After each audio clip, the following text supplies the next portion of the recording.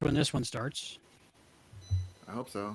That would explain how I didn't know how I got there to the first one. All right. Looks like we're coming back, maybe.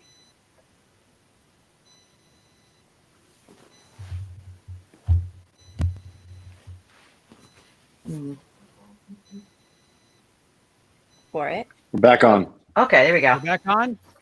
Yep. Yep. Okay. So anybody who knows what that is, let us know. Because I don't know. But I think we're good. Maybe they got 5 minutes to watch me click.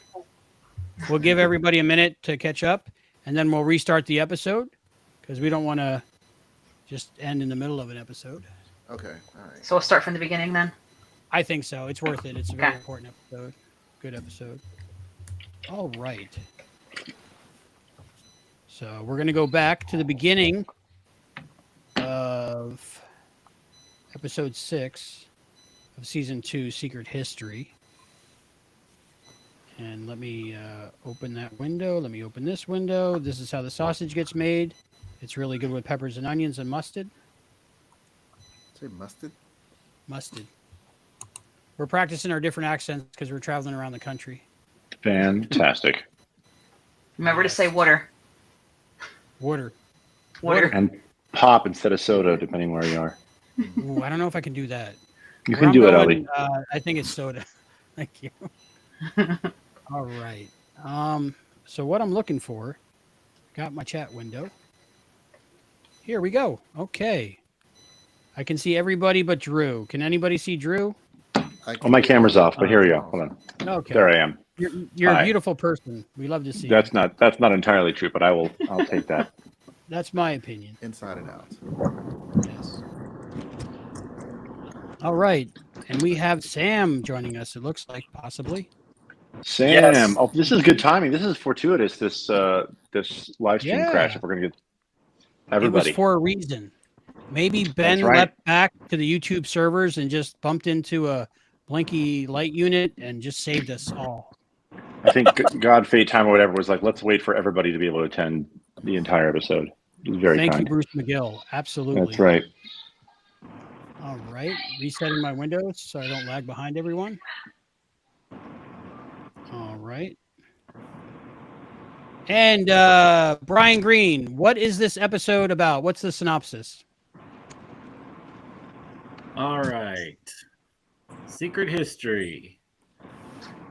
At Princeton University in 1955, Ben must find a formula hidden by Albert Einstein that holds the key to nuclear energy before the Nazis get it. He's surprised to run into a familiar face on campus. Ooh, May 15th, all right. 1955. I did all that, Brian, so I could get you to read the synopsis over. For a third time. So Okay. yeah, we finally got it right on the third time. We've got it just perfect delivery. All right. So just one more take, Brian. That's all. No. I'll use the best one. Okay. He's So surprised everybody to run into a familiar face on campus. Yeah, that's the one. Print that one. Okay. We're going to go with this episode now. Secret History, Season 2, Episode 6. We're going to start it. Make sure you have all your peacocks out. Starting from the beginning. And we're going to start it from the beginning. With a yellow ring. Yes. Actually, and you know we're what? gonna The go yellow ring in is gone. 5, 4, 3, 2. And we're playing. And we get that kiss with Rachel and Ian. Gotta love that. Thank you, whoever put that in the previously on. So this is one of the better written episodes of the season. You stop that right now. Okay, so I can't even see this episode in real time, so I'll just respond to what you're seeing. But I will say that the fun part of this and 213 is that in season 1, there was an episode that was going to take place in Europe that we never got to do. And so I ripped off the beginning and the end of that episode for this episode in 213. So the very beginning of this episode was supposed to be a teaser open for an episode that never saw the light of day, where Ben would have gone into a European country and met someone as they were dying. And then we didn't do it, so it came back to life in 206. Oh. You used it well. Mm-hmm. Pamela and Anna, our DP, did an amazing job. They were very much focused on getting this gate that would cast some cool, ominous shadows, and casting it did. Very noir, but also like classic Universal monster movie at the same time. It's beautiful. I think Hannah Dean is asked, an artist. like for Spielberg noir were some of the buzzwords of the episode, and they pulled it off beautifully. So where did the idea for this come up from? This came up from, I think it was just like trying to find a really cool moment in history for Ben and Hannah to have a really romantic, exciting adventure on. And so Princeton and Fusion and Matterhorn and also wanting to talk about Paperclip, which I wanted to do for a while. This became a great place to put all those different historical elements because a lot of them took place at Princeton in the 50s. And then the Einstein influence felt really fun and exciting and on point. And fun fact, Mason, who plays Ian, was a huge fan of Einstein and was heartbroken that they couldn't be in the leap because they literally have a poster of Einstein in their apartment, I believe. So it was not to be. But yeah, it just seemed like this was like the most fun version of an adventure that they could kind of fall in love and bond over because they both love Einstein, love science, love physics. So it felt like it was a nice mix of romance and thriller and action and adventure and would be a way to sort of just make their connection lift off in very short order. But then you also were halfway through the season, so things have to start popping off and happening. And then we also have Chip shenanigans that were very tricky because we were not able to say anybody's name yet for a variety of reasons. So hence Simone was born instead. There was a lot of talk about was Gideon always Gideon? That's a good question. At this time, that's a great question because you could either say that there's some predestination happening, which has happened. People don't remember that, but there are elements of predestination happening in the old series, like the string theory already exists. Like Sam comes up with string theory, then he goes back to Future Boy and gives it to the leading actor, who then says it to young Sam over the TV. So then it's like it's all one giant loop. And then same thing with the Peggy Sue lyrics, right, which should already exist pre-Sam leaping, but then he gives. So anyways, so you can interpret it as predestination, or you can interpret it as the Honeymoon Express principle, which is that somebody was involved with Gideon, with Ian, and becomes Gideon Ridge later in the season based on the events taking place in the leap. So it's in the eye of the beholder. Okay. Was the assistant replaced by the assistant that was in love with Gideon, or they just both work for Gideon? By the way, did you all interviewed Chris Christopher? Because I remember being on set and Yes. him being like, I feel like she's in love with him. I was like, I do too. Yeah. So it was not, no one was imagining that. I think that's we were picking up on too. No, I think we wanted to get Floriana back, but we couldn't make it work. But also that character in 213 needed to be like more of a tech specialist, whereas Simone feels like a fixer. So Simone is acting like here to handle problems, whereas Alicia is there to like actually run diagnostics on code and program the accelerator. Was it a conscious choice to do Einstein, but after his death, so it wasn't kind of like you travel back in time to see Einstein trope almost? Yeah, I mean, I think we talked about it, and many of us are fans of that movie IQ with Walter Matthau, but it felt like he would have hijacked the connection between Ben and Hannah. So instead, what you get is they're bonding over his ghost more so than him being in the room and interrupting the romantic tension between them. So it felt like it also was a more exciting puzzle to solve or a trail to follow. That was like something he left behind, as opposed to like him being there to explain it. Yeah, if Albert was there, then where's the mystery? Very good. Right. Meg Ryan movie, IQ. Yeah. Any chance of getting Meg Ryan on the show, season 3? We're in active negotiations right now.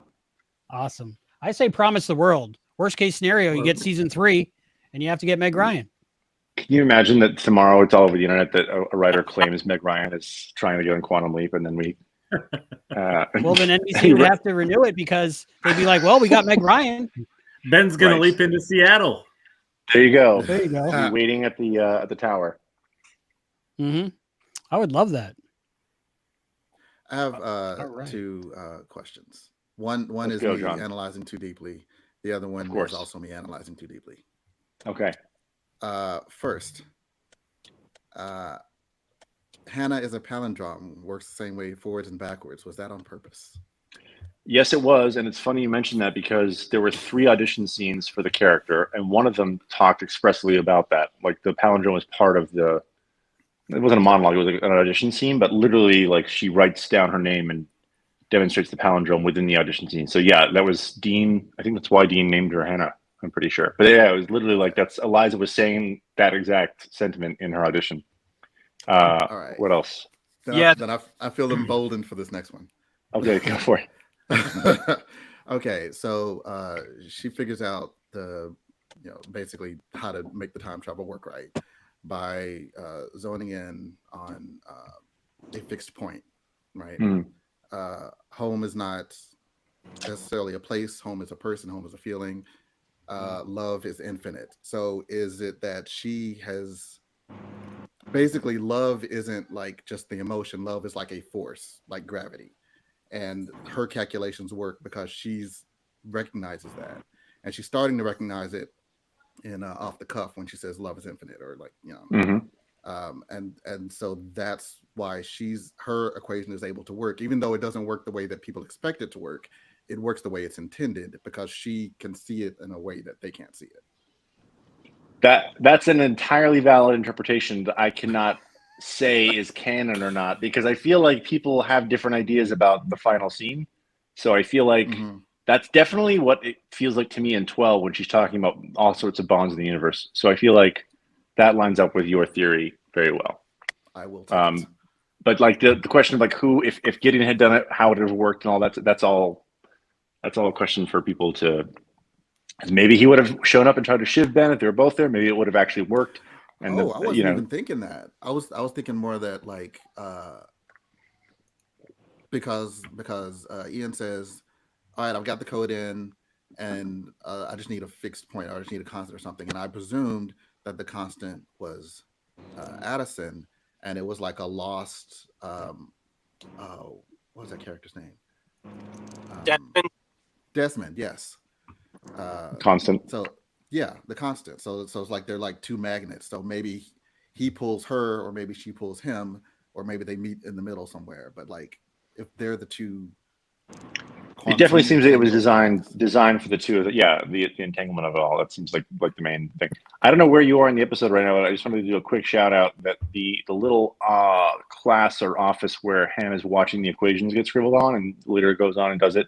If you look closely when she walks out afterwards, there's a nameplate outside that says Dr. S. DM. That's named after Dr. Steffi DM, who is a fusion researcher and got her PhD in physics at Princeton. And she was my researcher for this. We got paired together through the Science and Entertainment Exchange through NAS, National Academy of Sciences, which the episode name drops and sort of makes fun of, which I didn't realize I was doing that to the people who gave me the researcher. But that's Steffi's awesome. And when all of her friends watched the episode in the fusion community, because they're actually doing fusion research for real right now, like she's actively involved in these experiments to help save the world from fossil fuels. All of her friends were like, "Is this character based on you? Hannah's like just like you," and it wasn't, but yet she felt like this is totally me in like a totally male-dominated field. So Steffi, if you're out there, you're awesome. You know your episode, Drew. That's exactly the part we're on. So that was good timing. That was random. Was there like a costume design drawing of Hannah in that outfit with that hairstyle? Because it's gorgeous. There was much time spent between Pamela and myself and Genevieve, our costume designer, just getting, and with hair and makeup, honestly. Like we were pulling up pictures of Veronica Lake and her hair, and like just we wanted something genuinely iconic. And also it's weird, but like blue became, maybe because of the leaping effect from the original, blue became like a hero color of the season. So like, Hannah's got the blue blouse, and then like Ben's in the blue jumpsuit at the end with a car for 213. So it definitely is, there's a reoccurring good guy lightsaber vibe to blue costumes this season. But yeah, when I showed up on set at the location, I was like, this looks amazing. I'm so happy because we wanted her to really pop, and she does. When you all authorize the action figures and Funko Pops, I think we need Hannah in this outfit and the waitress 100%. outfit. Yeah. Yeah, I would do this outfit in Cairo. I like her Cairo look too, but that's just me. Yeah. That's the trouble with this series. There's so much good about it. It's hard to pick a favorite thing. It is. I know. I quit ranking them after episode 4. You can't, because every episode's your favorite while you're watching it. Really. By the way, I was just telling Sam this, who hasn't spoken during this for some reason. Sam, you should speak up. But I was telling them today that like my favorite part of the reaction to the show has been people being like, "This is the episode where the show really clicked into gear," and they've been saying this since season 1. Like, no, this is the one where it really, like, I'm so used to it by now that every time people are like have a revelation. But you know, I do think they keep raising the bar, which is very cool. But it's recurring, yeah. Sure. No, it's funny you mentioned that, Drew, because earlier when we were talking about Ben and Teller, you know, I was honest about my feelings about the episode, but one of the things I did mention, of course, was the end, and Ray's act. You know, his performance in that moment is just so phenomenal. And at the time, I remember thinking, like, this is just some of the best work he's ever done. Yeah. And then a few episodes later, it's like, this is some of the best work he's ever done. And I mean, the show has absolutely continued to raise the bar. And I think, you know, talking about something else that you and I were speaking about earlier, the wonderful thing is that by telling these stories that are contained within the season and finishing on such a high note with, you know, 213, not to get ahead of ourselves, it's this wonderful thing where every season has the opportunity to do something like that, to climax in such an incredible way. But also, you know, it's kind of a reminder to the audience too of saying, like, it takes time to get there, and not every episode can be that episode. So it's like, in the same token, not every episode can be Secret History, which is a phenomenal episode and one of my favorites of the season, if not the series. But it's one of those things where you know, you do kind of have to pace yourself. You know, just as an audience sometimes, and remember to be patient. But I think it's a testament to our audience that you all really stuck with us because the season didn't really reveal itself, right? In a lot of ways, 6 is when you're like, oh, it's going to be like, there's going to be this parallel story happening throughout time. But you were all very patient and were really engaged with the stories we were telling. Because I remember being nervous in the room, we had the time jump in 1, but it felt like, you know, the bigger aims of where we were going were going to take longer to reveal, and it's tough to bet on a long game, I think, nowadays in TV. But I was really impressed with all of the QL fans who really were enjoying each leap on its own merits and its own characters, its own setting, alongside of, like, you know, grander, long form, serialized aspects that revealed themselves. But yeah, I'm glad people were able to enjoy, like, when I Koreatown and Lonely Hearts Club, where you're just really settled into these stories of the week, which is what the show always does best. Yeah, and yet at the same time, there were these incredible moments that I think were propelled by these character arcs and this, you know, the character narrative, which, you know, you look at like the first, you know, 4 or 5 episodes and the way that they helped to tell this story about Ben and Addison.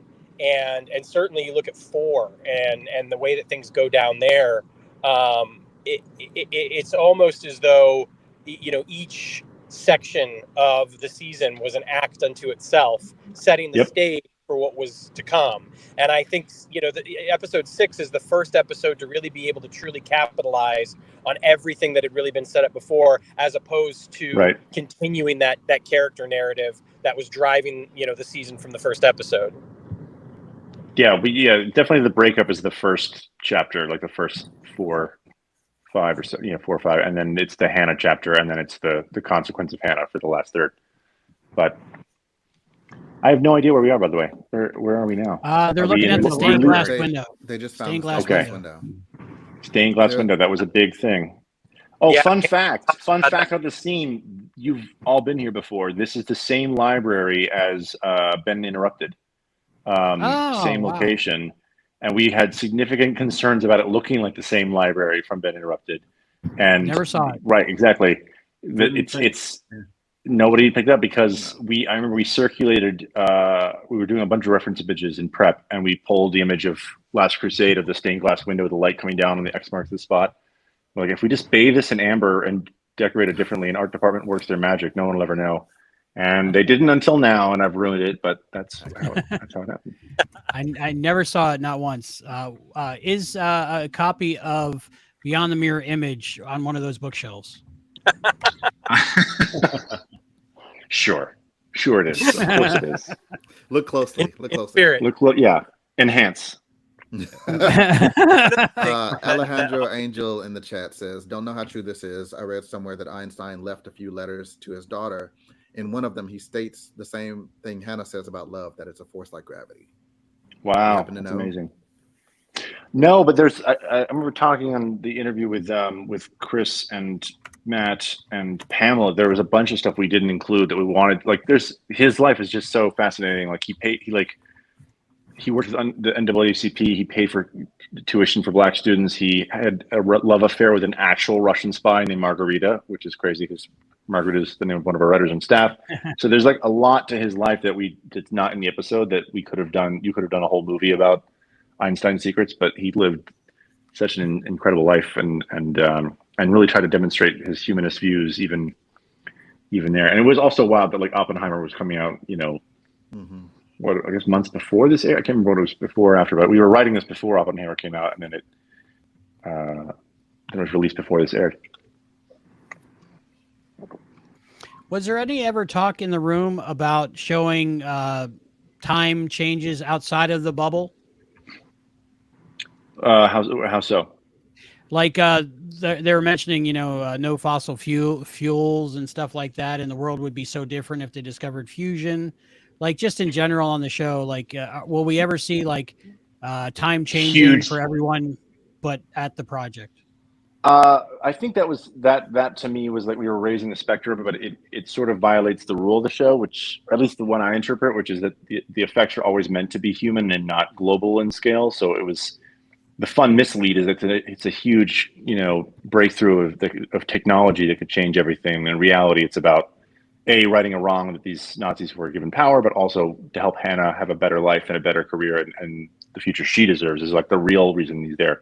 But it's funny you mentioned that. I mean, there are butterfly effects happening where, like, the justice system automatically updates in the present to what happens to Blue Eyes, or that stuff automatically ripples outward. But I think what's weird about you mentioning that, Albie, is just that's what I remember Chris and Matt like nerding out about, was like, are we going to get major, butterfly effects later in the season? And I was listening to that episode while I was writing, or after I'd written either the outline or the first draft, and I was just like, well, you're going to get something. You may have already asked this on a different interview. Who ultimately gets to decide like the title of the episode? We submit titles, and then they either get approved or they get changed. So I don't think I chose any of my. I didn't get to choose any of my own titles in season 1, but I got to choose them in season 2. So Secret History felt right for this, just based on it felt like a National Treasure-esque, historical fantasy or revisionist history, but also the show is doing Secret History every week because we're changing history in ways that only we know. And then Against Time was like, it felt like the thesis of the season a little bit to me. And was racing. Was Tom as the hologram in this episode always part of the plan? Tom as the hologram in this episode, I believe, was Martin's idea, and I was at first like, "What?" I was like, "He can't go in there. I'm mad at him." But then we all realized we were halfway through the season, and if we're going to do it anytime, we really should do it now. So it became it became weirdly one of my favorite parts of the episode, because it just added a whole other emotional sort of color to this episode, because Ben and Hannah are having a super romantic, exciting, Spielbergian adventure, and Tom is trying not to let himself feel the grief that he is re-experiencing being there. So that was my injection into it, was just, okay, if he's going to be there, what else can we get besides the conflict? And then it became a way to make him useful in the story because of his history at Princeton, but also a way to add more emotion to him and the overall story. And I thought Peter did a beautiful job, and Peter and Caitlin together did a beautiful job. Their scenes are great.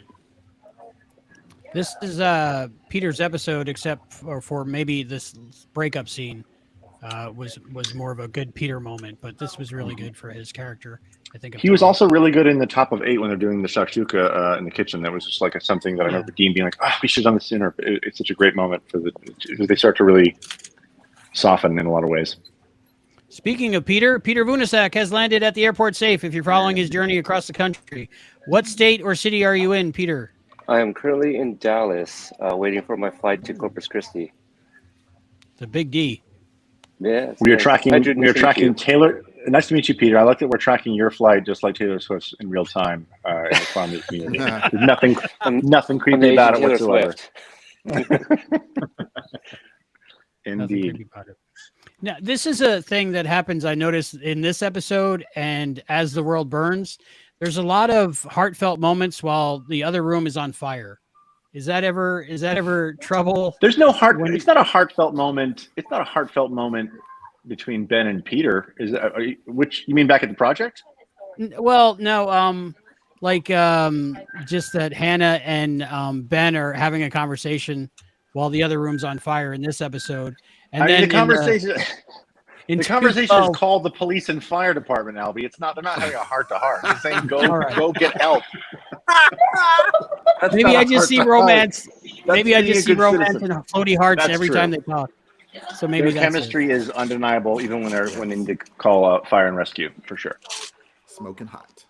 I think one of the things that's remarkable to this episode about the between Ben and Tom that we get the opportunity to see Ben in a very different frame of mind and emotional state than we've seen him in, and that's something that carried through like 3, 4 in particular, and then we revisited in this episode, but it has a completely different color, because whereas before it was him and Addison, now here he is with Addison's new lover, right, and having to go through those emotions, and it's contrasted so well by Tom ever remaining the professional and really trying to be there and support Ben as best he can, and never allowing any of that to get in the way. And I think it's one of the reasons why the episode does show us so much about Tom, and we gain a new respect for him in that way. And then when the scene comes later, where he sees the tree, it lands, I think, even more just due to the fact that he has been basically treated so poorly by Ben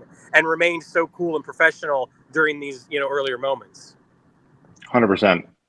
Yeah, it's also fun for Ray just to play a little pissed off at somebody, because it's very rare he gets to do that. But right. It's reminding me that he was ad-libbing, he's like, I'm gonna hate it if you're right. It was not scripted. It was just like Ray was just doing a run of ad-lib lines for Pamela, which was fun.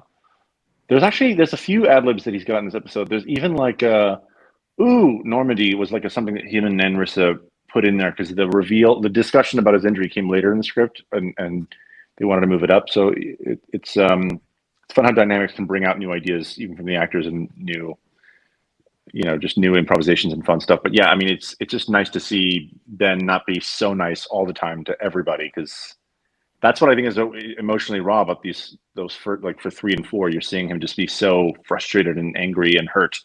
That's not normally where he's at.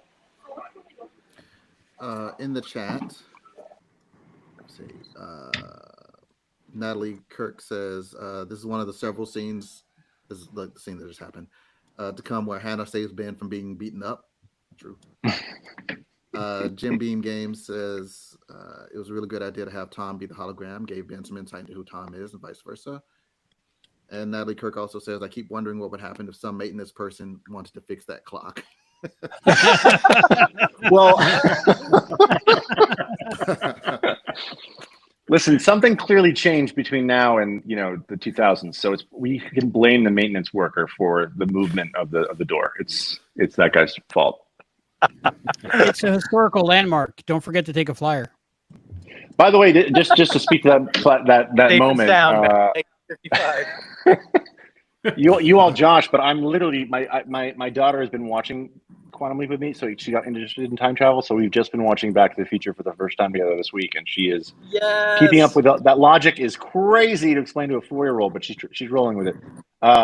What's funny is, so Steffi, my researcher, I was like, there's going to be a beat at the clock, but I need to figure out, is there a way to do a math problem with the clock hands? Do you have any pitches on a math problem that involves the hand? She was like, why don't you just do relativity? And I was like, that's so much simpler. Let's do that instead.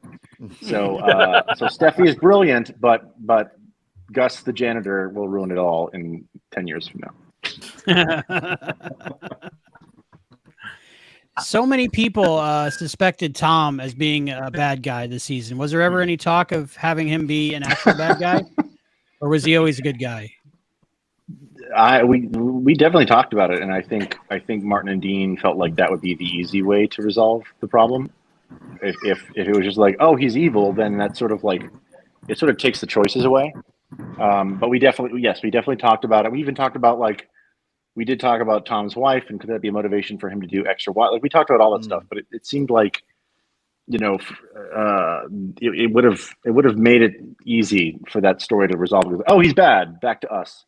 So again, keeping everybody as good, upstanding people with values and morals was a way to make it a more complicated story. And then I did tune in earlier. I know people were asking, like, could Tom have been in the finale? Sure, but it would have been one more character to try to service, and it would have stretched the episode thinner, I think. So we had to settle for his badge. It still was good because you knew he was in on it. So I really he's helping out a little bit. Yeah. Oh, I don't know if you saw this earlier, Drew, but I got one of these. Very nice. Where's mine? Mine's out in the garage, but I'm excited to see. I saw Serenity's gonna do a paint job on it. Yep, we're gonna detail it and try to make it as close as we can to the proper replica. So that'll be very fun. nice. That's pretty cool. I was very I was tickled when they asked which car because I definitely knew which one I wanted it to be for the RC car gag. I'm trying to think what else with sharing with this episode while we're still in it. Are we in Lawrence's apartment nighttime scene right now? Yes. We already passed that. Yes. And Tom is the hologram behind Hannah right now. So fun fact, Tom says in this moment, anything you share with Hannah could have major ramifications on the timeline, and clearly it did. So Tom was right. Hashtag. Is this the same episode where Ben is writing on a whiteboard? No, I think he writes on the whiteboard in The Outsider when he's writing the names of the companies. This is when Hannah's on the chalkboard. Okay, because it just the way Ben was framed, it looked like he was doing the whole like alternates, skew 1985, like Doc Brown does in Back to the Future 2. I was really getting those vibes. I was just watching that scene last night. Yeah, that was like my introduction to alternate realities. That movie. It works. So you still have part 3 to go to, right? The Western. Have you watched? Yeah, she's a little less interested in the Cowboys, my daughter. But we'll see if that changes. But yeah, nothing beats a hoverboard. You can't top a hoverboard. This is true. I still want one. It's crazy that my daughter's favorite Back to the Future is part 3. So I don't understand it, but she loves it. So yeah. He likes Mad Dog Cannon. My son, he's 11 years old. He likes the bad guy. He likes the bad guy. The cast was in Portland last year, and I think it was Fan Expo. They asked the fans to submit videos of yourself and share your favorite moment from the trilogy. And I shared the moment where Marty walks in part 3. I'm sorry. Mad Dog Cannon walks in. He's like, "Hey, McFly," turns around. And obviously it's Marty and not Seamus. So I shared that moment, and my video got selected to be shown to the cast. Nice. Because I was the only one that talked about part 3. So they picked a video for each movie. Oh, that's cool. Very smart. That's really cool. Very smart.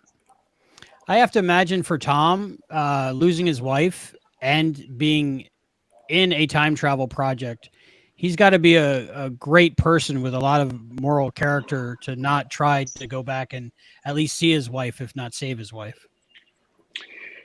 Yeah, we talked about that stuff, and it's like part of the why she doesn't die in a car accident or a shooting or something that's more easily preventable than an illness like cancer was the idea that it felt like it's not something that would be, because some people have plenty of advance warning, and it's just terrible luck of just how strong these diseases are. So it felt like that sort of helped take that off the table in terms of prevention. But yeah, I felt like this episode was a way to tap into that without going all the way to him seeing her again, which would have been a different century and a different leap, and it would have been harder to motivate getting him back in again. But yeah, we discussed that it would have been. I think honestly, the fact that his wife doesn't come, it stays dead, and also Jeffrey's father stays dead, helps sell the stakes of the end of the season, right? Because like clearly not everybody gets a happy ending, not everything works out exactly the way you want it to, and the universe doesn't always give you what you feel like you deserve. So which Ben can connect with because of what he's lost. So it felt right for the season that there are some things that you can't change, but you have to learn how to move forward.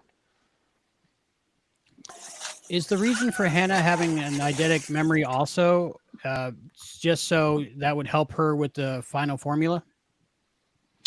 I think where it actually began was in the original version of the story, Ben was going to bring the formula to Donovan, whose name is stolen from Last Crusade's Nazi character, and say, here, we have to destroy it, but here, I'm just proving to you that Hannah found this and deserves credit. Like he was going to show it to Donovan to get her reward. And Dean was like, I don't buy that she would let him leave with it. And I don't buy that he would bring it. So then the reverse engineered solution to that is, okay, they destroy it, but Hannah can recreate it if she's smart enough so that the stakes stay alive. And then it was beautifully played forward in 12 and 13 because that way she's able to actually reproduce the entire equation in the ashes of As the World Burns. Love it. She just burned the paper in the that shot is iconic, I tell you, iconic.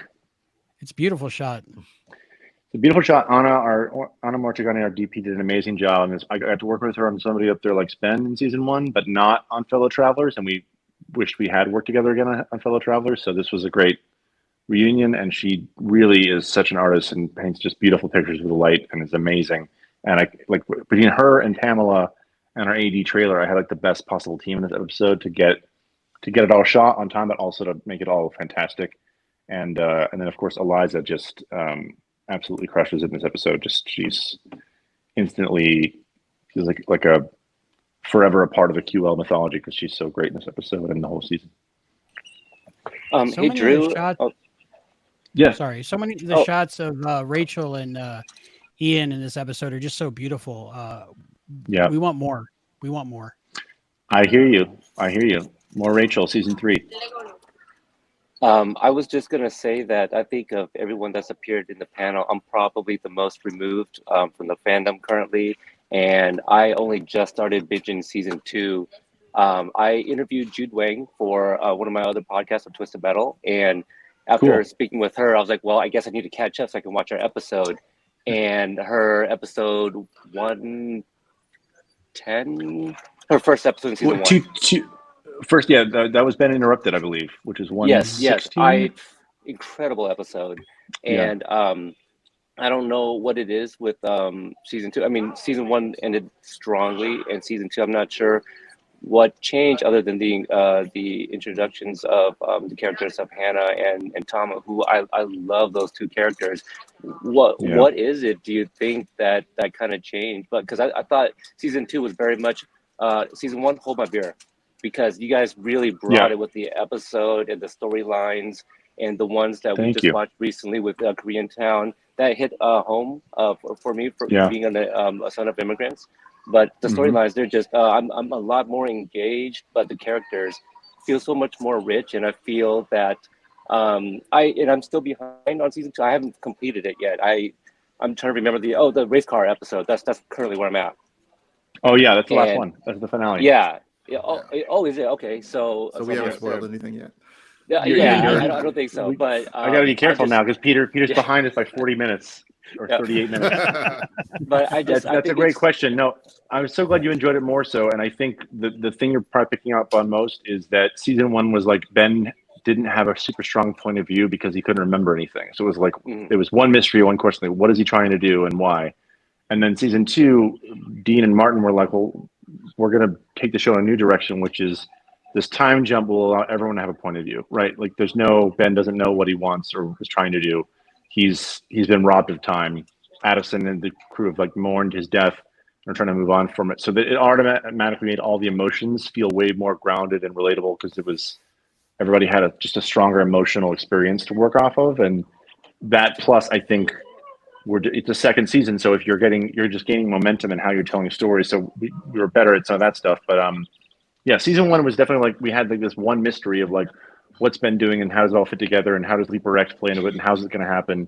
And then this season we had big emotional arcs for all the characters to go through on top of really cool leaps. So I think that was, and then I think we had a really great long form story with Hannah and her son and all that stuff. So it was a combination of those things, but it definitely was an intentional shift on the showrunner's parts to make it feel different.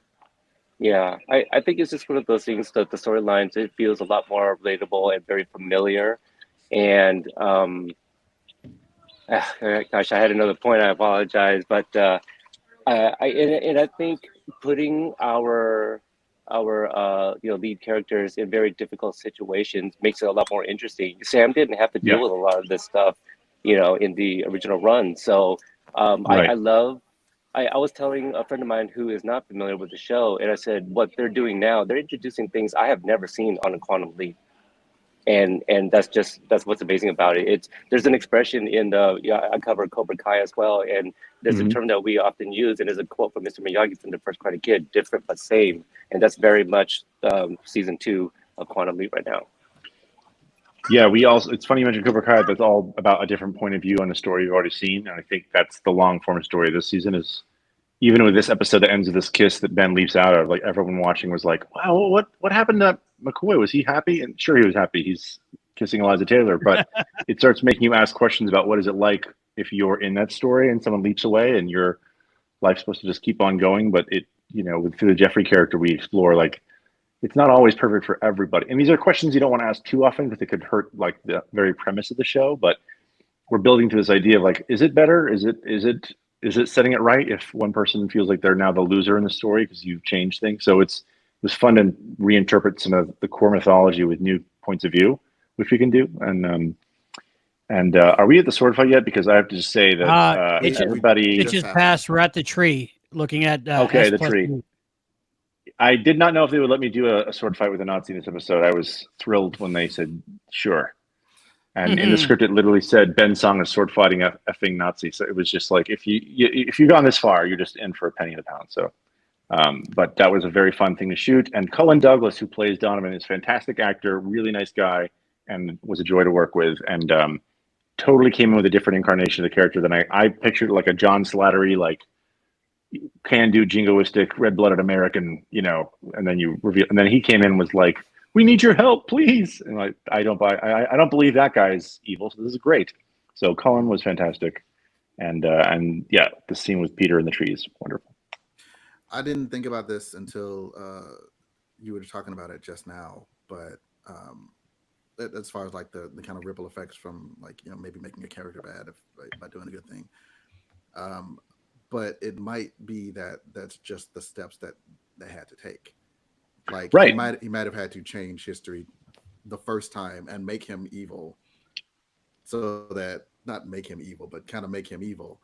So then go back, change history the second time, get to the timeline that we're in now.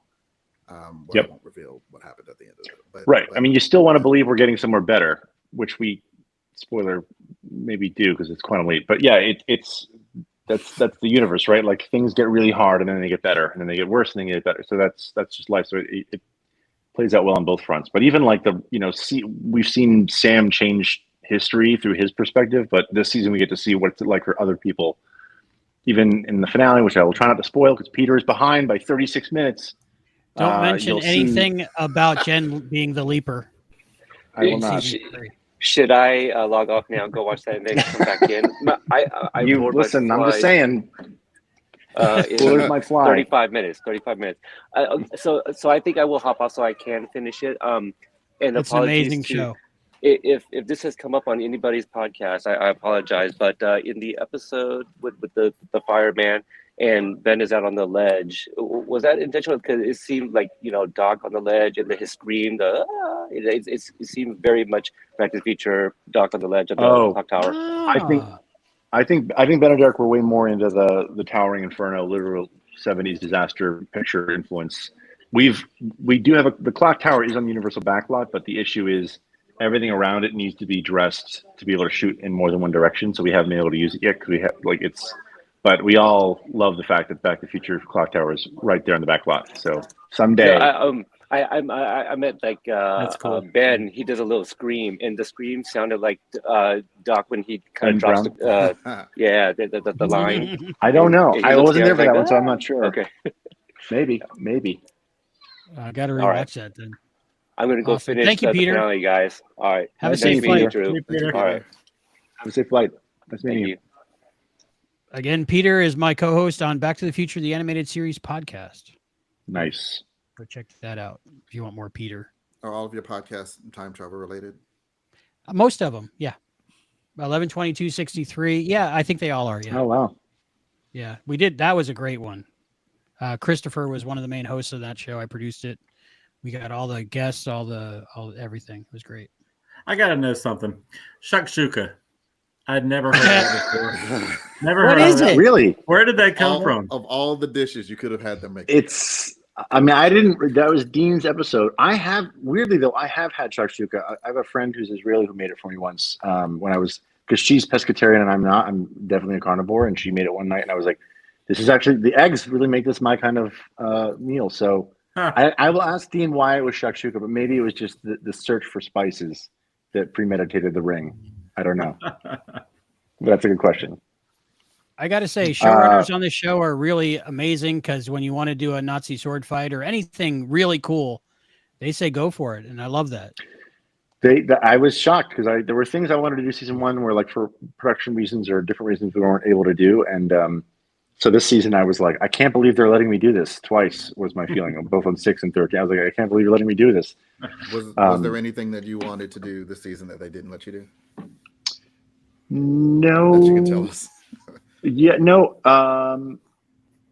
No. Well, there was an episode idea I wanted to do before I got assigned Hannah, and that episode would have tapped into some really cool things that I can't talk about. That if we get a season 3, I'd like to do it then. But it would have tapped into some stuff that people have asked questions about, but I have a very specific point of view answer on that I wanted to attack. But then I got Secret History. I got episode 6, and that was a very different point in the season than when this would have fallen. It would have been good in the first 5, maybe. But yeah, there's something I want to do next season if I can.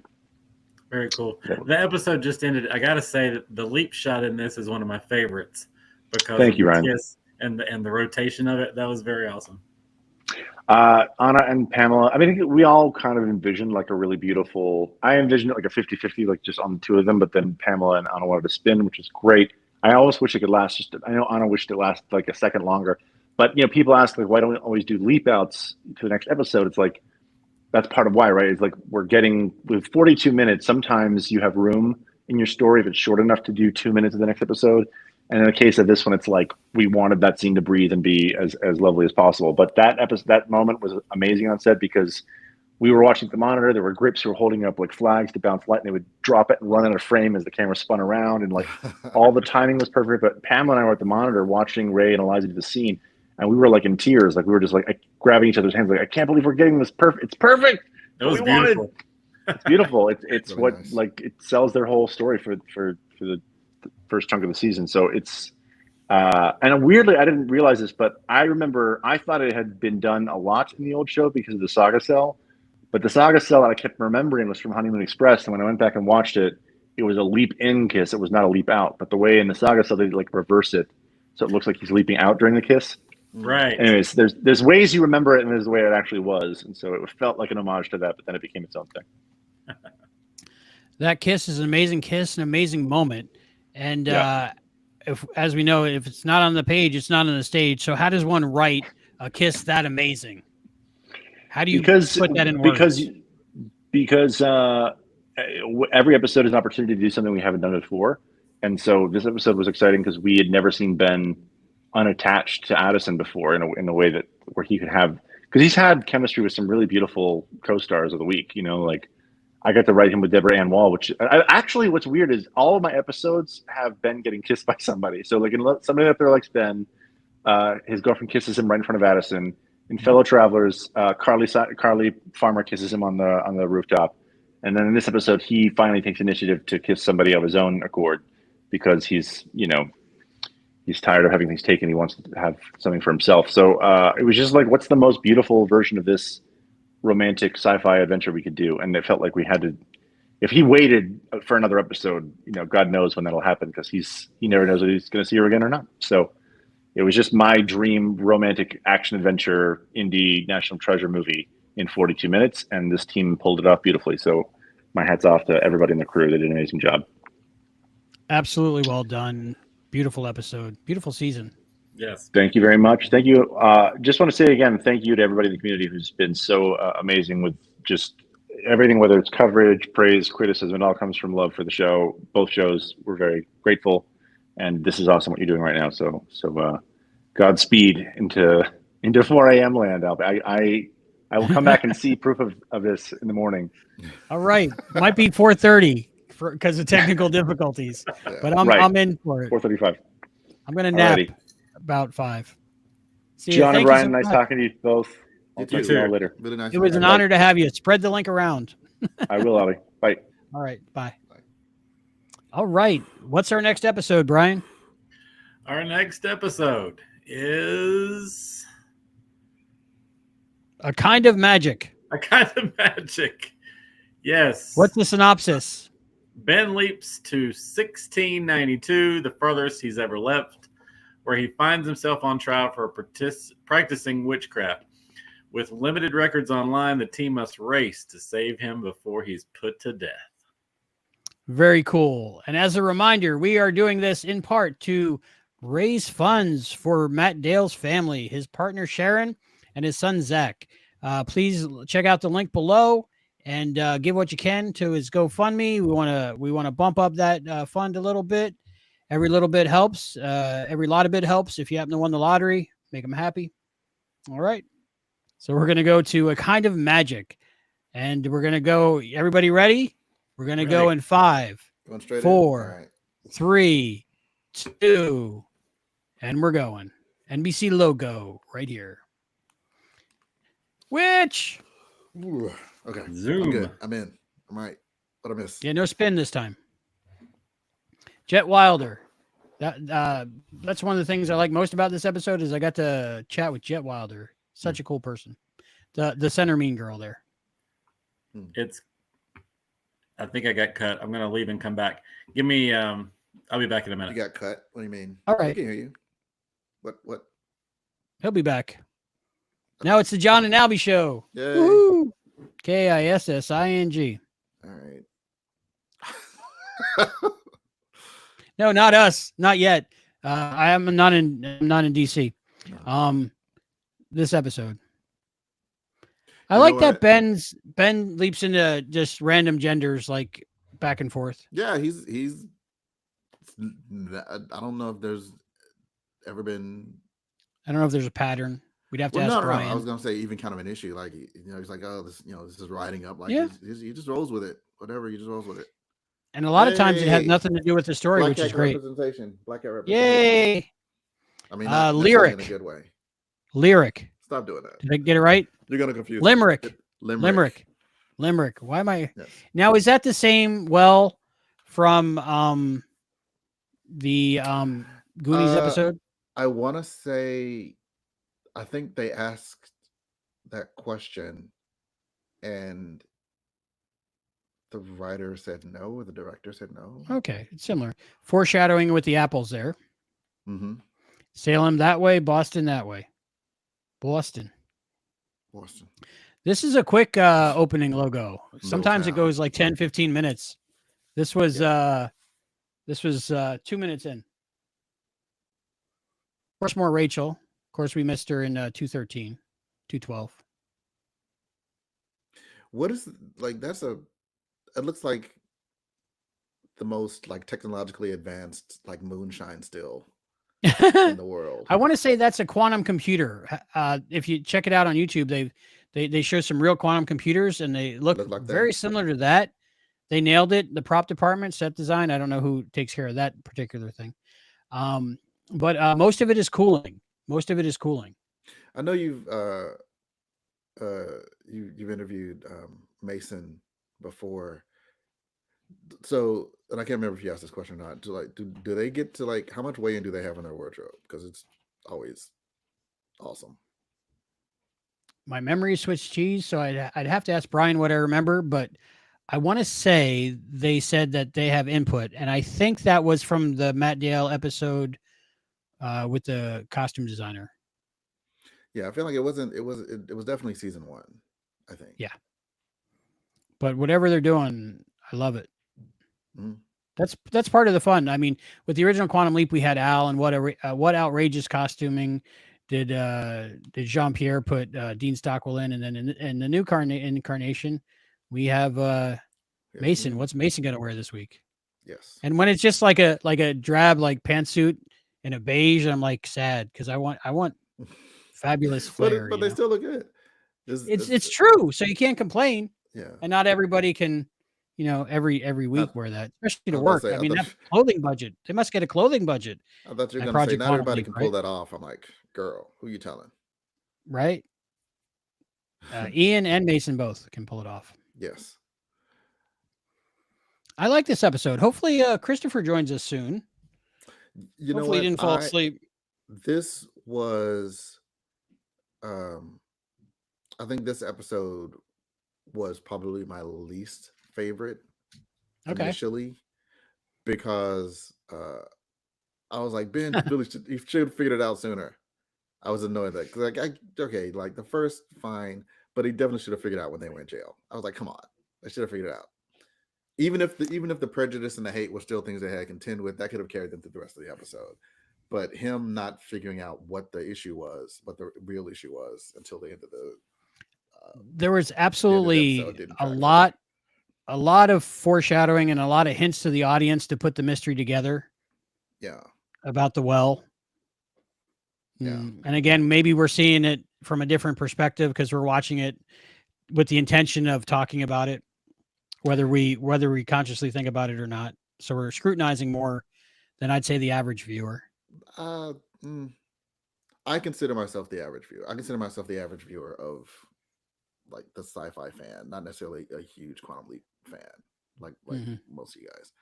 I'm the same way. Margarita Matthews wrote this one.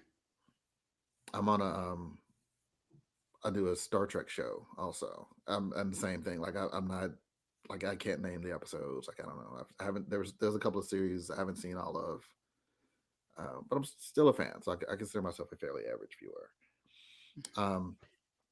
But I was crap. I had a train of thought. Give me a second. About the hinting about the well to the audience a few times. Something like that. Oh, okay.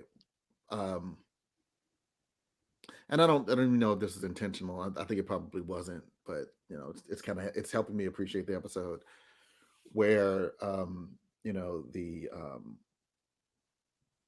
the witch, because she knows herbal medicine and she understands, like, okay, if you run this through charcoal, like, it purifies the water.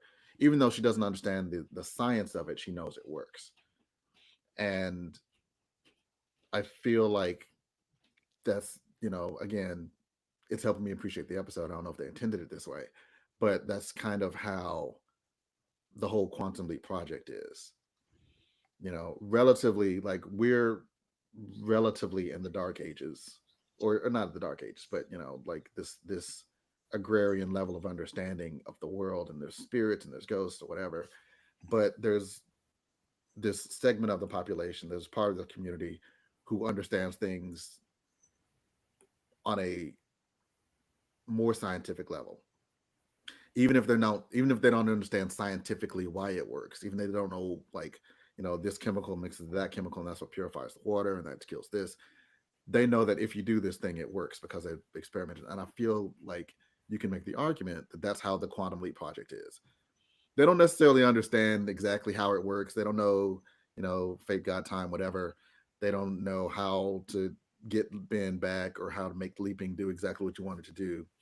But they know kind of that it works. And they know that if you do this thing, it'll get this result. So, I don't know if that was intended. I don't think it was intended, but I think that this episode is a nice encapsulation of the metaphor for the entire series. And in fact, both series of, we're using these forces that we don't understand, and we kind of get it. We don't understand it completely, but we know if we do this thing, then that good thing happens. And then we'll just do the next good thing. There's a lot of trial and error. And there's a lot that brings up a science or divinity question. And either one is equally applicable if you don't really understand how it works. that brings up some thoughts. I think a lot of people are just born with a sense of logic, and that's how their brain works. So I think that helps. Mm. And also, it makes me think of like the example of anesthesia. They don't know how it works; they just know it works. So they're using it. So it's a similar thing.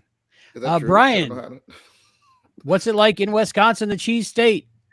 I It's want some cold, cheese. man. Send me some cheese. I just had a piece of cheese actually while I was I love waiting for my computer to reboot one more time. Awesome. Can you do me a favor, Brian? Can you read our guest cast list? Because the guest cast is so good in this one. Oh yeah, Like all of them. Well, Rachel shows up. Alice Krimmelberg, Brian Van Holt as the Magistrate Bloodborne, Amanda Jaros, Morgan McKenna, Jet Wilder was Hope. Faith, and Wilder. Charity were the names of the three girls. Oh, wow. They That's were the not present and future. credited that way, but I saw that somewhere. Mind and the soul and the body gives you 3. Yeah, so that was cool. John Hans Tester as the Reverend Crane. Madeline Horcher as Bridget Goody Smith. Madeline Very Horcher. nice. Michael Provost as William Bloodborne. Ruby J as Faith. Shelby Lee as Charity. Chuck Philpov as Sam Welsher. And Tim Gilbert as a merchant. Is it the Apple Merchant? Maybe. Yes. Oh, yeah, maybe. Must have been. Yes. Amanda Yeros plays the Irish witch. What's the character's name? Oh, Morgan McKenna. Yes. Morgan McKenna. Love her in this episode. Yeah. Loved getting to know her. We have an interview on her YouTube channel. Check that out after you take a was a good nap, one. after the live stream and the table read and donating to the GoFundMe. I think she's like a big draw for this episode. I love her character, love the logic, love the science, and it's cool that she may or may not be a witch, but I don't think she is. Witch.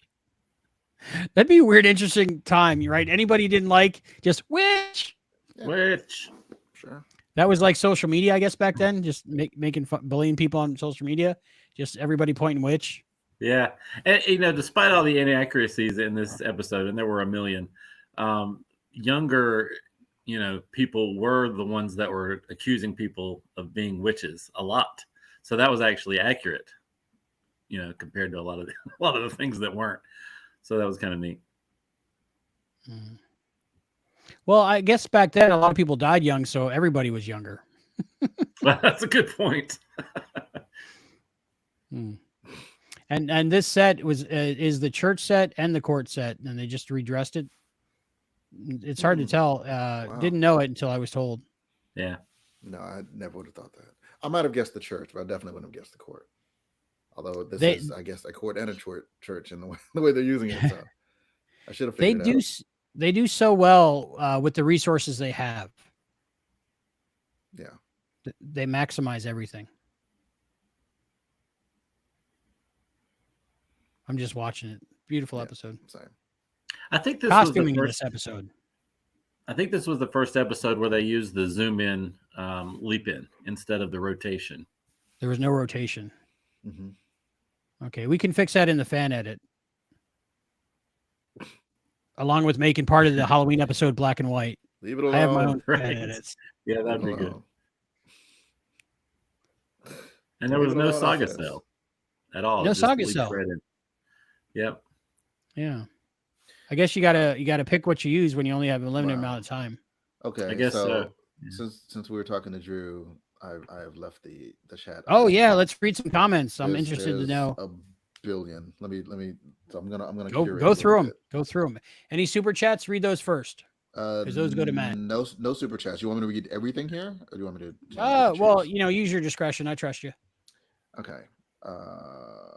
Okay. Alejandro says, I actually thought Gideon was the one behind the Leaper X from last season, which would have been interesting. It's a good thought. He says, I can't remember his name. His name was Martinez. Martinez, yes. Right. Walter Perez, brilliant actor. I Dewey want to see says, him back in season 3. Dewey says, I'm glad the Tom story went the way it did. I always give people the benefit of the doubt when the internet accuses someone of being secretly evil, so it felt nice to be vindicated this once.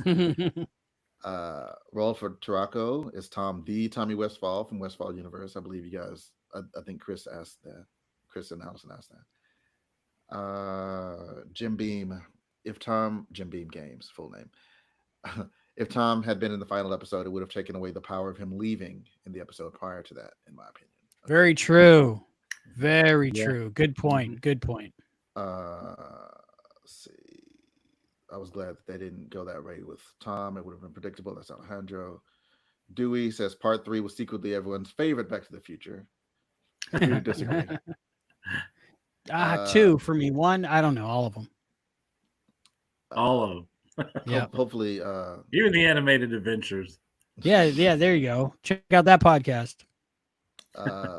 People questioning how they'll handle 2 leapers in season 3. Spoilers. It's like 30 minutes later. I'm hoping that he's good. Okay, cool. Yeah. Jen and Ian are leaping together in season 3. Putting different people as a helpful hologram is a terrific thing to do. Yeah, every person has a different take on how to handle the situation. Season 3, Evil Leaper could make a comeback.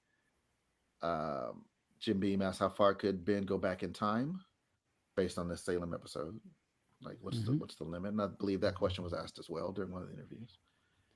I think the answer was anytime that there were people. So no dinosaurs, because Ben can't leap into a dinosaur. Yes.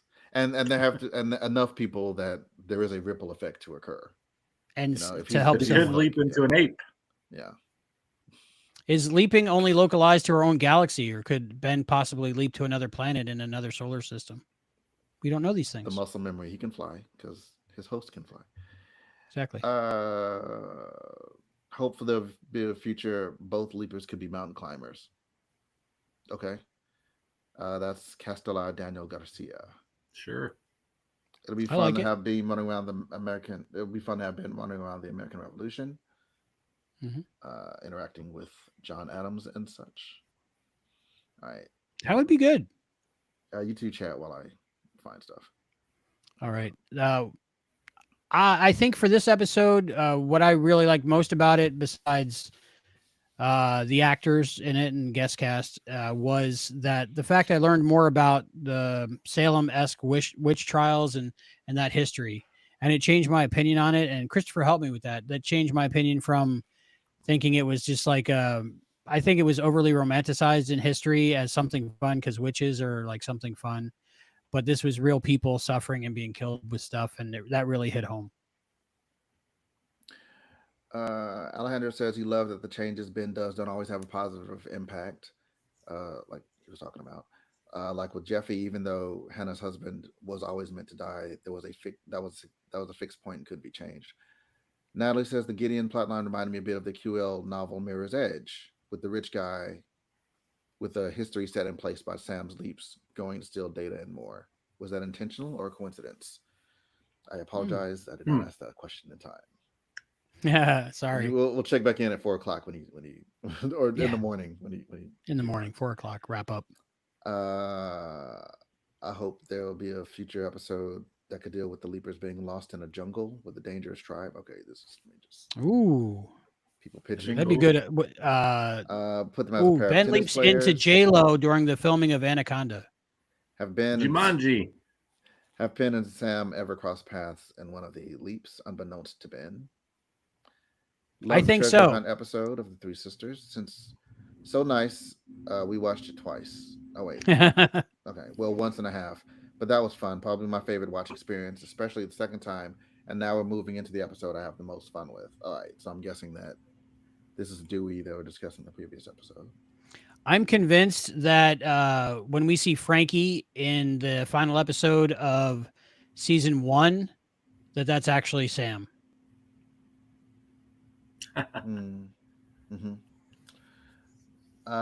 Susie Q, by the end of season 2, he has officially had more female hosts than Sam did.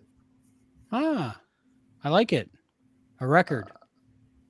Natalie says it's a TARDIS console. I guess that was me comparing it to a still. I love Ian getting all the gossip in the church. My parents watched this. They were both surprised by the ending reveal. Okay. Me also, this is supposed to what I said. Me also, I consider myself an average viewer. Just saw the original show on 2022, just a few months before the new series aired. As a Christian myself, I like how they handled the more spiritual, philosophical aspects, especially the original series. In Closure Encounters, Hannah tells Ben that if you showed a yo-yo in Salem, you'd be called a witch. I was hoping that was a setup for this episode. That's a me problem, not a show problem. Oh, got it. That he like if he had actually done a yo-yo thing. I think it's still a call out. I think it's still it's a connection. It's a burger theory. There's a link there. I agree. I was waiting for a yo-yo when I was first watching this. Alejandro, I don't consider science and religion spirituality to be in conflict. Many scientists were believers, and their beliefs were the basis of their love for science. Agreed. If aliens are real, can he leap into one? Would that make sense? She seemed different. All right, so the aliens are real. They're the same question that you had. I'm gonna say I don't want Ben to leap into an alien because not there's anything wrong with that. So my best friend aliens. But I want Dorothy. To me, like the best parts of Quantum Leap are the little stories, the human connections. So like, yeah, we did an episode about the LA uprising, but it wasn't about that. It was about this little family, and yeah, they did the story about, the Salem witch trials, but it was about this little community. And if you go too far outside of what's relatable to the average viewer, it be that in time, if you go too far back, or too far into, a different species, then that pulls away. Then you can't just focus on the little story between people, because you're like, you got this fantastical, like even the X-Files story, it wasn't about aliens. It was about, this community. It was about this girl. It was about this wrong that's being committed. And personal opinion, obviously, I hope that they don't go too far afield of, the life that we know. I think Ben leaping into an alien would make a good comic book when we get to the new incarnation of the revival series of the comic books. I think that would be a good one. That can, that can be one of the spin-off series that Deborah Prince. Yeah. Well, Quantum Leap. It's Alien. The innovation comic book. Quantum Galaxy. Ah, yeah. Yeah. And we haven't mentioned yet Jen as the hologram. Love it. Yes. More Jen. Hashtag more Jen. Team Jen. I enjoy everyone as a hologram. Honestly, like they're different personalities. They have different personalities, and those different personalities shine through. And they all do the job differently. And I really like that. I haven't seen a bad hologram yet. Well, maybe Gideon. he was definitively. I can go on record. My least favorite hologram is Gideon. Although I did like the hologram effect they gave him with the race car. Yeah, that was cool. That was really cool. One thing I noticed watching these episodes back to back. What? I like the way he logged off like so spitefully. You're running out of time, Ben. That was good. Like, that was good. It's like slamming the phone down. Yes. But with the hockey puck. Slamming the door closed. One of the things I really liked about watching these episodes back to back to back to back is something I never noticed: the evolution of Mason's hair.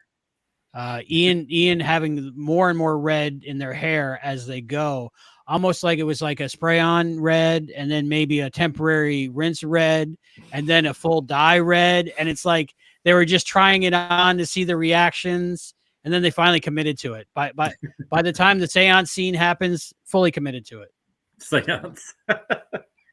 Oh, you know what? I don't think I can't remember if we spoke about, like, if I was on this episode or not, but I can't remember if I said anything. But I don't remember much, frankly. That's why Brian's here. We don't remember anything. Yeah. Thank you, Brian. I'm sorry. Oh, also, we love you. And this is regarding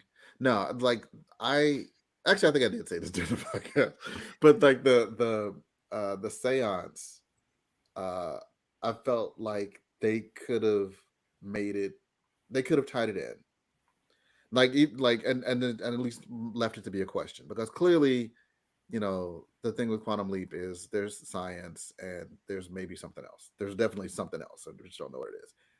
So I would have liked if if Ian had received some cryptic message that didn't mean anything until it did.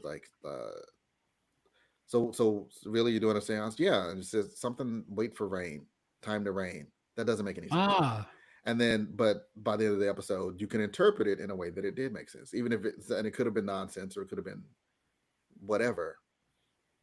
But I felt like they took, I don't know, it wasn't like it was a long scene, but 2 or 3 minutes, and had them do, be in the middle of the floor of the computer room doing a seance, and it led to, there was no reason for it. And I felt like it just kind of made a joke out of it, which, I mean, if you want to do that, that's fine. But I also kind of feel like that's kind of against, not against, but Quantum Leap likes to leave, maybe if not the door open, leave the door kind of cracked a little bit. And I felt like that scene just kind of was like, yeah, no, seances are dumb. Yeah, that would have been cool. That they ended up predicting the rain through some kind of weird Farmer's Almanac situation, which there's just no way that would ever happen, or could be predicted like that. But that's what I'm saying. It could have been something that coincidentally might mean that there was a true message from the future, or from the past, or just Yeah, I would have liked that. Events.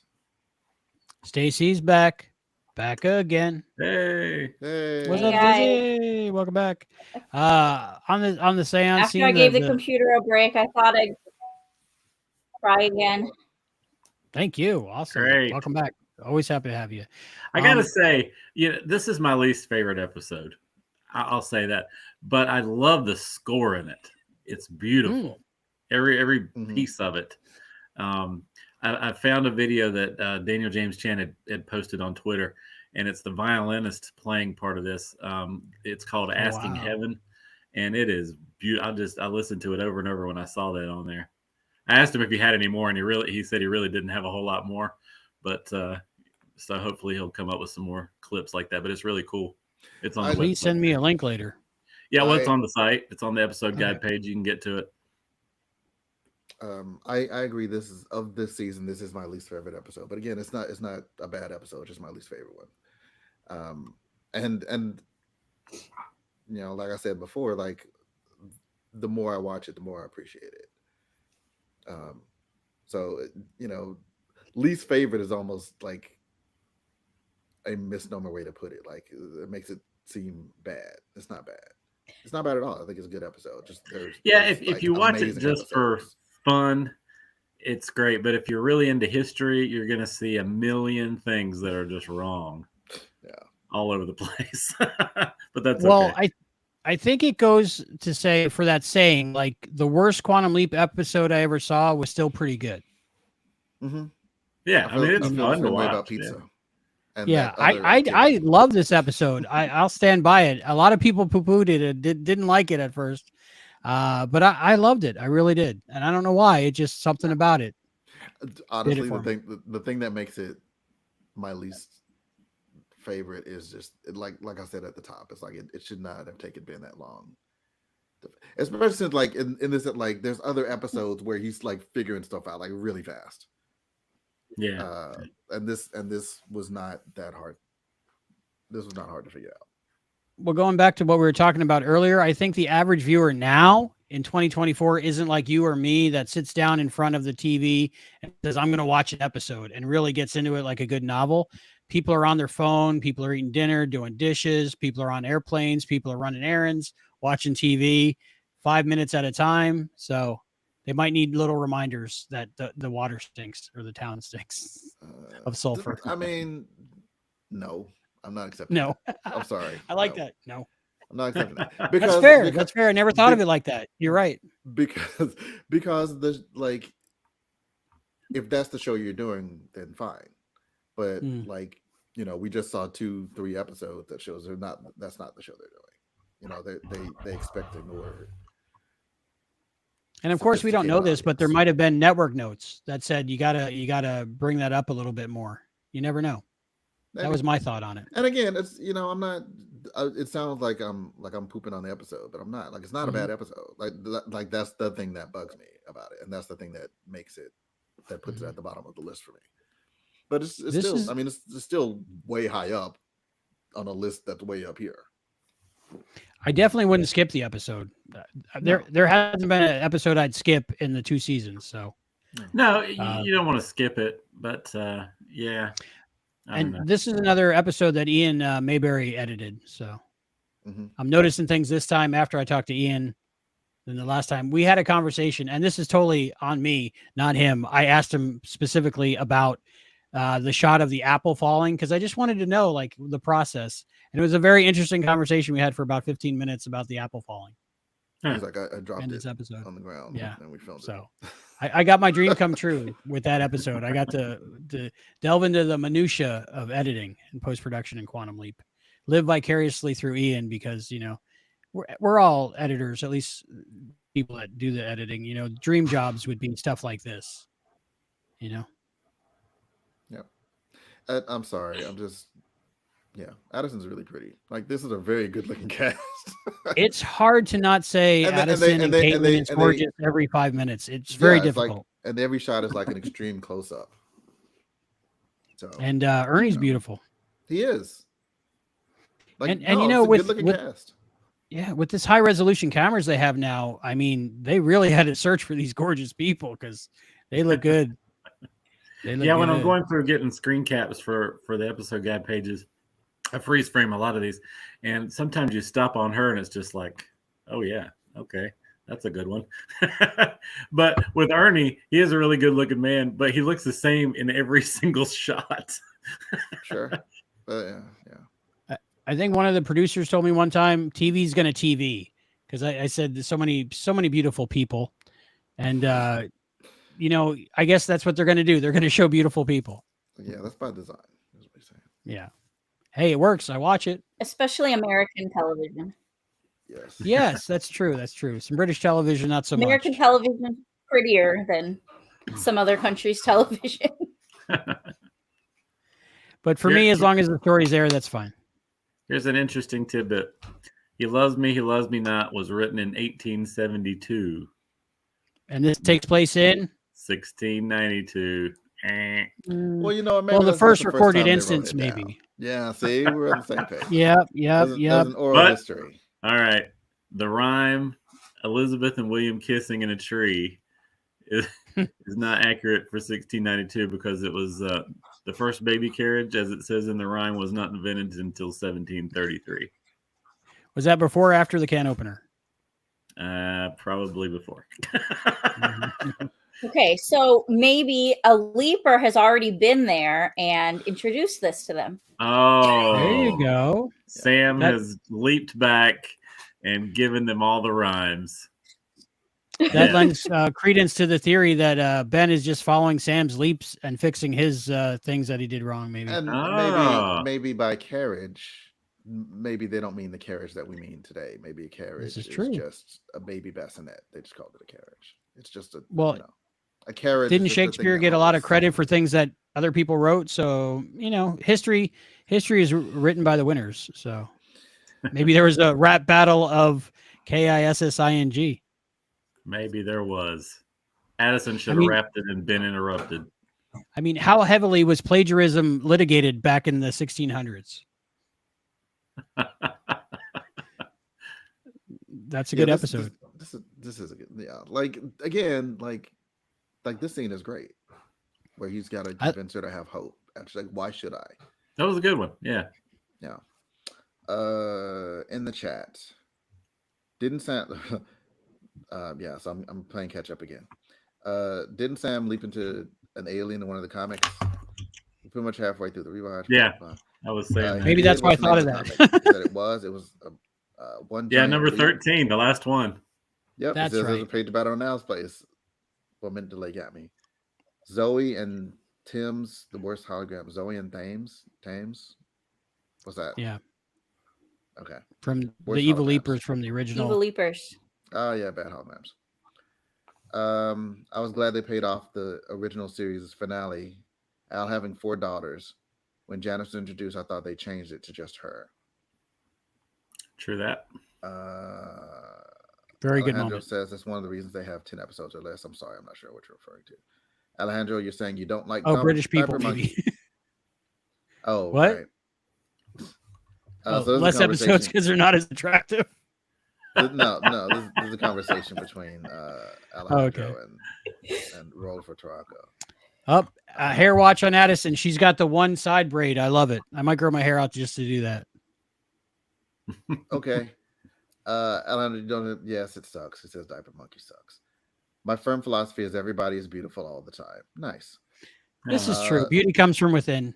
Definitely, I can testify to that. I'm from Mexico. TV here, it's not great, even though color TV was invented by a Mexican. Awesome. Roll for Toronto. I liked Diaper Monkey. I had some issues. Diaper with it, Monkey is a great episode. but it was a fun episode.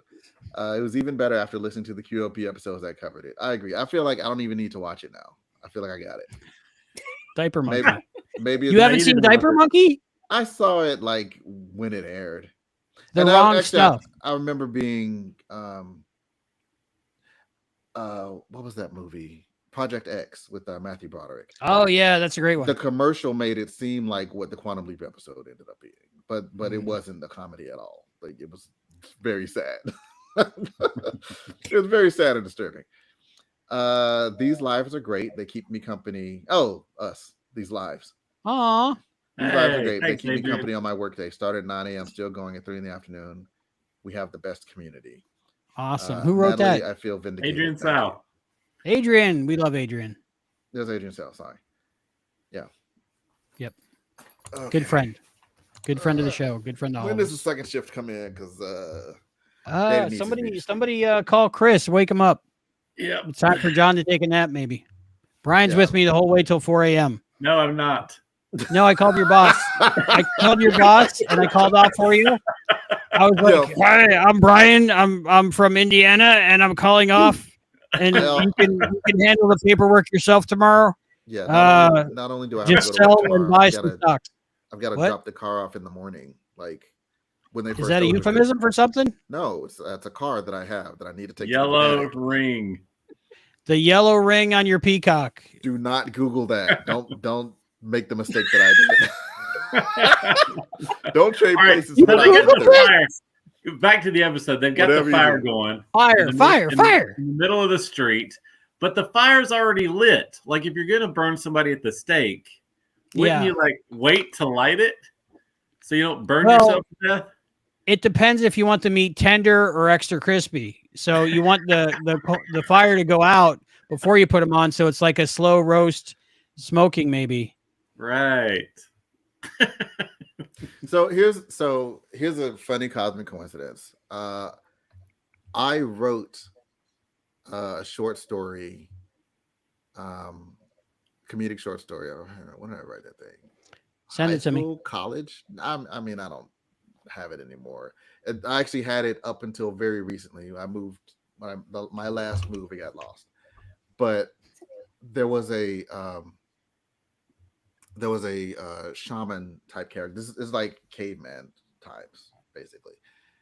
And it was a shaman type character, and the scene played out very much like this, where he just happened to feel a couple of drops away. He was very good at like seeming to be mystical,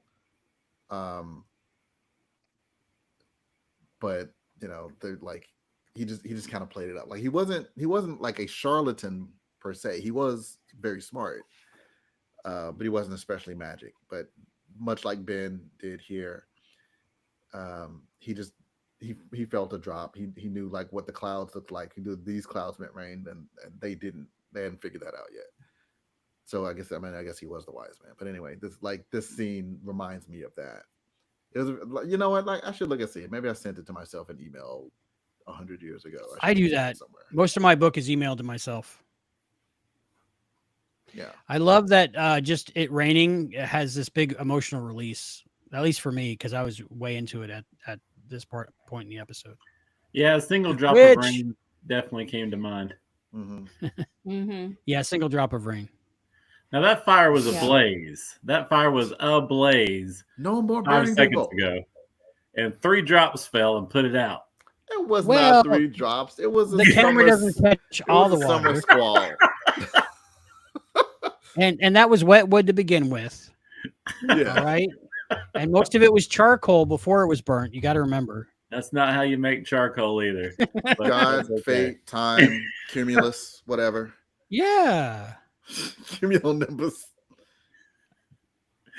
and there's the well. I wonder if that's a visual effect to go below the ground line, because it's seamless. And the well is in the middle of the street. That is odd. Yeah, well. Well, everybody Is it needs though? water, so Is it's it? equidistant to Yeah, everyone. you want to put it in a central location. It's the whole center of existence. Yeah. Yeah. Instead of talking about things around the water cooler, they talk about things around the well. I wonder like if it. I wonder It's like if the community, family just jewels are like down there. civilizations spring up, next to rivers. Mm-hmm. That's science. There's ports. I'm going to defend a kind of magic until my That's the dying cradle of day. life. I just love this episode. No matter what you throw at me, I got a reason why they did the right That's decision. the carriage I just of love it. life. That's the baby carriage of life. All right. Exactly. The Curse of Tahotep is my favorite every episode. No one come at me. That's Adrian. So, I like it. It's a good one. Alejandro, it's 9 p.m. where I live, so I still have 4 more hours to go to sleep.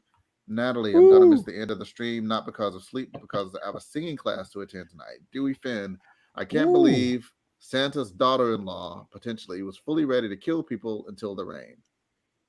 Joke referencing Ruby J, the actress who plays Santa's son's girlfriend in Santa Claus. Oh, okay. Gotcha. Okay. Oh, Thank you for the context. Thank you for the index notes. Yes, that helps. Because I was, Top Oh my Hotel. goodness. I was like, Adrian. did Caitlin is Sam leap into gorgeous. Santa at some point? I'd watch it. Caitlin is gorgeous in this episode. Yes. That's a good shot with the We have mentioned flowers against the I could sky. just mention that at any time.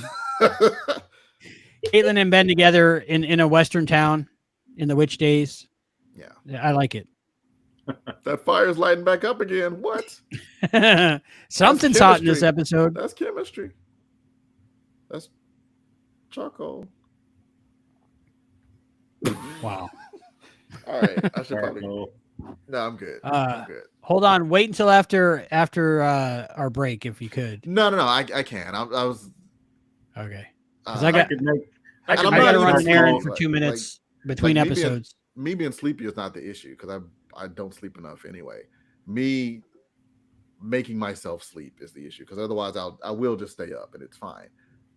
But It's fine. But no, it's not fine because I have a life to live. That's right. Yeah, you have a family and you have a job and all those things. Yeah, I have like, Quantum Leap. and I it's, have and my it- daughter and I have Quantum Leap. I'm good.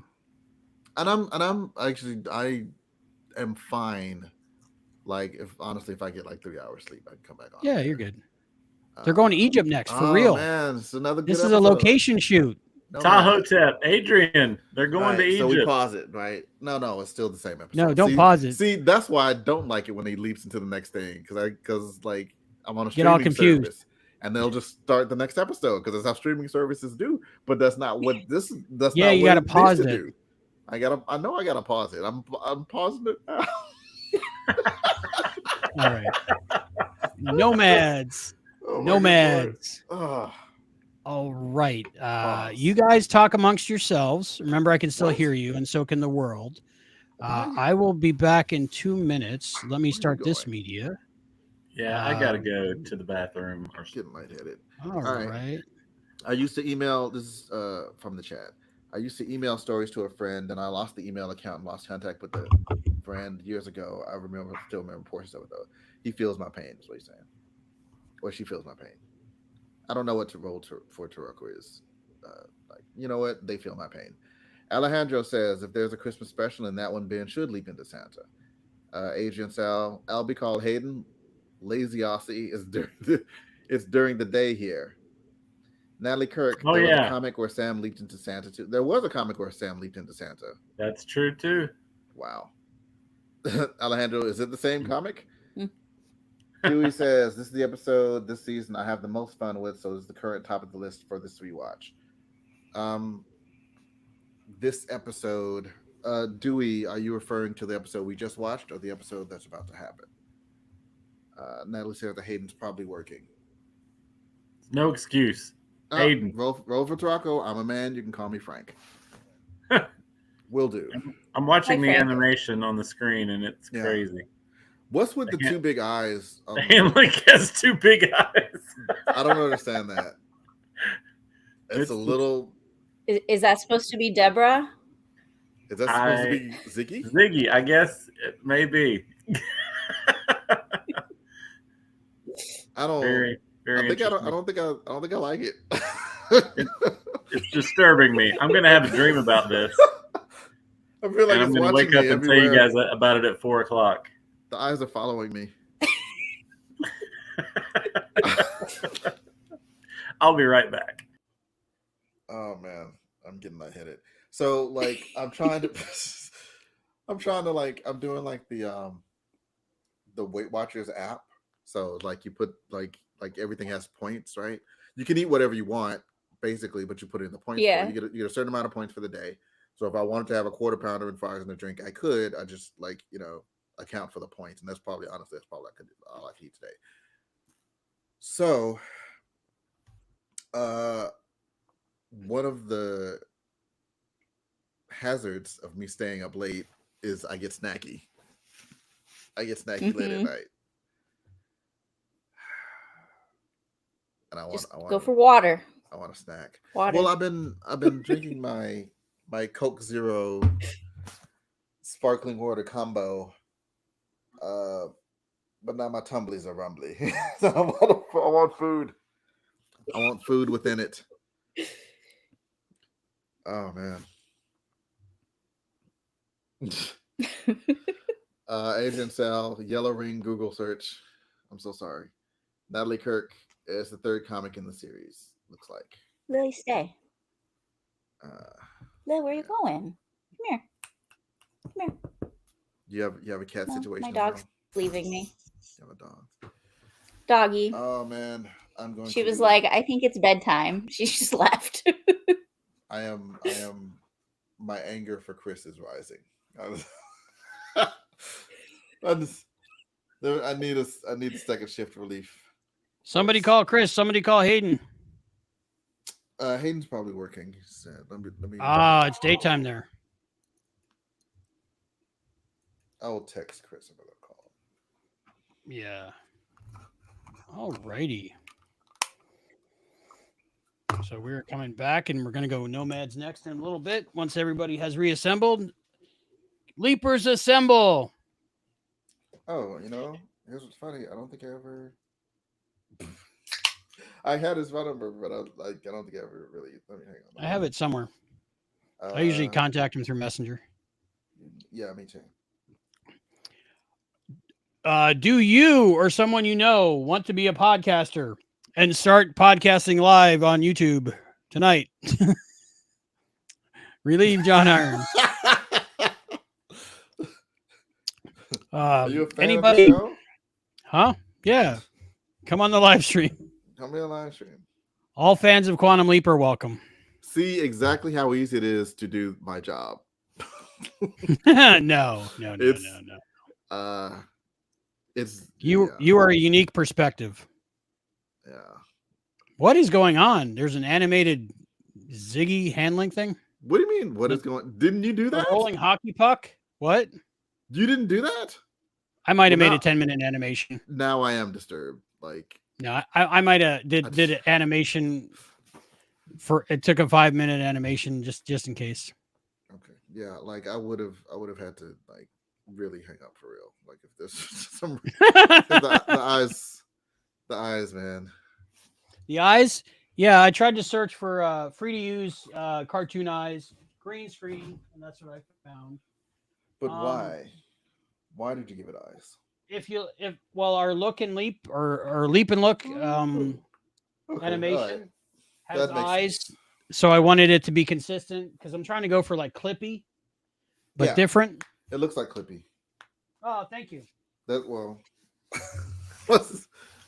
that is part of what disturbed Okay. me. Yeah. While we're waiting, right? I think we'll do a live unboxing. I bought this on the day it came out. but I never opened it yet because I read the back and I didn't see any bonus features, any commentaries, any deleted scenes, any bloopers, no trailers for like Barbie or something, or maybe Top Gun. You would think there'd be a Top Gun trailer, maybe. And so the plastic's off. Whoa. Okay. There we go. So the whole class can see. Oh, that's nice. It's got nice episode descriptions. This is season 1. Hopefully we get a season 2 on Blu-ray. Very nice. It's shot in 2K, we found out. So we probably won't get a 4K release. But the Blu-ray release looks good. I will double dip on this series. So if they put them out a season at a time, and then they put the complete series out, I will buy that too. Love the artwork. All right. I wonder if anyone, let us know in the chat, is anyone watching on Blu-ray? Or is everyone watching on Peacock with us? Well, this is season 2. We don't have season 2 on Blu-ray yet. That is a good point. I mean, they might be watching season 1, but And they're like, this makes no sense. Very confused. And they line it up and they're like, no, okay, I'm finally lined up because he said Caitlin looks gorgeous. She looks gorgeous in both seasons. I consider this an absolute win. All right. So we're, do you want to start Nomads now? Let's go for it. We are starting Nomads in a minute, but first, Brian, all the way from Louisiana, let us know the episode synopsis for season 2, episode 8, Nomads. You're getting closer to where I live. Eventually, I'll get it. When Ben leaps as far as Egypt into an undercover CIA agent caught in a dangerous game of international espionage, he must move quickly to save a woman's life. I like it. May 1961. May 1961. I was not alive yet. I was dead.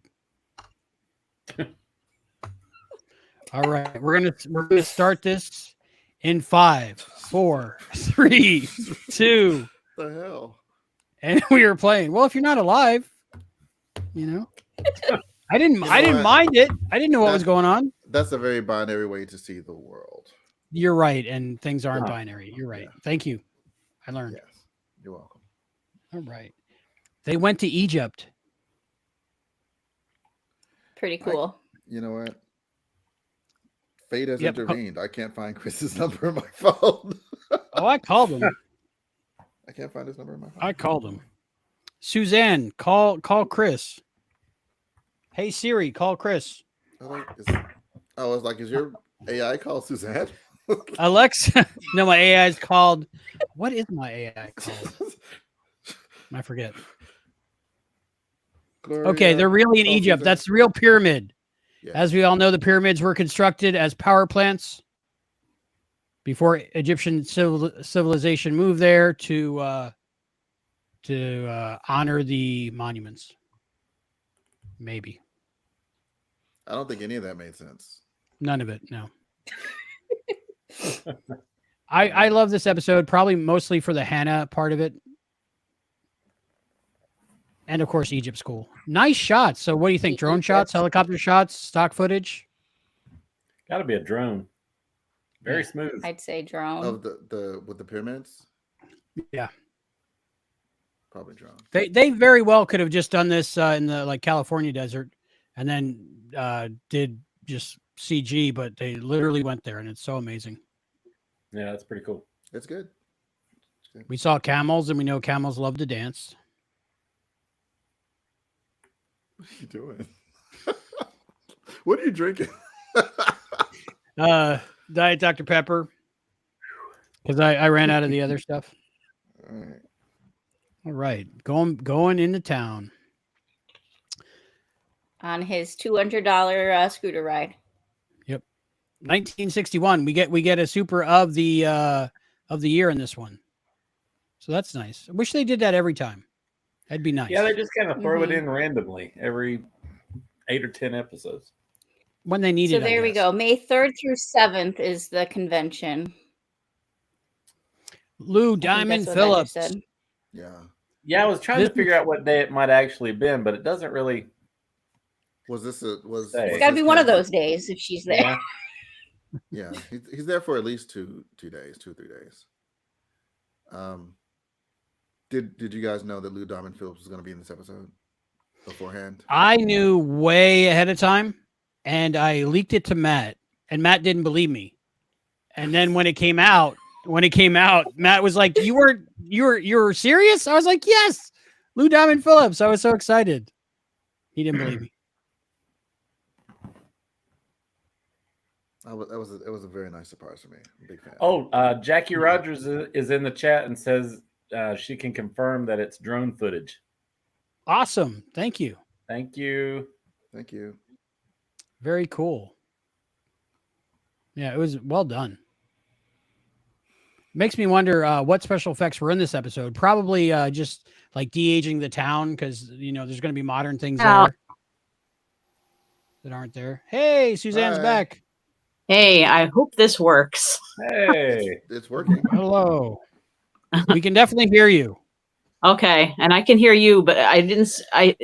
John's the only one I see having headphones on, so I guess it's okay without them. Yeah.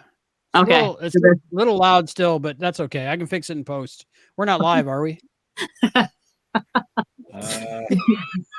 hope not. First impressions of Nomads. Oh no. No? It's a successful No? scene. We have to watch this scene. So I learned tonight that it has seafood in it, fish in it, so I wouldn't eat it. It's got eggs. Are you Eggs I eat. vegetarian? No, I just can't do fish, seafood at all. If I'm in the same room with it, I get nauseous.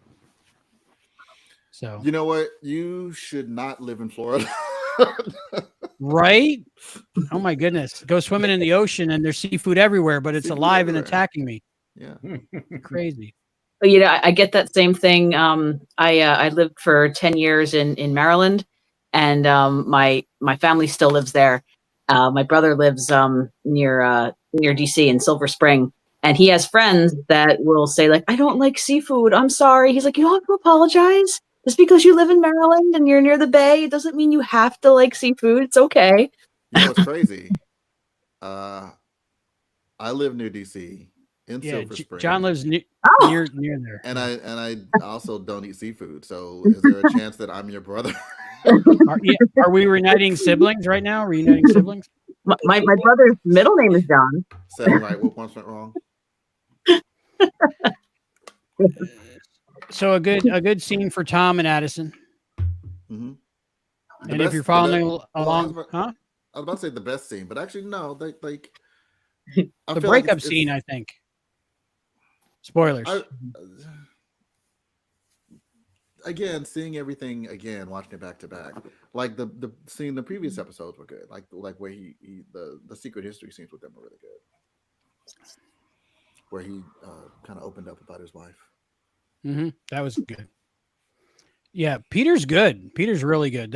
The casting is amazing in this show. They pick people that you can understand what they're feeling and what they're thinking just by looking at them. Such good acting quality on this show.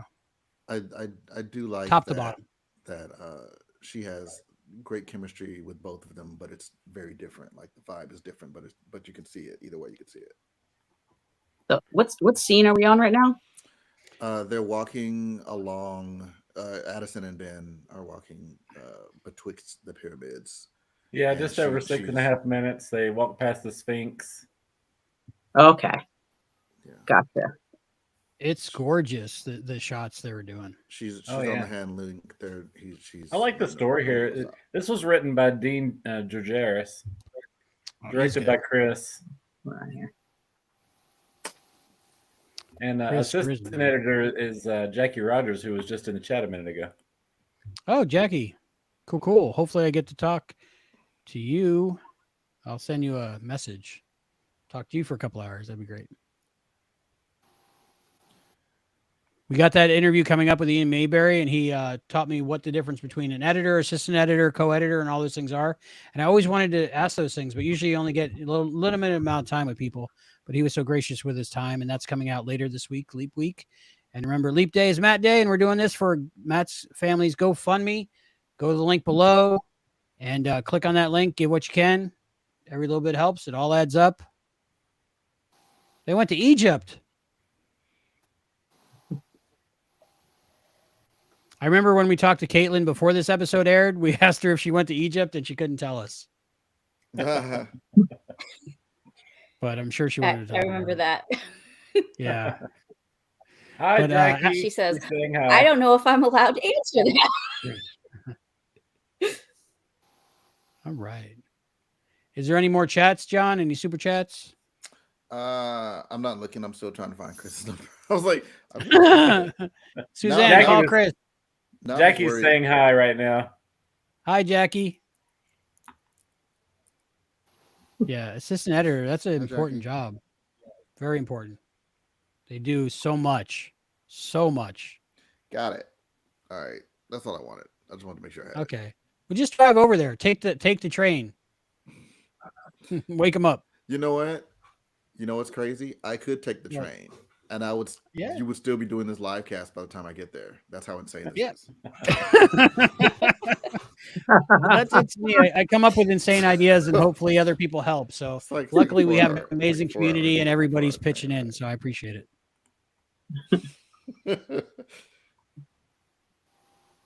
I like the Halfway colors in this episode. Everything has like a yellow to it, but that makes sense with Egypt. in. That golden color.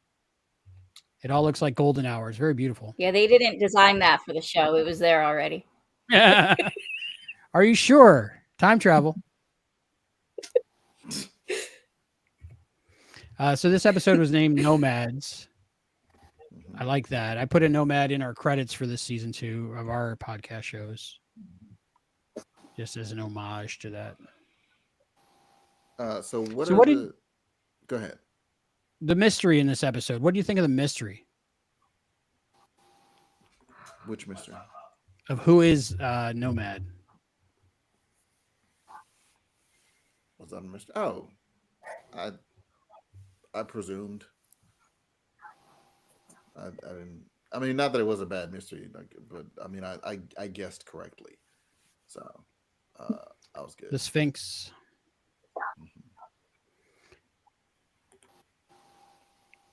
And they, you know, they reveal it pretty early. That's true. What does Jonathan think of Quantum Leap?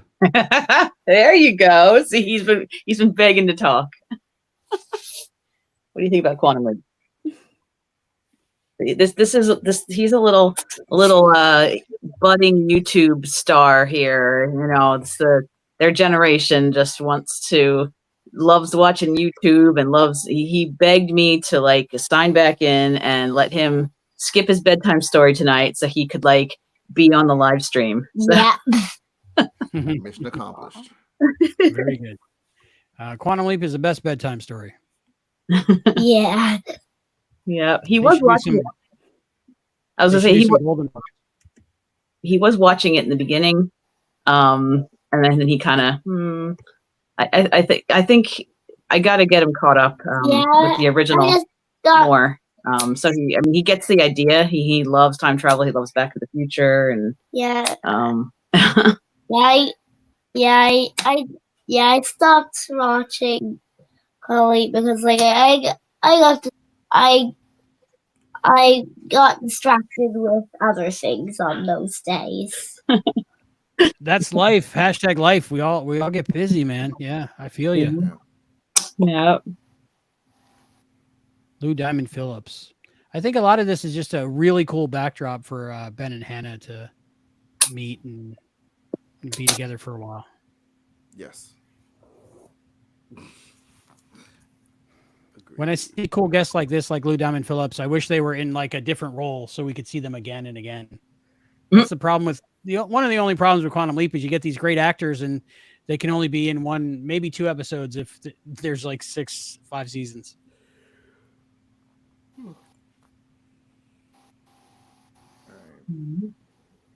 And if you're following along at home with the season 1 Blu-rays, we're at the part where Caitlin is gorgeous. Dewey Finn says, I'm rereading the season 1 sleeve insert, and it clearly has the old press release descriptions of the eps before final details. It says episode 2 is 1995 instead of 98, and episode 5 is 1898 instead of 1879. Huh, interesting. Fun fact. All right, I don't know what the live stream protocol is, but I'm gonna snack. Okay. You just gotta describe your snack to us as you're eating it. I mean, you can watch. I'll mute myself if you're into that sort of thing. Hopefully it's crunchy. We get some ASMR content viewers. It is crunchy. Hannah flashbacks. Love it. At first, I wasn't really a fan of these flashback inserts during the episodes because it kind of took me out. But by the end of season 2, I really loved it. It's just a style that I wasn't used to, but now I'm fully on board for it. This is the funny part where she's like looking at who's checking her out. The way that the flashbacks, get to build upon each other as we go through the season. Ben? She just goes up to everybody and goes, Ben? She's right every few years. And the hairstyles, how they change for Hannah over the season is great. It really places her in time. Mm-hmm. Makeup too. Makeup too. And everything on this is great. They really do a good job. Hair and makeup. Like, we don't notice it sometimes because it's so good, but that's when you know it's good. And the costumes too. Genevieve Tyrell, man, she's something else. That's a great interview. Check out on our channel. Matt spoke with her. I have. Yeah. Every department works so hard, and they all seem so passionate about the project that it just comes out in the final episodes. Even the color timing here in this episode, the color timer, great. I don't know who does it. I don't know how we can find out, but great job. And I like how the timing's different for like the future and the past, and it definitely separates it, but it also is blended together perfectly. It like complements each other.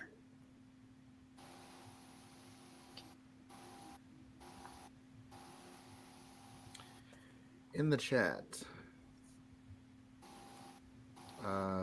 Damon says Hannah grew on me. Nice. Jackie says it was shot at a hotel in Pasadena. Oh, wow. Rolled for Taraco, aka Frank. Says I drew a Matt Dell sketch card in his memory. I need to send it to the QLP PO box soon. Nice. Awesome. Yes, please do. And also, that Quantum Leap is too awesome. Thumbs up. Shades emoji. Thumbs up. Happy Leap Day. Happy Leap Day. Let's see. Okay. You really want to hear it? Yeah. What is it?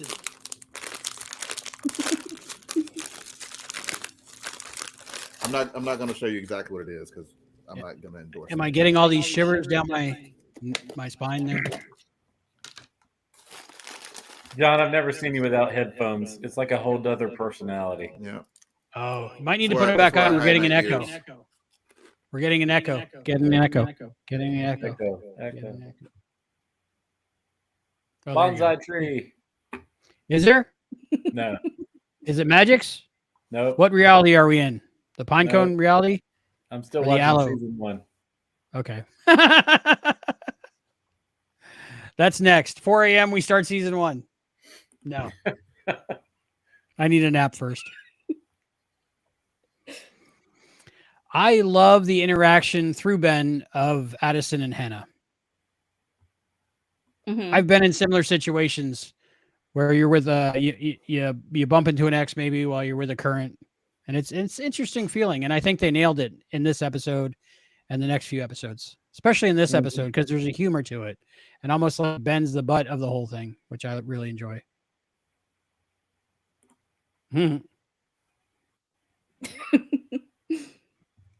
But you got to admit that's not a bad problem to have. Two beautiful women around you that you're friendly with. I have been in a situation where, how can I put this? You had a yellow ring on your Peacock. I had two female friends, one of whom started as a friend and became my fiance and then my wife. The other of whom started as a friend, became a friend with benefits, and then was just a friend. So during this meal, this is like the first time they met. So she was my fiance and she was my friend, who I had at one point been intimate. It was I was uncomfortable. They had a ball. They thought it was hilarious. I did not appreciate the conversation. That's just my experience. Your mileage may vary. A good situation to be in. Story time. Wow. Yeah, I love the relationship that Hannah and Addison end up having, like through every time they interact with each other, or, they interact one direction, it's still, they form this beautiful relationship throughout the season.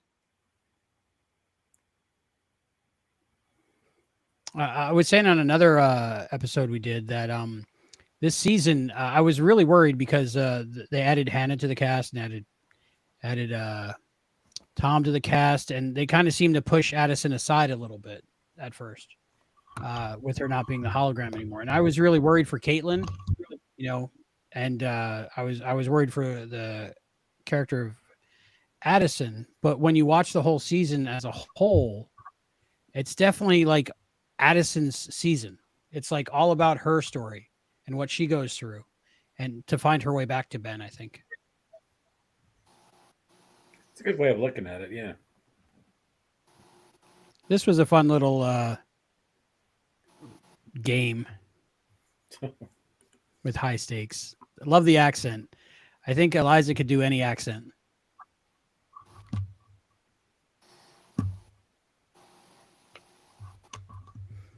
Any more feedback?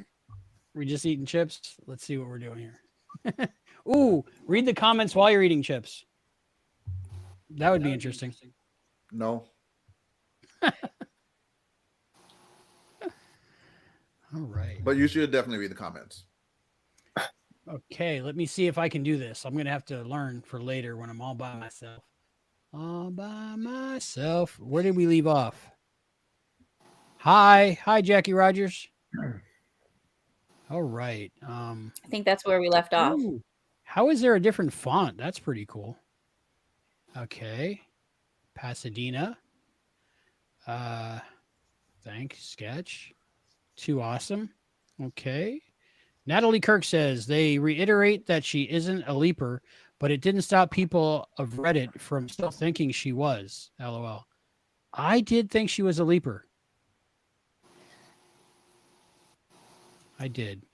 Okay. Caroline says, was Ben in love with Hannah? There were multiple instances when Hannah told Ben she loved him, but Ben never did. I hope so.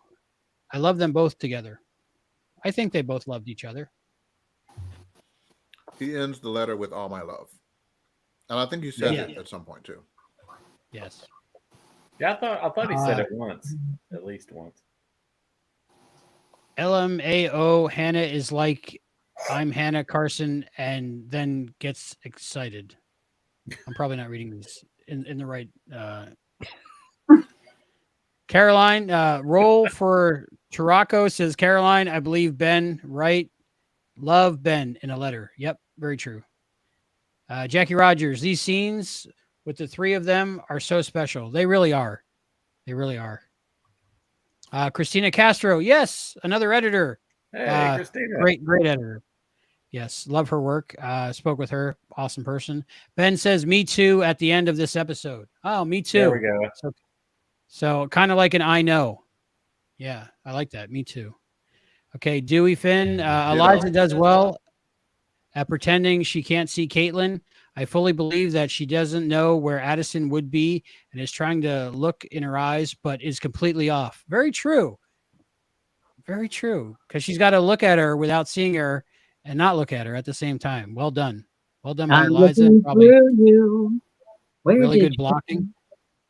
Really good blocking. Really good direction. Really good acting. And we have from Damon, we have, do you think we will get a season 3? Hope so. This is so good. It needs to continue. I'm really hoping for it. And Jackie Rogers says Eliza is so good. 100% agreed. 100% Oh, yeah. agreed. I'm giving that a 100 on the chat. Yep. 100%. It's nice to see Christina in chat. We love Christina. Such a nice person. A fellow editor. So hopefully we get maybe season 3 and we can get an editors roundtable going on and just get all the editors, assistant editors, and just let them talk about editing. I would be in heaven. Cool. I would be in heaven. I would like that. It'd be neat to get some of them from the writer's room to do it too. Yeah. I like following them on Twitter. They were absent from the last 2 episodes, though. They didn't say anything. Huh. Wonder why. I don't know. All right. Just a Didn't beautiful someone episode. say they were like having their own watch party or something? They had an event they were at. There was a big watch party. I think a lot of people attended. I wasn't invited. I probably wouldn't have time to fly out anyway. Maybe season 3. Yeah, go anyway. That's true. So apparently, according to producers, they did not hook up in this episode. I still think they did. In my head, I think they did. It looked like it to me. I never thought But they did. they said they turned off the cameras. You know, I don't know how good I would trust that. No. Hey, John, you're echoing. I need your headphones back on, my friend. If you can. If you can. Man, Eliza is gorgeous. If you're following along at home, Eliza is gorgeous. Wow. The lighting in this scene. The music. Like, I can't hear it because we were watching on mute, of course, because we're doing the watch along. But I just remember the music, and it's just so perfect in this episode. The shot here is really great with the shadows and the light flares flare. and everything. Mm-hmm, lens flare. And that transition.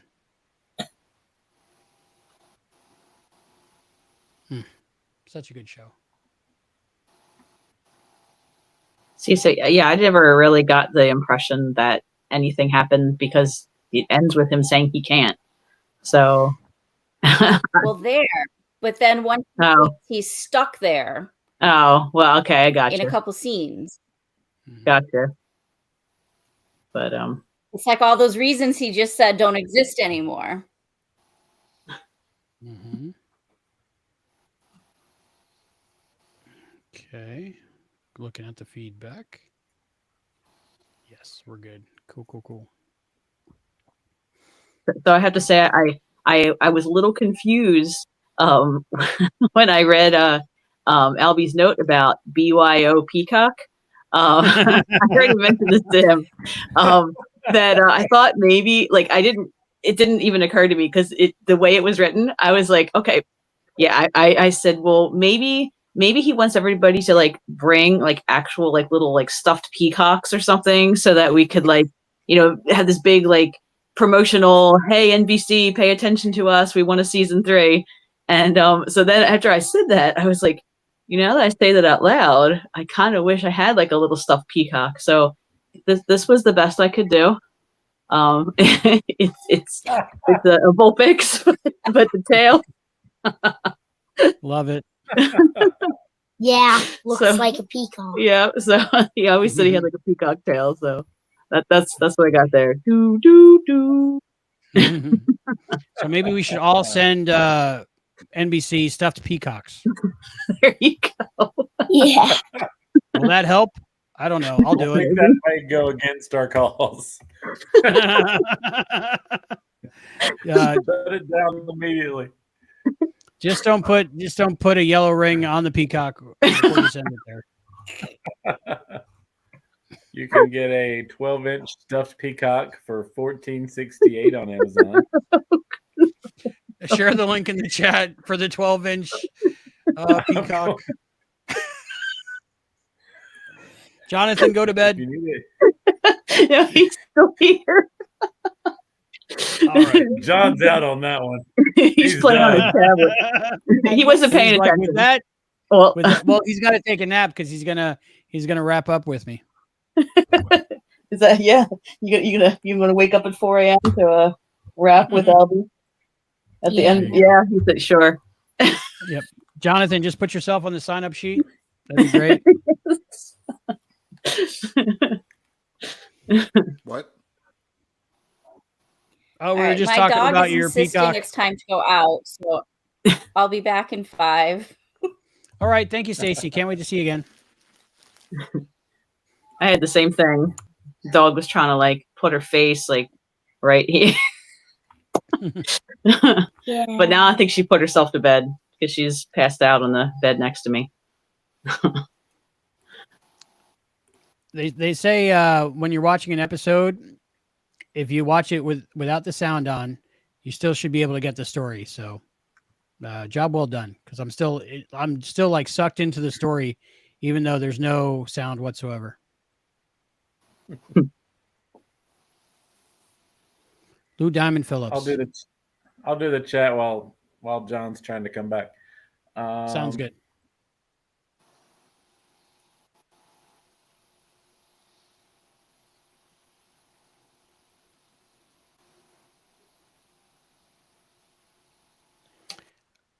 Lou Diamond's performance in this one, really good. First time around, I was just like mesmerized that it was him in the episode and like excited and giddy. Future viewings, like you could see the emotion in his eyes, and it really affected me. It was a good get. That was a good get. I wonder what that day was like. Like, we got Lou Diamond Phillips. No, really? She's in a robe. I don't. Oh, he's coming back though. Okay. Maybe I just saw what I wanted to see. Yeah. So Jeffrey is not Ben's, and that's official. But it turns out for a good reason. So watching this episode, I really thought that Ben had failed in his mission. I bought that she died. I had no doubt. I just accepted it, and I was like, interesting. Now we'll see what happens. Right. I think Brian's reading the chat, but I don't see Brian anymore.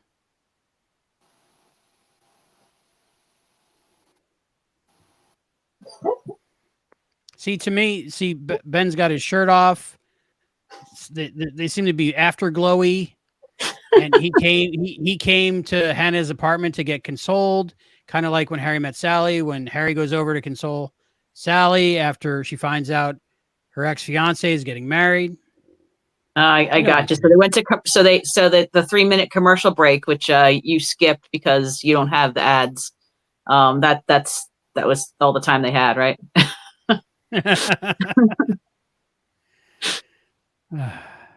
Well, So I got kicked off again. That's all right. Do we got any chat there, Brian? I'm back. Can you hear me? Yes, we can hear you. Okay. Albert, you can call me Frank too. Caitlin's always Hello, Frank. Caitlin's always so great in these emotional scenes. Her range is astronomical. Excuse me. Carolyn says, I love Caitlin. I can't believe she's new to acting. It is impressive. Natalie, that is crazy. I accidentally restarted my episode. Can someone give me a time code? I'm at 31:45 right now. Me too. Dewey, I can't wait to hear / see Caitlin play Sammy Joe and Table Reader Boldly Forward. It's amazing. Caitlin And- plays Sammy Joe twice in 2 different ages during her lifespan, and they're the same character but totally different because of the age difference. Does she And do a voice, like a young voice or an old voice? No, you know what? not Don't a tell me. voice. Don't tell me. It's I more don't wanna about spoil it. No spoilers. volume and mannerisms, and she was really into it. Wait till you watch it. It's amazing. You'll be crying by the end. A lot of laughing, a lot of crying. So a well-written episode. I'm surprised it didn't get greenlit. It made it pretty far if you watch the Trey Calloway interview that Matt did Yeah, it was on our channel. That was an awesome interview. Yeah. It was. I can't believe all of a sudden it just stopped. No rhyme or reason. Evaporated. And was it 40 years later? We still doesn't know why. That's one of those things that haunts you, or at least it will haunt me. I think I just had a hard time believing that they didn't hook up because like everything was right. They had time. The monitors were off. They were scantily clad. They were in Egypt. The lighting, the music was around them. The set design was beautiful. You know, I think maybe they shot it in such a way that it could have gone either way, and like we'll decide later, and then decided later. Okay. Because he gave a definitive answer, no. Right. Because he could have said maybe, maybe not, but like they decided. Oh, Drew's in the chat. He's saying that the writers' Twitter people were busy at the cast screening the night before, the night of the finale. So yeah, you're right. Thanks, Drew. I think they got to watch it on a big screen though. So very cool. That's very cool. Yeah. Like a reward to everybody who works so hard. Roll for Turco says, I missed something with the yellow ring peacock thing. No, you didn't. You didn't miss anything. The less said about that, the better. Just go back and watch the first 4 episodes tomorrow. And you'll know. Yeah. That'll be the little secret clue. You got to go back and find out what that means. I should have taken a picture of it on my screen. I should have taken a picture of it on my screen. You got my text number, right, John? I didn't get any pictures from you. Yeah. See, this is why we need that HR seminar. I keep telling you. You're like, no, it's fine. It's not. Rest assured, it's very clean and G-rated. What we're talking about. It's just it was. Started that way until it hit midnight on the East Coast. Yeah, it's 11:59, so we're getting close to not G-rated. I gotta slip in. Dewey Finn 21 says they probably did hook up. It's just that Hannah didn't get pregnant. You don't always get pregnant after sex. Well, thank the Lord for that, Dewey, because good grief. I'd have little Brian's all over the place. We just I would agree with that. I would agree with that. I know we were trying to do all kinds of math to make Jeffrey Benz, but they specifically picked a time to where not gonna happen. Yep. Oh, love Hannah's look in this right here. I love even though there's and now it's midnight East Coast. I like the Mercedes there. I didn't catch the because his shoes were off. He did the slide. He did the risky business slide, and they framed him in a doorway. I didn't even think about it. It's a very I really like the bus. Scene, I like the vehicles they keep finding for all these different time periods. That's very cool. Who taught you that? I taught you that. Yeah, you did. So each leap he gets another superpower. I love it. Mm-hmm. He's leveling up. So yeah, now on the East Coast, we are officially on Leap Day. Leap Day. Happy Leap Day. Woo! We should do a countdown. 10, 9, 8, 7, 6. Sorry, yeah. But there's a delay on the live feed. 4, 3, 2, 1. Happy Leap Day! That means you'll see it even later. So Yeah, not not early. I was hoping you wouldn't notice that. I was trying to confuse you. That was my plan. I just forgot. I was watching an episode of Quantum Leap. I got distracted. They're in Egypt. Love Caitlin's topping We're this. close enough.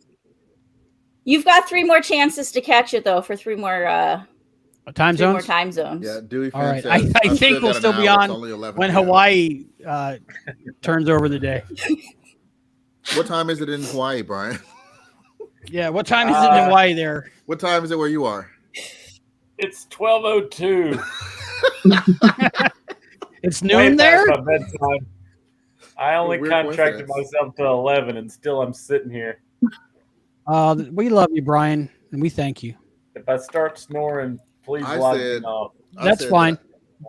That I would join for episodes 1 and 2, and then I was going to take a break and come back at the end. But we're just having such a great time. And Brian, you don't have to worry. I called off at the firm for you. Like I said, You know what it is? they moved all your cases to next week. Right. All right, so ladies, you gonna take the second shift while I get some sleep? You gonna stay up with Albie? I don't know. My husband's going to come to bed and he's going to pick me off, I think, in like a half hour.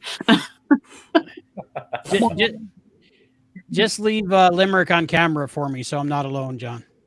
All right. Sounds like a plan. Beautiful shot of Egypt there.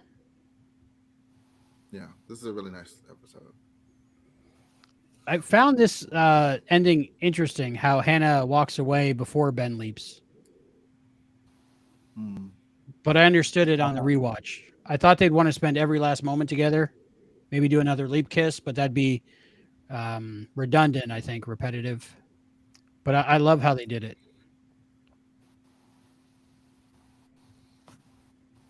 Man, how She can can those only two convince people? so many people that they hit their heads when they leap back in. Wouldn't that be funny if there was like a conspiracy theory that like this woman like Kisses everybody and they forget. They call her the Black Widow. She's got a special lipstick that makes you forget the last 3 days. Like a whole support group. I would have really liked to see Ben leap into a different gender and be with Hannah in an episode. So maybe next season. I think okay, so spoiler.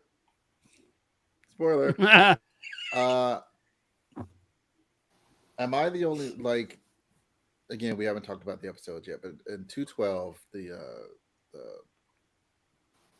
As the World Burns episode, I really, until the episode ended, was not sure that Hannah was going to survive the episode. They put her in very lethal danger repeatedly, and it would have been not okay because I didn't want her to die, but story-wise, it would have been, it would have still worked because at that point, the Jeffrey storyline had taken root, taken off. With the season ending, anything's on the table, I think, and I was expecting her to die. I wasn't expecting it necessarily until like the first bad thing. Like she went through the fire and she started coughing, and I was like, oh no. And then the thing, coughing is bad on Quantum Leap. Coughing is bad on Quantum Leap. Coughing is fatal. The thing for me is I was a little spoiled by some Instagram posts of behind the scenes. They were showing Ray carrying Eliza through fire, and so I knew Eliza wouldn't die under the beam because she gets carried out of the fire. So that was a little.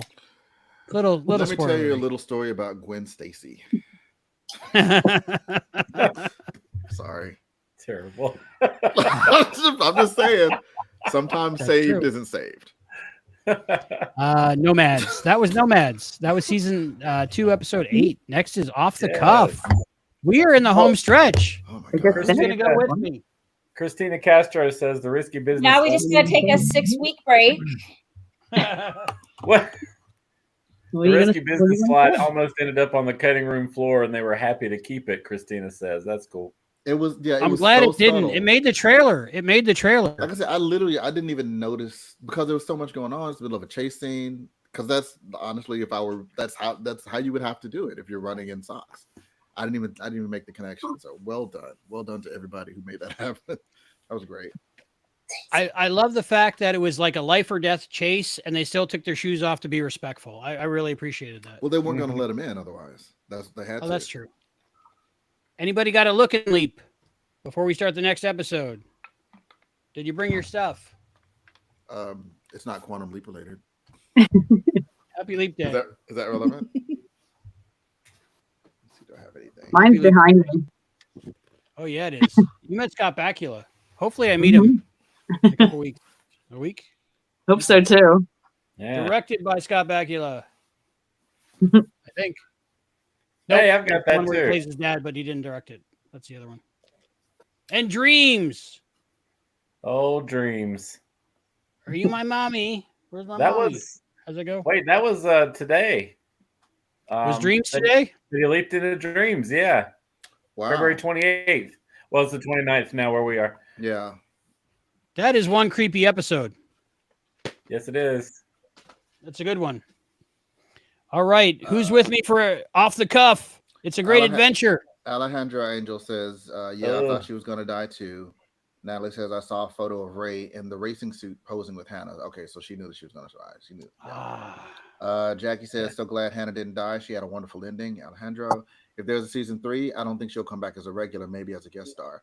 I feel like her story should be done. Unless again, until like the series finale. I don't know. Yeah. I would like to see her once a season. Dewey. I want to see Walter Perez once a season too. We didn't see Walter. What if she? Somewhere. Well, I think I'm at the point of my binge cycle where I don't feel much of anything. I'm not a natural binger, so I would put this experience in the middle, above Koreatown, and Took Too Long. Alejandro at Natalie, also me. Maybe he now has a family, and we see old Hannah. Oh, I would love to see old Hannah. Natalie said, "I want to see where Jeffrey is now. What Jeffrey's like now." Yeah, it'd be nice to see him back next season as a supporter. Okay, everybody, get your episode ready. So I'm relying on at least 2 of the 3 of you to help Albie navigate. Stay on until John gets back. Yeah, John takes a 2-hour power nap. He can do it. He's like Einstein. Give me like 2 hours. or is that Edison? Because honestly, that is how I sleep. But give me what time is 2:13 gonna start, Albie? You'd have to refer to the sign-up sheet chart. I have no idea right now. That we've been ignoring. I think we're pretty off schedule at this point, anyway. Yeah, are we ahead? We had that little bit of glitch. All right, card subject to change. We are this episode. What is the synopsis for Off the Cuff, Brian?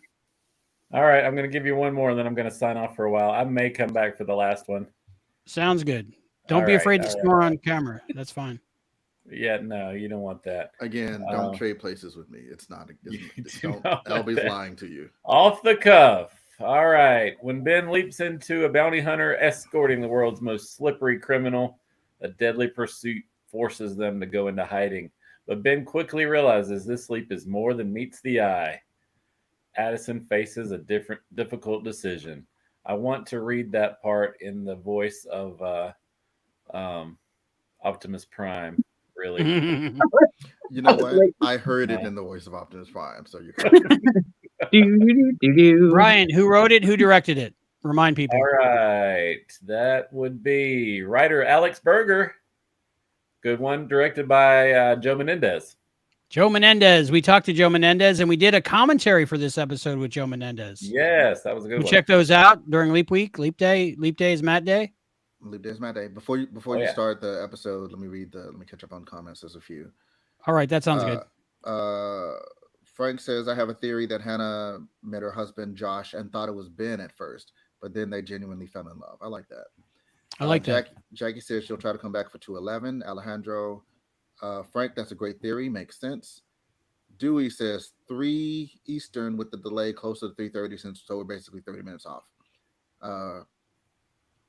Alejandro, Frank says Alejandro. Thank you. Natalie, if it's Alejandro. renewed, will we get a Bounty Hunter episode in season 3? I presume. Sure. It's worth it. I'll take another Bounty Hunter episode. Sure. If we get a Cool. season 3. Maybe he's a detective. one a season. So close to a bounty hunter, but not quite. Private eye. He's One a private- season. Private eye. One a season, and then they put out a special collection of all Bounty Hunter episodes. Yeah. Oh, I'm saying marketing. Maybe Ben and Addison both leap into bounty hunters. There's a body on the floor. They think one of them did it. They have to investigate each other. No? All right. No, I like it. I'm I'm sold. I'm sold. Write up a treatment for me. Write up a treatment for me and have it by the end of the week, and we'll see if we can get it made. Okay. Have my people call your people? Yeah. Is it I got okay that people. you're my people? Yeah, you're my people. Oh, cool. All right. Cool. I'll see you in 2 Okay, hours. set an alarm, John. Don't make me call you. See you, John. You calling me is not going to work. It's like Call Chris. we'll see. Call Hayden. You Have call him save Chris. Brian. I'm 2 hours. All right, sounds You're good. welcome. 2 hours.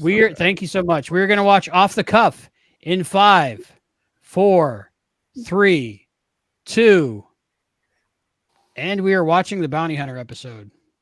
And we lost Brian. Previously on. He's like, I'm sneaking out right now. He's like having connection issues, going through a tunnel. I could stay for one more, anyways. Thank you, Stacy, so much. I might have to get a little more comfortable though. It's after No midnight problem. Oh. Jonathan says he has a joke to tell. That's NBC Okay. related. Go ahead. Sounds good. What's your joke? What do you call an NPC that got stung by a bee? Oh, NPC. Non-playable What? character. Go ahead. An NPC. NBC. Ah. I get it. I get it. Good job. Good one. I like it. I might use that one in the future. Wouldn't you drive with handcuffs on? I don't know. Depends how much that bounty was. Did we ever find out the amount? I don't think so. No. It's the 70s. Yeah, that's true. Things were different back then. No seatbelts. I like how Lasers. they got away without him having to like smoke as his host because he's you're not gonna light up again. So it I makes you also- wonder if Ben leaps into somebody addicted to nicotine, would he be going through nicotine withdrawal and have to smoke or something? Mhm. He should be, yeah. But the one thing got to say about this episode is, again, this is another profession that Sam also was. And the first time we saw him as a bounty hunter, everybody was saying, oh, well, it's the same as this one is a lot more similar to A Hunting We Will Go than the first Very one. specific moments here are clearly a nod to it. They're in the Even phone booth. the fact that he's in the phone booth, there's the scene that just passed. You could see the like the mailbox next to the phone booth, like we get at the end of Hunting We Will Go. Yeah, and the way like his bounty is like trying to come up with all kinds of ways to like, like finagle his way out of like, escaping, or he's trying to sweet talk him and he's whiny and And then we even get like, a bus, a Right. cowboy hat Like on the stuck bus. Yes, but at least you're thinking, oh, I know where it's going to go, and then it didn't. So it was nice, at least, even though it was similar, it was still different enough. There's definitely a little bit of homage in there, and I like that. Mhm. Yeah. Okay, off the cuff. Let's see. Our guest cast is as follows: Eliza Taylor, Peter Godot. I can't pronounce his name. David Clayton Rogers, Josh Dean. Are we on the right episode? Yes. Off the cuff. Yeah. Oh, yeah. Sounds like it. Jeffrey Nally. Oh, I should say who they play, right? Okay. Yeah, David that might Clayton be Rogers important. plays Kevin Zatt. Josh Dean plays Josh Nally. Connor Easterson plays Jeffrey Nally. Alicia Logano plays Ellen Carr. Great job by her. G. Alexander plays the guy in the cowboy hat. Had a good conversation with him. And Matthew O'Donnell plays Nick Peterson. Very cool. So David Clayton Rogers is really good in this episode. We got to speak with him, and that was great. You should go back and check that out when you have time. I got to talk to both bounties, I guess, because I got to speak with Jane Sibbett as well from A Hunting We Will Go. So I might be one of the few people that interviewed both bounties from Quantum Leap. So maybe that's why I'm all for the bounty hunter set. You know what it was for me is we had actually like just during that break between, the halves of the season, we covered A Hunting We Will Go. Like it was where we were in our original series rewatch. And I was like, that was so fresh for me. And then this, and I was like, oh, like we just did that. So all those details were like right there. Right. Otherwise I might not, probably wouldn't have even noticed all that really. But I was tempted to go back and watch A Hunting We Will Go, but then I didn't want to ruin it for me. It just gives me good memories in it. It's like you hear an old song by a new artist and it's all brand new again. Let's see. Who wants to take over reading comments? I'm going to have to go. Well, I have it open, but I'm not great at that. All right. I'll do my best. Alejandro, thank you. Where are we? Okay. Okay, read that one. Okay, this is by Alejandro Angel. The series should last at least 6 seasons. Nowadays, that's the average for a show. I'll take 6. I want 7 or 8, but I'll take 6.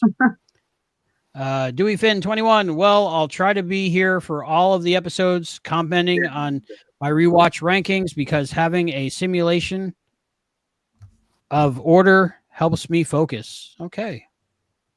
I like that. It's hard to rank all these. Bounty Hunter roll for Tarako. I can't pronounce things. Words are hard. A Bounty Hunter box set with Sam's episode as a bonus. Love it. Adrian, hello again. Adrian, it might be you and me pretty soon. And Roll says, Adrian Sal, welcome back. Thank you, everybody, for joining us. This makes the experience so much more fun to have interactive comments with all our friends that enjoy Quantum Leap with us. All right. Probably my favorite thing about this episode, besides the Ben and Hannah stuff and Josh, is the buddy cop dynamic and the joking between the bounty and the bounty hunter.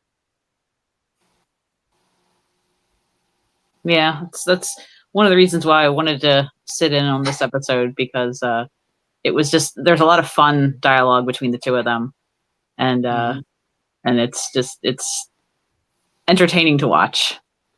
Mm-hmm. Kinda Is wish I could acting do this it right good now. on other shows, or am I just spoiled by having this show? There's G driving the car. He was his own stuntman in this episode. Which makes sense because he looks like himself. Of course, Driving Ray had a stuntman. You didn't almost hit that truck. I'm sure Ray could do it, but Ray can do anything. Such good shots. We've seen this road a few times now, but it works. And where are they supposed to be? That I don't New Jersey. remember. No, New Jersey, yeah. Trenton area. Yes, yeah. Does New Jersey look like Somewhere this, between, Suzanne? No. Trenton and wherever Hannah lives. My husband even said, he's like, New Jersey looks an awful lot like sunny Southern California. Well, those are the Poconos behind them, right? No, you can't. No, that's not You what the can't. Poconos There look are like. no mountains where they're supposed to be.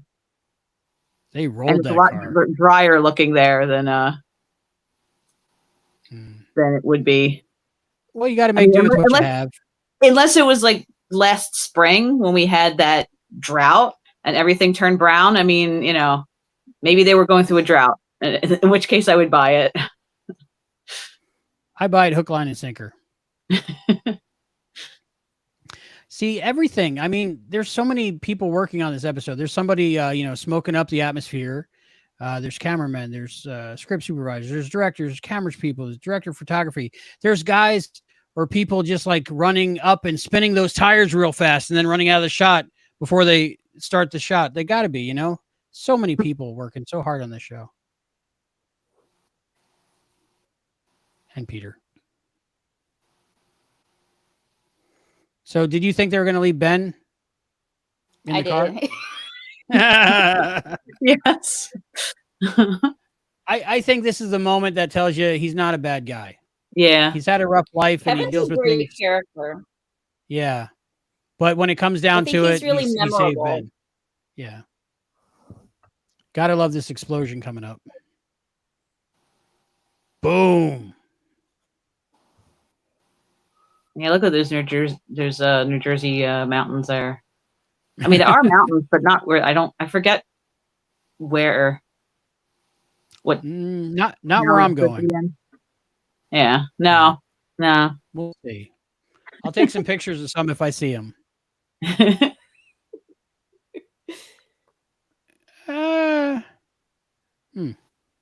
I love this shot where you just see Addison like hologramming in, already walking. That's really good. It's another Anna episode. Yeah. I'm a fan. Very cool shot. This made the publicity stills, rightly so. The two angles were shot at different times and the lighting's different, but you can't notice because they really did well in color timing and post and all those things I don't understand.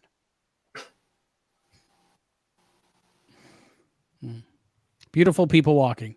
I think we could re-edit this into a music video. Like, look what you made me do. Not sure. Right. So it's a little bit after midnight. It is Leap Day, and we are doing a Quantum Leap marathon. Executive producers, Martin and Dean. Great guys. Much appreciated. All the hard work they do. Everyone involved. And created by Donald P. Balazario. We haven't heard much from Don about the new series. I wonder if he watches. I wonder if he gets a script here and there. How does that work? And of course, directed by Joe Menendez. Cool guy.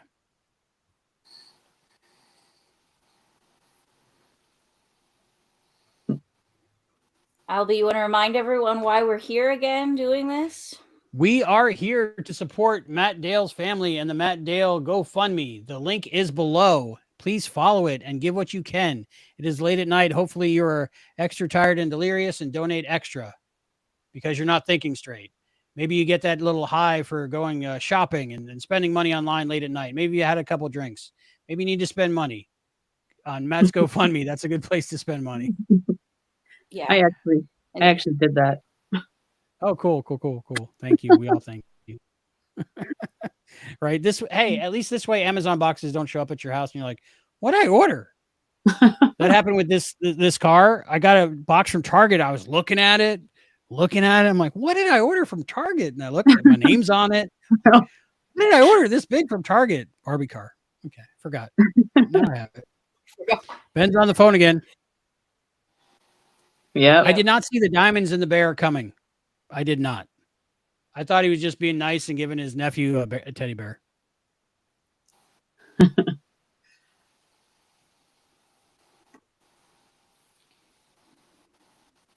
Even the makeup, because look, those look like real cuts.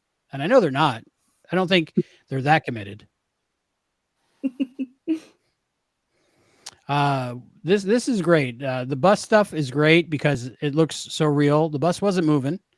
but it looks like it was. And my favorite shot of the episode is probably when they jump off the bus and you see them land as the bus goes by. I just love it. I really appreciate it. And again, there's the difference there. Like they didn't get kicked off the bus; they jumped off the bus. Right. So yeah, they jumped out a window though, just like the cowboy hat in the original went out the window. Right. Things are different. It's a dude now. But it was so funny for me the first time I was watching this. Like they're getting on a bus, and I was like, "Really? They're getting on a bus?" And like, I like it. I like the nods. And then I literally had the thought, well, at least I know, there's not going to be a cowboy hat incident because we're not in Texas. And then she comes in and says, "Okay, the guy in the cowboy hat," and I just went like, "Oh my god." We only tease because we love. That's right. No, but I do love when there's little nods. Yeah, homages. I didn't hear anybody say that they did any of this on purpose, but I'm positive they must have. From my understanding, it was all coincidental. Really? Yeah. So it's amazing. What do they call that? Co-development, like the two people who developed the telephone at the same time, kind of stuff like that. Yes. Okay. Okay. Ooh. Where did we? I'm going to read some chat. And let's see. If there's a bounty hunter, this is a role for Tarako. If there's a bounty hunter episode in season 3, Ben should leap into Colt Seavers, Lee Major's character in The Fall Guy. Exactly. We need a Fall Guy episode. Natalie Kirk says, "Oh yeah, I saw that series. Guys was supposed to die of an overdose, and he overtakes his body at the moment it was supposed to happen." Adrian Sal, "I love how everyone involved in the show are so invested in the show. Interviews left and right and center." Yeah, everybody's so kind and giving from the show. Much appreciated. Adrian, finally took you ages. Welcome to the 29th. We've been waiting for you. He's in Australia. He's been celebrating way before us. So happy Leap Day over there too. Alejandro, Natalie, yes, that was great. I think Deborah was the creator of that one. All right, keeping you updated on the chat. Of course, we got Ernie friggin' Hudson again. The awesome, the one, the only. Some people don't like the heart-to-hearts that Ernie has. I love them. I love anything Ernie does. He's got a movie coming out. I don't know if you heard about it. Yeah, I think I heard a little something about that. Little birdie told me. Something I think, I don't know if we're at liberty to say, but it might rhyme with Ghostbusters. Yep. See, a lot of people got Midnight Run out of this one, or A Hunting We Will Go. I got some Plane, Trains, and Automobiles. But they didn't break into singing Meet the Flintstones in that one. I'm in the past, still 11:28 p.m. here in beautiful South Texas. That's roll for Tarako. All right, 11:28 there. So we can do another countdown in a little bit. We're celebrating Leap Day across the planet. And this wasn't even on the bus. This was shot differently. That's the shot I love, where they jump off the bus. And of course, Ben lands on his shoulder again. Yeah. I've been there. I have bad shoulders sometimes. But what could have happened? What was the injury for it to bleed? We're talking like fractured bones through skin or something? Or maybe he just landed on a rock or something.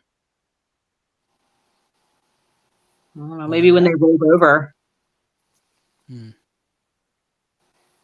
Maybe he hit it when they, as they were rolling, tumbling upside down. So when he jumped off the bus. Was that okay? That was when he hurt it further, correct? I think so, yeah, because he landed on his shoulder twice. Yeah, it's very cool that the bounty has a brother, Josh. So you think like God, Time, Fate, whatever, Bruce McGill, is causing this? Is Hannah causing this? Is Ben causing this? Ziggy, the accelerator, Well, just they would say the accelerator, but I don't buy that. Or is it just like God, FaceTime, cosmic, whatever. the power of love, just attracting Ben and Hannah together? Yes, time traveler's wife. Yeah. But I like the reveal of Hannah in this episode. And it's quite further in than you would think, so it kind of is a surprise. Yeah.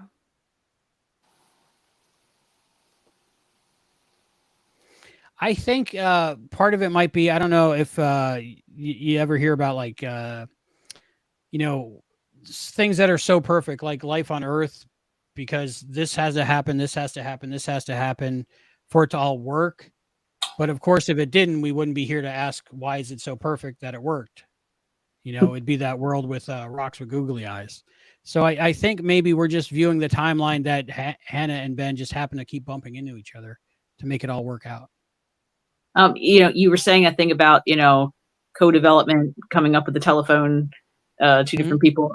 Well, I mean, I actually wrote a series of Quantum Leap fan fiction back in like high school, and the series was about Sam actually leaping into himself in the past, like before he took his first leap, but in the Project Starbright time. And he actually meets someone and falls in love. And there's like 4 or 5 different stories where he keeps running into her, or he runs into a relative, or so yeah. So like when I saw this, I was like, oh, okay. Like it's kind of nice to see something that I kind of only imagined, and then they did something similar to that in this show. So I wasn't, so I was always kind of like pro Hannah, because I liked the way the relationship developed over time. It wasn't like, I know people like the trilogy episodes, but I thought that was forced and rushed, and where this is like more organic, because it's just the meeting each time a little bit more, getting to know each other. So I thought it was well done. Yeah, I think it has a lot to do with the writing and the chemistry. The chemistry test, they nailed it. Mm-hmm. Yeah, it's just a perfect confluence of everything. But I was so conflicted because I loved Ben and Hannah, and I loved Ben and Addison. So, but I think we got the ending that was perfect. Yeah. Because love is timeless. Timeless, exactly. All right. Let's go to see if we comments. Alejandro, it's 10 p.m. where I live. Donnie Flynn 21. The answer is there. Oh, I got to scroll up. Figure this out. So many windows. Too many windows. Nope, that was scrolling down. The answer is, don't forget to drink your Ovaltine. That's probably the answer. Let me see. All right. The answer is, there is only one thing causing these coincidences: the writers. I don't know. It's well done. Okay, so let's talk about Josh Dean playing Josh Nally. Yeah, very good in this episode. Yeah, You got I to like speak to him, so check out that Wish interview. we got a little more of him, even. Yeah, I was hoping more of him in the final episode. Of course, I wanted the whole cast, the whole guest cast in the final episode, so I could never get what I really wanted. But I just had all these things. I was very happy to have Eliza in the final 2 episodes. And that shot where he sees Hannah. And then he notices the wedding picture. Ah, yeah.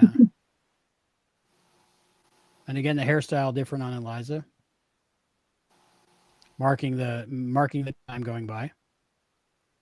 that's another reason we have to have season 3, so we can see, you know, Addison go through all these period hairs. Mm-hmm. Oh, that'll be great. Yeah. Spoiler alert, but in the final episode, I love that she leaped in and she had the hairstyle and the makeup like to that era. And it just worked for me. It just fit. Like, I don't know the science behind that, how that works. It's but one of she those looked things you good. just can't think too hard about. Yeah.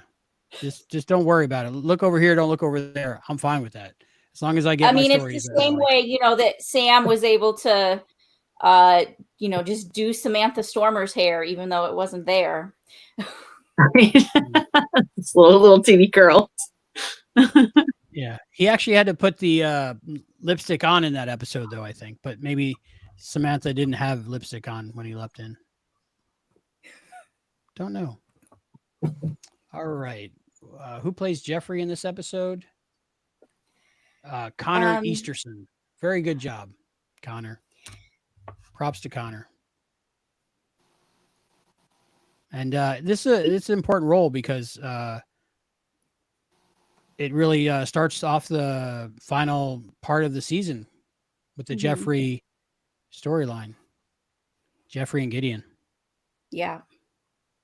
And I don't want to brag, but the minute we met Jeffrey, Kevin says, "This kid's going to rule the world one day." And I called it right then.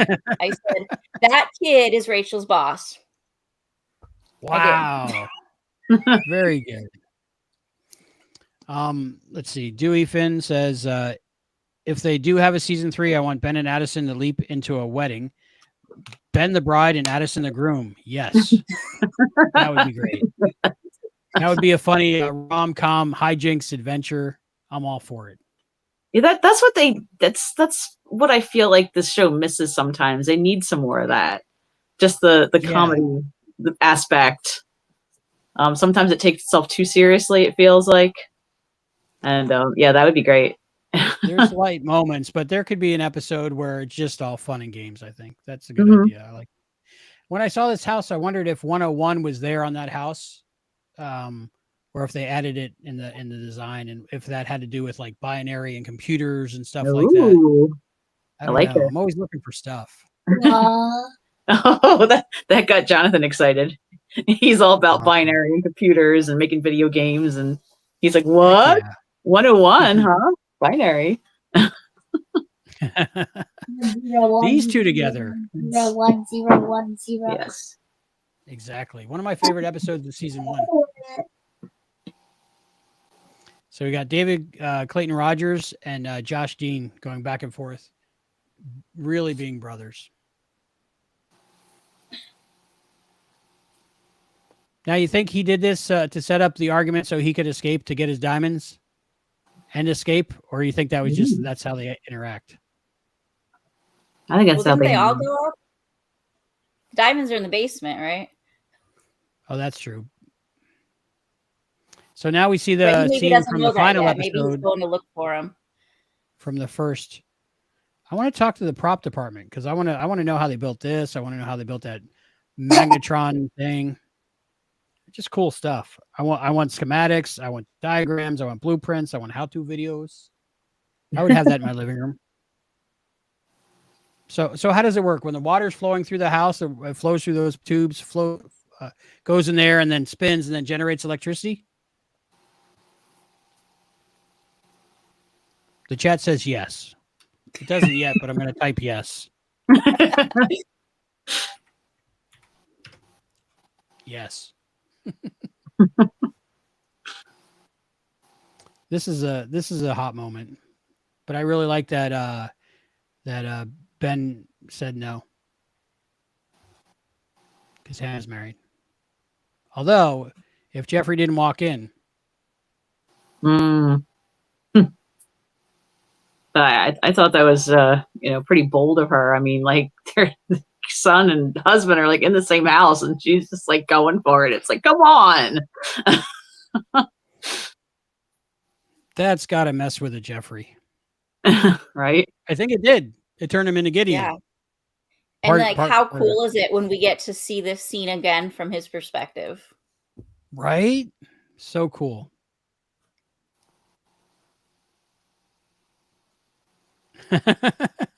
Here comes one of my favorite funny scenes in this episode. When he's just lying to him straight to their face while he's pouring out the diamonds. Perfect comedy timing by everyone.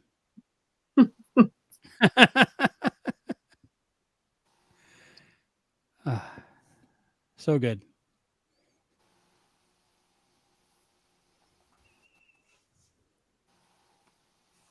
Let's see. Dewey says, I know it's really understated, but I love Hannah's vest.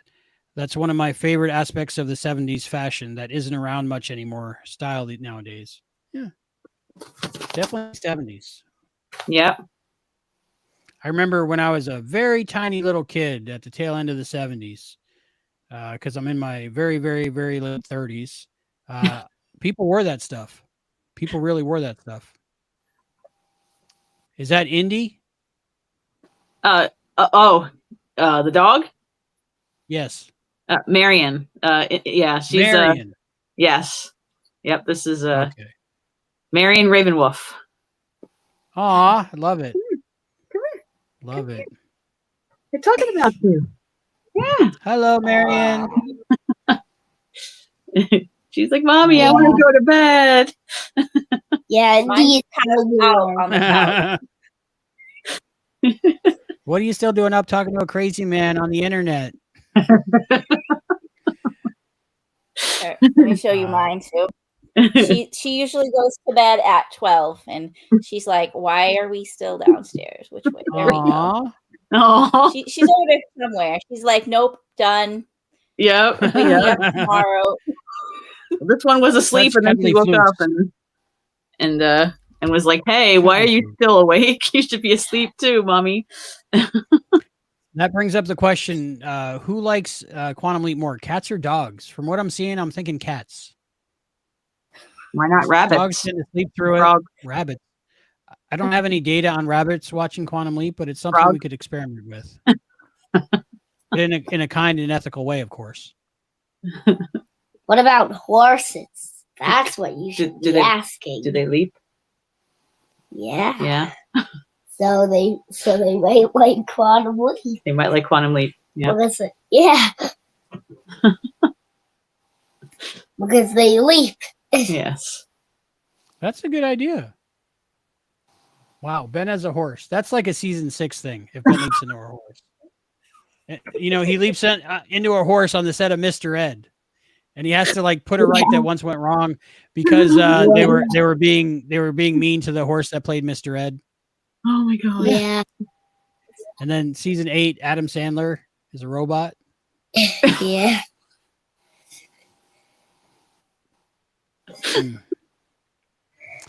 This episode I loved. I was not disappointed, but I was like,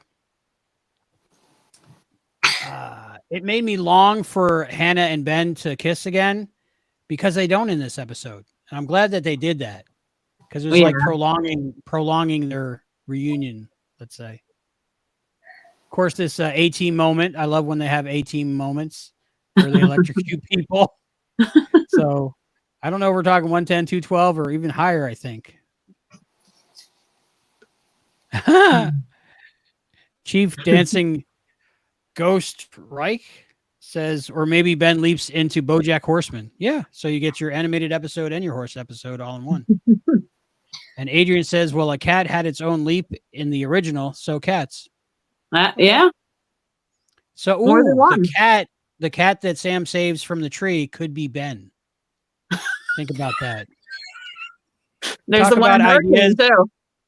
Yep, ideas co-evolving. That fanfic is probably out there.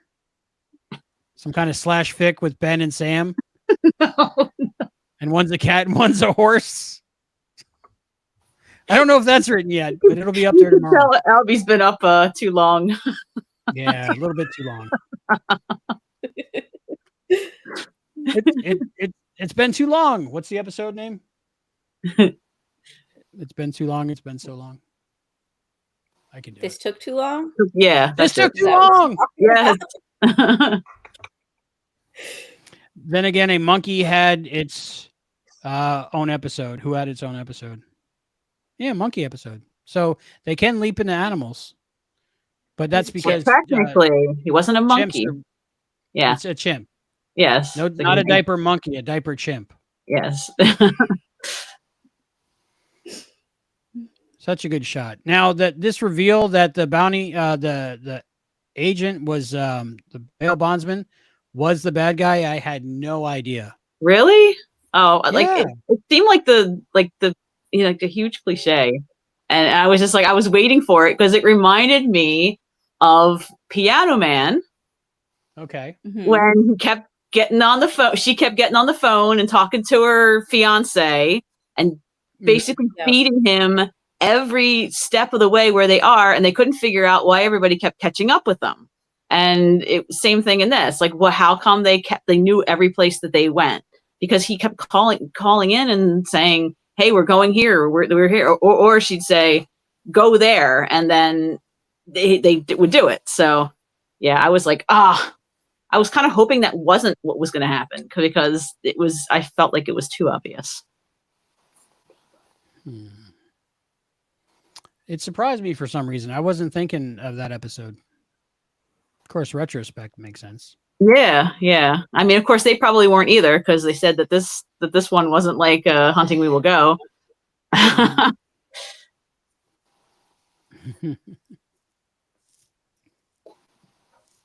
This is a good one for Ben and Hannah. Like they're fast friends. They're they're romantically entangled, but Hannah's married right now. But they can set that aside because, well, I guess they had to because Jeffrey walked in the room. But the fact we see them working together and excited about science and how they're going to solve the problem at hand, I really enjoyed that part of the episode. Yeah, but then she's like, says to her husband, like, you can just go somewhere. It's like, we're busy. Here's $20. Go see a movie.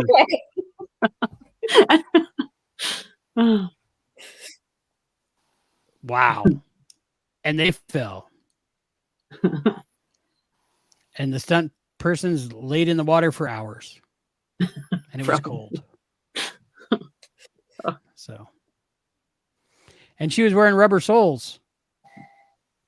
But they got 2 out of the way, right? Yeah. This is probably one of the coolest fight scenes in the whole season. In the dark, in the water. It's pretty brutal. Oh. Very well done. I'm not one for big fight scenes, but in this episode, it really works.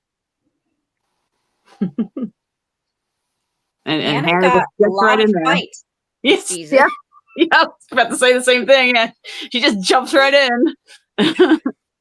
Fighting Nazis and evil bosses. And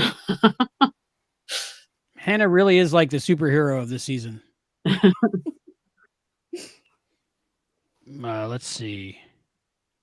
We got some more comments. Let's go and see. The yellow circle is showing up.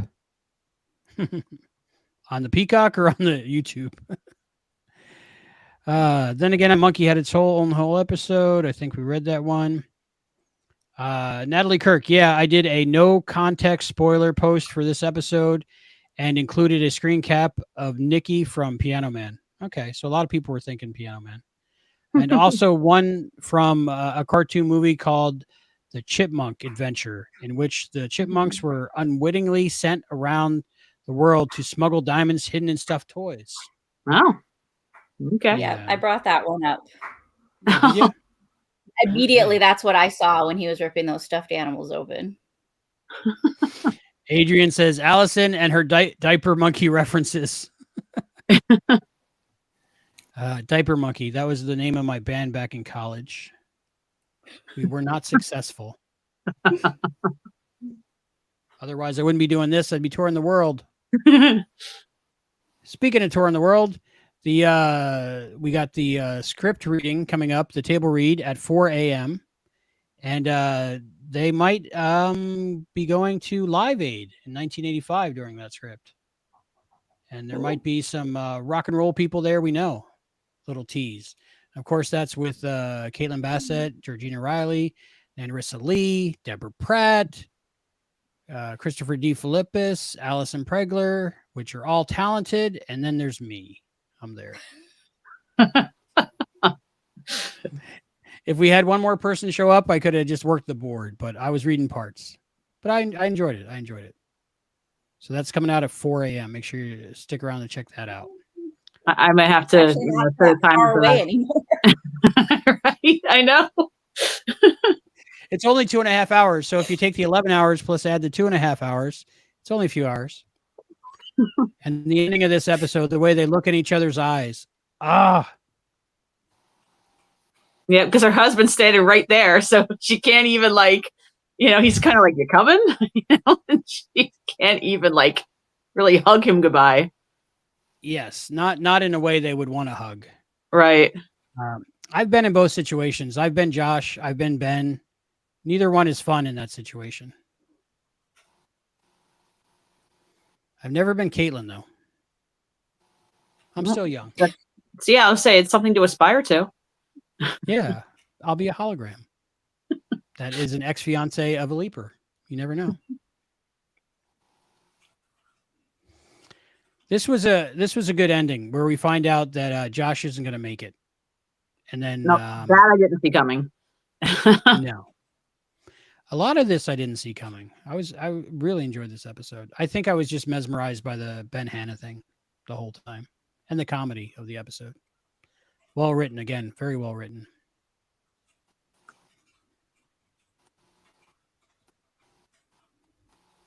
And there is maybe enough time to scream it out. Like, go get your heart checked. But that would not be good drama. Yeah. And now we're back in LA in 2027. What did you think about this proposal scene? I mean, given where we end up in the next episode, I feel like this is a waste of airtime. Yeah, like a red herring. I think you needed it to move the story forward and their story forward. Like even in universe in their real life, I think they both needed it. So they really knew what they really wanted. I think Tom was all in on Addison, but I don't think Addison was all in on Tom. But I don't think she knew that. I think she was trying to deny herself her feelings towards Ben. And I like that this is what pushed her to make a decision. Is this the same room they're in the next episode when they undo It looks like it. Isn't this Magic's office? I'm not sure. I think so. I'm sure there's supposed to be multiple offices. I'm not sure. But to me, I just call this Magic's office. Just look for a plant to see what universe we're in. I mean, I guess storytelling wise, though, I mean, it's a great cliffhanger because you're like, whoa, what? And then have everybody be talking about it for a week saying like, can you believe that actually happened? And, so in that sense. In one of the early cuts, they say in this scene that they should get married tomorrow. Oh. But that was taken out of the final edit. So. And they kept it for the next scene. Yeah. But I think that's good because I think where they exited in that episode, anything could happen and you got a week to think about what could happen. So I think that was the right decision ultimately. Okay. And that was Off the Cuff, season 2, episode 9. And the reason again, why we're here, check out the link below this episode. And it's Matt Dale GoFundMe. All proceeds go to Sharon and Zach, and it's a really good fund. And if you've given before, please give again if you can. If you can't give anything, that's understandable. Times are tough nowadays. Share the link, share the story, let people know about the cause and the fund. And there might be other people that find out about this that haven't donated yet or have more ability. So sharing is very important. So there you go. Matt Dale's. Oh, Stacy, real quick, can you tell the story about how you got Scott to sign it and what happened?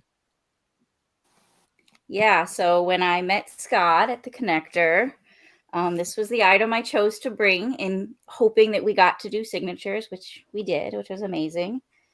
And as it was my turn,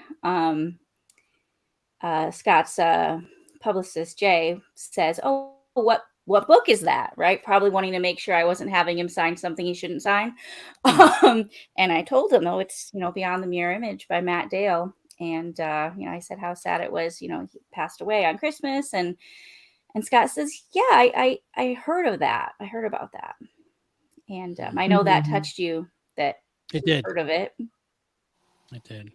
And, it's funny. You can, if you watch that clip, which I know you've watched it because you edited it like a few times, you see me look off to the side away from Scott.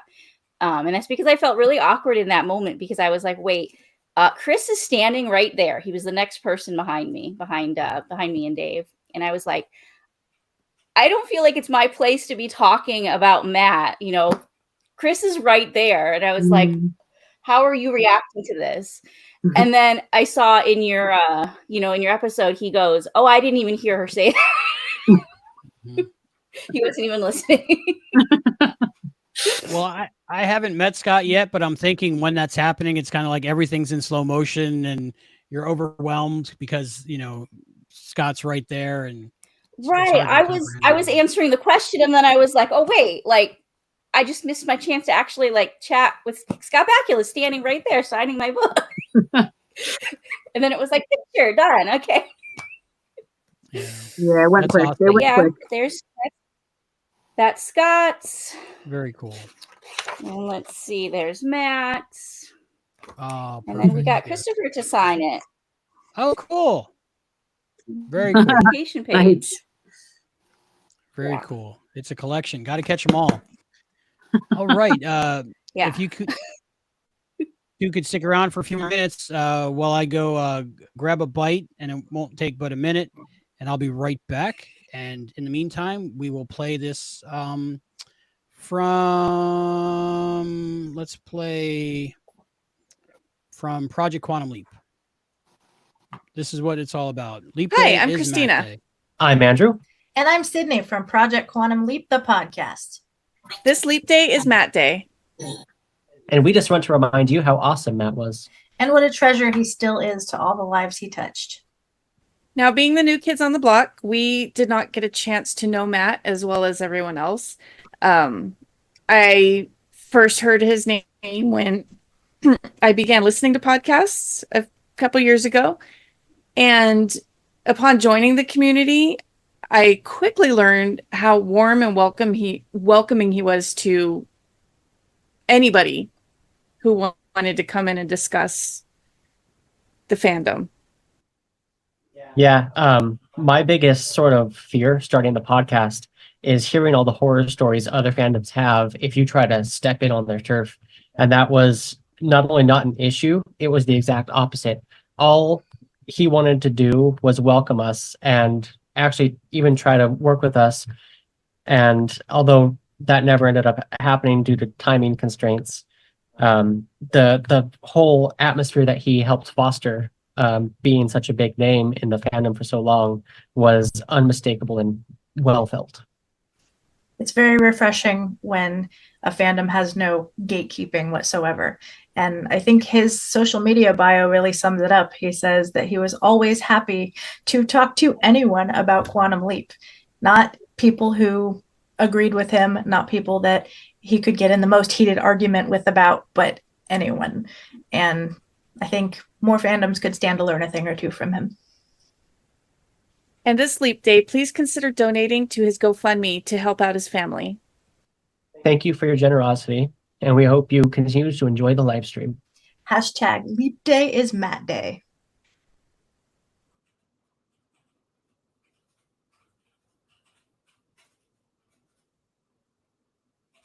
And that's all so true. I feel like it was the same way for me and Dave. Being, kind of new kids on the block as far as Quantum Leap podcasting world. And Matt was so supportive and encouraging, and yeah, everything they just said in that was absolutely how I feel. Yes, Matt was the best.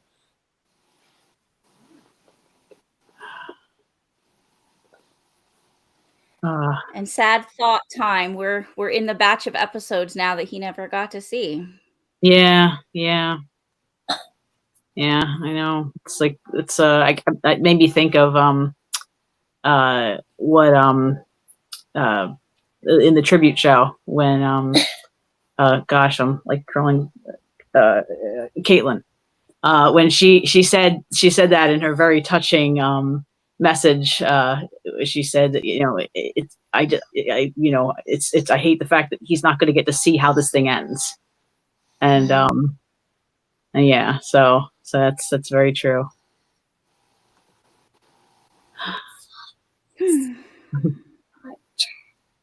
Oh my goodness, I'm sorry, but I'm gonna have to. I think my husband's waiting in the wings.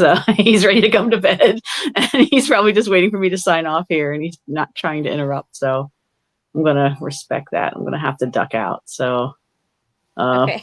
hold down the fort till Abby comes back, and I gotta get these kiddos to bed.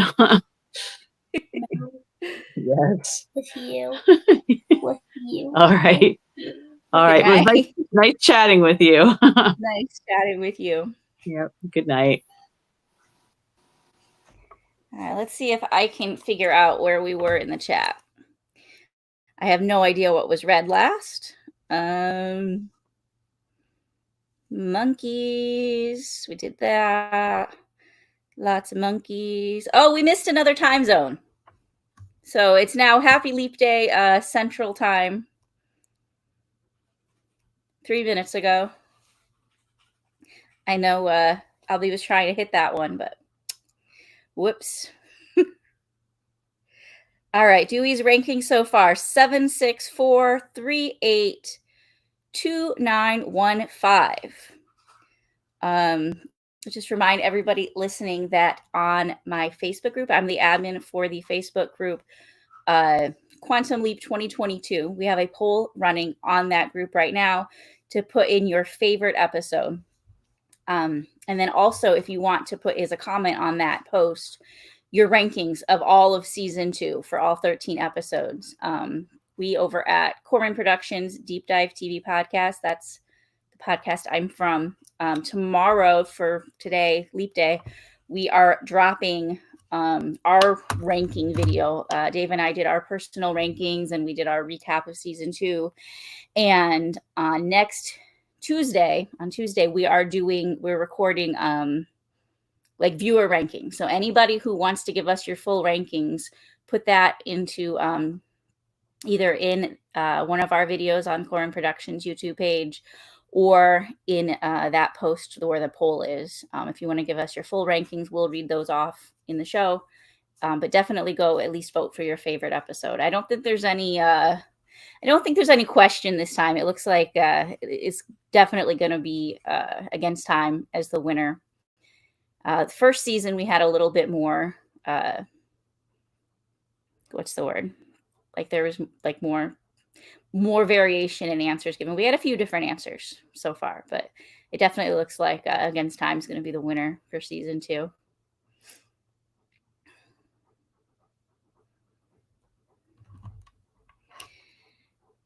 Alejandro says, hope Deborah and the writers create a character to commemorate Matt. Yeah, it was that dedication card. That was like, we knew it was coming and we knew where it was coming, but it was still so touching to see that on the outsider, especially, you know, that they put it there in the episode that, you know, Deborah directed, because we know that Deborah and Matt were very close. Deborah, of course, being another amazing human being. Deborah has really helped our podcast as well. And like, she's in my text messages now. I can just text her. That's like the most amazing thing ever. And she's responsive. She cares about like what's going on with all of us. It's how freaking cool, right? Our fandom's amazing. Very cool. It looks like I had some Albie's dates. trying to get back in. I hear you, but I don't see you. Okay, hopefully I'm coming in clear soon. Am I coming in clear? I see you now. That looks gross. It's the only kind of dates I can get anymore. So I'll take what I can get. I'm sure that's Yeah, not my internet true. kicked me off for a minute. I'm glad you stuck around to keep the stream going. I appreciate that. I got So you. what's winning? What's winning? Against I time? was just talking about yeah, the I was poll I have listening on the going. YouTube. I could see you. I just Yeah. couldn't get back in. It was weird. Yeah, Against Time is definitely in the lead. It's gonna take it, but Such that's a good to be episode. expected. Drew It's nailed an it. amazing episode. Drew nailed it. Everyone stuck the landing. It's got to be really nice for them to, they know they're doing hard work and nice work, but it must be nice to just get that recognition from the fan Yeah. community of just how good things are. All right. We're about ready to start season 2, episode 10, The Family Treasure. All right. One of the best episodes of the season. They're all one of the best for real. They are. I'm not lying. I'm not blowing smoke. It's true. Yeah. Of course, this was written by Shakina, directed by Jude. And Stacy, do we have a episode synopsis for this one? I could find one if you give me a sec. Okay, you got all the sex. No, that's not right. That's not the right plural of second. You have all the seconds you would like to find it. That's fine. Once again, I'll remind everyone, this is for Matt Dale's GoFundMe. Hopefully we bump up that number a little bit, and anything you can do to follow that link and send a few pounds Sharon and Zach's way, that'll be a big help, and we appreciate that.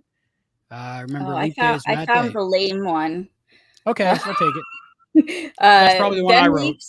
Ben leaps into one of 3 sisters looking for the treasure their father died trying to find. All right.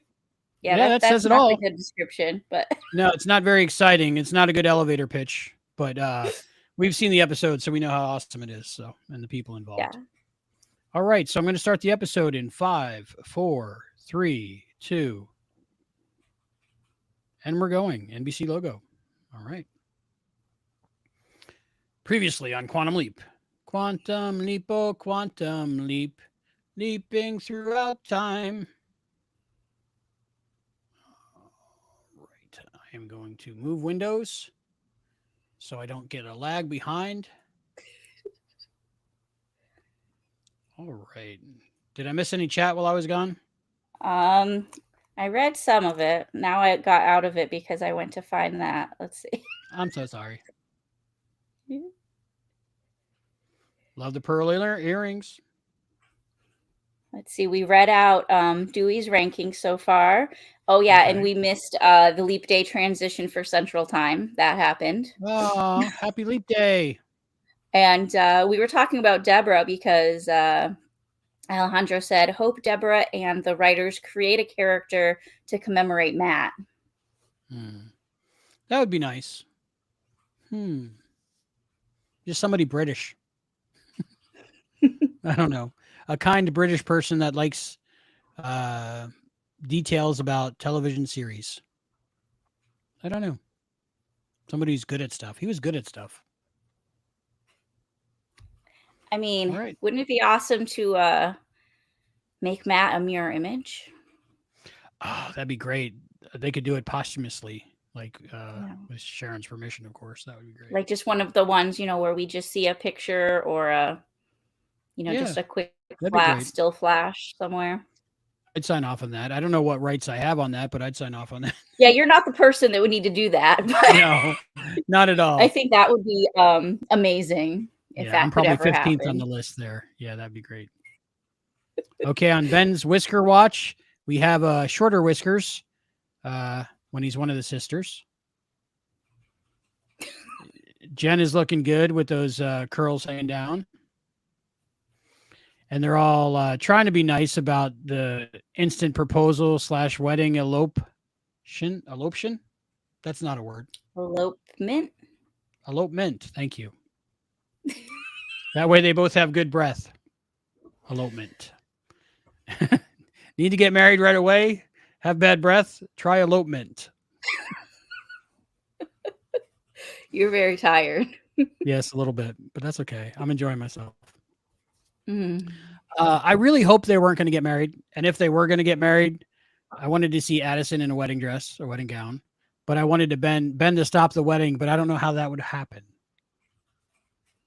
Well, if Ben leaped in a position where he could stop the wedding, it would be meant to be that he stopped the wedding. Do you think Ben could leap into 3 years in the future, their current timeline, and just come by the project and, hang out? I mean, with we them? know it's Or somebody physically else? possible to leap into the future. He's done it before. Yeah. Mm-hmm. And we don't know why or how he's doing what he's doing now. Mm-hmm.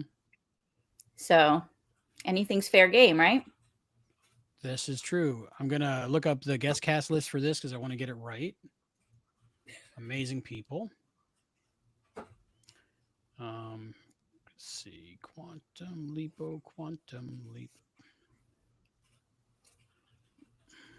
Okay. Season 2. Okay, we're getting there. We're almost there. Season 2, episode 10, Family Treasure. Such a good cast. Of course, we have our regulars, and our guest cast includes, of course, Alice as Rachel, James Frayne as Gideon. Is he in this one? Family Treasure, I guess so. Oh yeah, right at the very end, right? Oh yeah. Spoilers. Sorry. It's where we meet him. Yeah. Wilder Yari as Dean. They were very good in this episode. Very cool to talk to. Their interview is on our YouTube. Go check it out. Holly Bahar, same thing. She played a great part in this episode, so go check out her interview. Just good people. Yeah. So I didn't listen to your show on this episode. So what are some of your thoughts on the Family Treasure? Do I remember my initial thoughts? I don't know. I had fun. It's a fun adventure, and I thought all of the casting was really good. Great characters, some really powerful stuff, of course, which I think fit really nicely into the episode. And some of the things felt a little weird, and it was all fixed by watching your show, and I think the interviews that Sam did as well. Learning that there was originally supposed to be 4 siblings, and it was all kind of literally rewritten in the last moment. And if you go at it from a perspective of there's supposed to be 4 people involved in this, it fixed everything for me. There's 4 pieces of the map, and you're supposed to turn the key 4 times. 4 times with the 4 pedals. Yeah. And Ben says, "Oh, that's 1 for each of us." And I was like, "There's only 3 of you." And it's because they already did 1, but it all makes so much sense when you realize that it was just a last second rewrite to take a whole character out.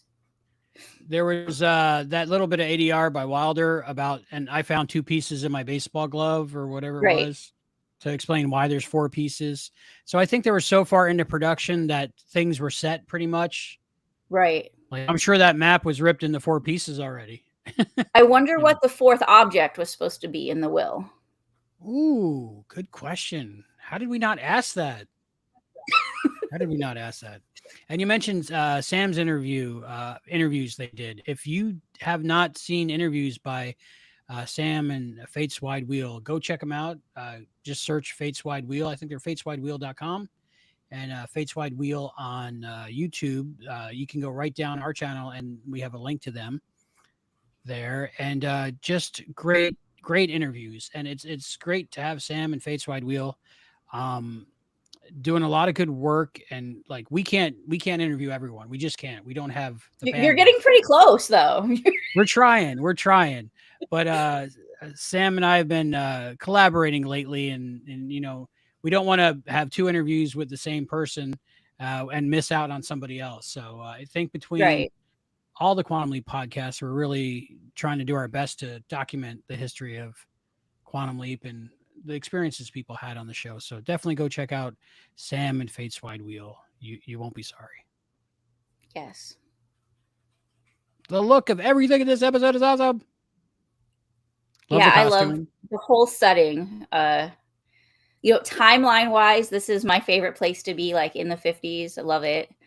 And then like how cool that we get to come to like this old Mexico abandoned town. Some people were getting like cold vibes from Holly Bahar's character, Sarah, I believe, was it? Sarah. I didn't feel that the whole time. Maybe it was because I was just like enamored by her. She has that classic beauty look, and I was just googly eyes the whole time. More Jen and Ian. Love them together. I don't know. I felt really assimilated with Sarah. She reminded me of myself a lot. Like that I don't want to get dirty and I don't want to do that, and better not be snakes involved. Like that's me. I'm the oldest of 3. Yeah, as a rule, I don't want to be around snakes, and I do like to look pretty. So I can identify with that. And my middle sibling is non-binary. Ah, cool. So Very cool. I felt Sarah. What did they get a chance to watch this episode? No. Oh, hopefully soon. I don't think a fan, but Okay. I make up for the ones that aren't fans because I'm a double triple fan. I'm a tryptophan. That's why I'm a little tired right now.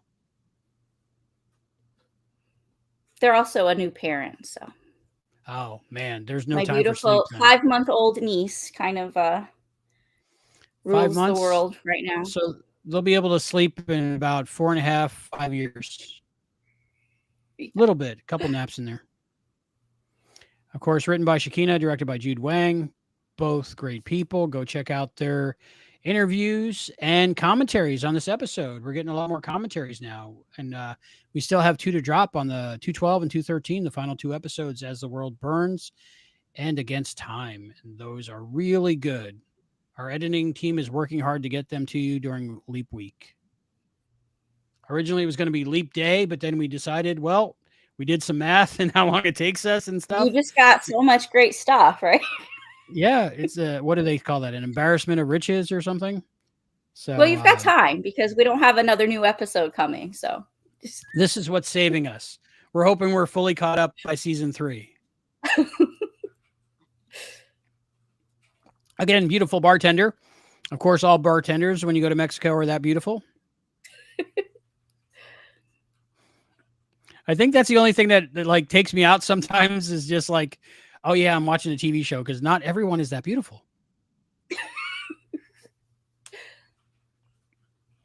I liked a little bit of Spanish and the translation and the running gag of what was it? Some kind of school? Finishing school. Yeah. Yes. Learned it in That was finishing funny. school. That was funny. That'll be my excuse when I don't have an excuse for something.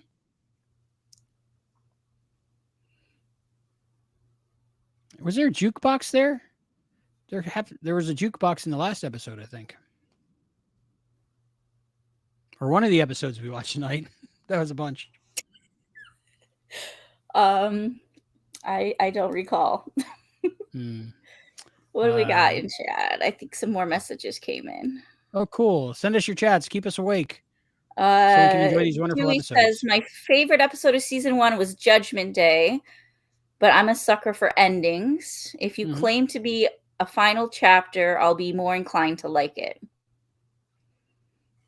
Awesome. So stay tuned for the rest of this live feed. We're calling it the final chapter. Dewey also said, imagine if Ben leapt into yesterday from the project's point of view. Wow. It'd be like time feedback. I like that. That hasn't been done, has it? A day delayed? I don't know. Probably somewhere. I don't know. I don't know Maybe much on Red anymore Dwarf? at 1:30 in the Dwarf. morning. It is pretty late. You can go. I'm if you usually need to. awake at this time, Mhm. which you probably know that because I've messaged you this late on Absolutely. Tuesday nights as I'm listening to your podcast. Well, this is the same thing. but Just fall it's asleep listening to the different podcast. You being- just happen to be on it with me.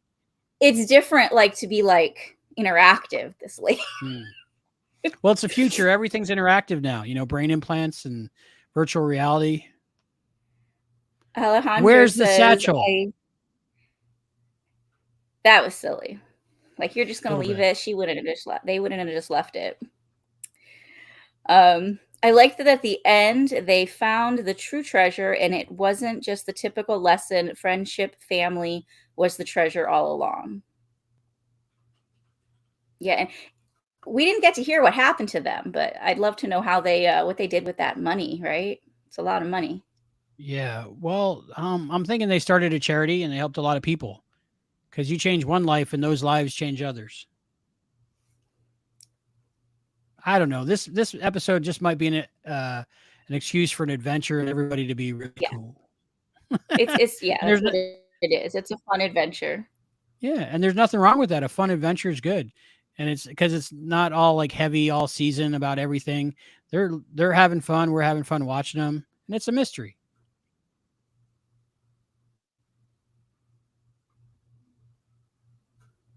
Very good shots in this episode. Like the camera seems to always be moving, but just slightly. I like it. It just gives it a more active feeling to it. Like it's warming you up for adventure.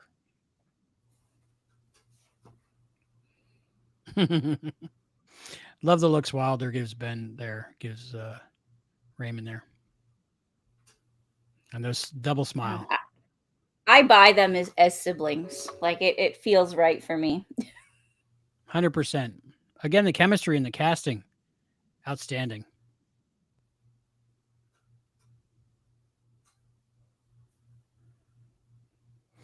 You know, it'd be cool, a super edit of just Jen and Ian talking. I think I could watch that.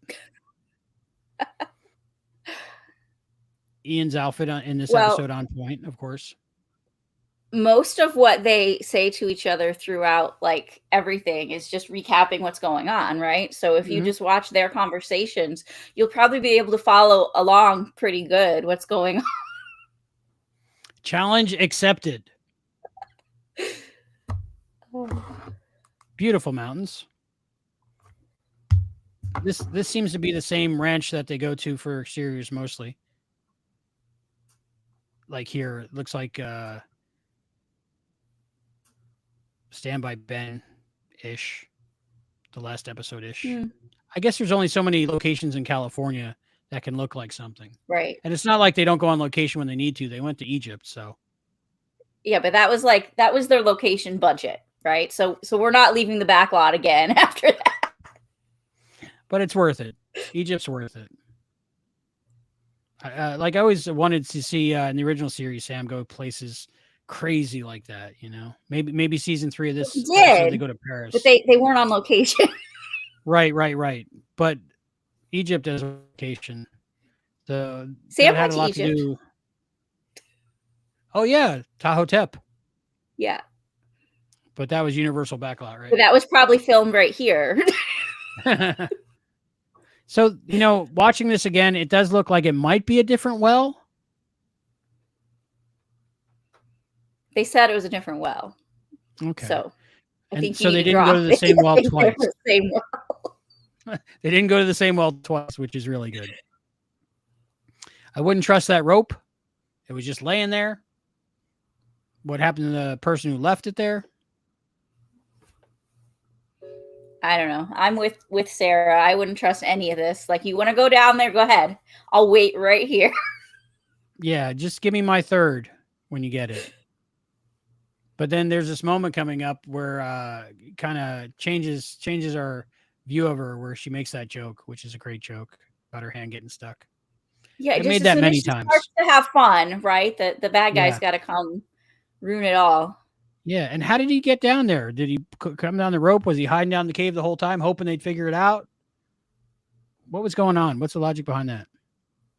Well, I mean, you got to think they're following them, right? Because otherwise, why wouldn't they have already gone and done this themselves? They needed them to decode the map, decode the clues, because they weren't smart enough. So they had to have come down after. Otherwise, they'd have already found that there's no treasure to find, right? Yeah. So that has to be it. And poor bartender. He doesn't know what's coming. But we know what's coming. So from what I understand, this is some practical locations and some sets of caves and stuff, and they marry really well. Yeah, it's very seamless. I can't tell where those cuts are. I'm glad there wasn't a snake coming out of the mouth of the skeleton. That traumatized me as a kid from Indiana Jones, was it? I think for good 20 years. No snakes for me. That's my one thing. I can't even look at. I'm right there with you. I'm right there with you. I'm deathly afraid of any snake. If it's got legs and it's a lizard, I'm okay. No legs, freaks me out. Exactly. I don't know why. Even if they're behind glass at a zoo and I know I'm safe, nope. It's an instinct. So, yeah, this is just beautifully shot. Like, why did their dad think this was a good idea to actually send them down here?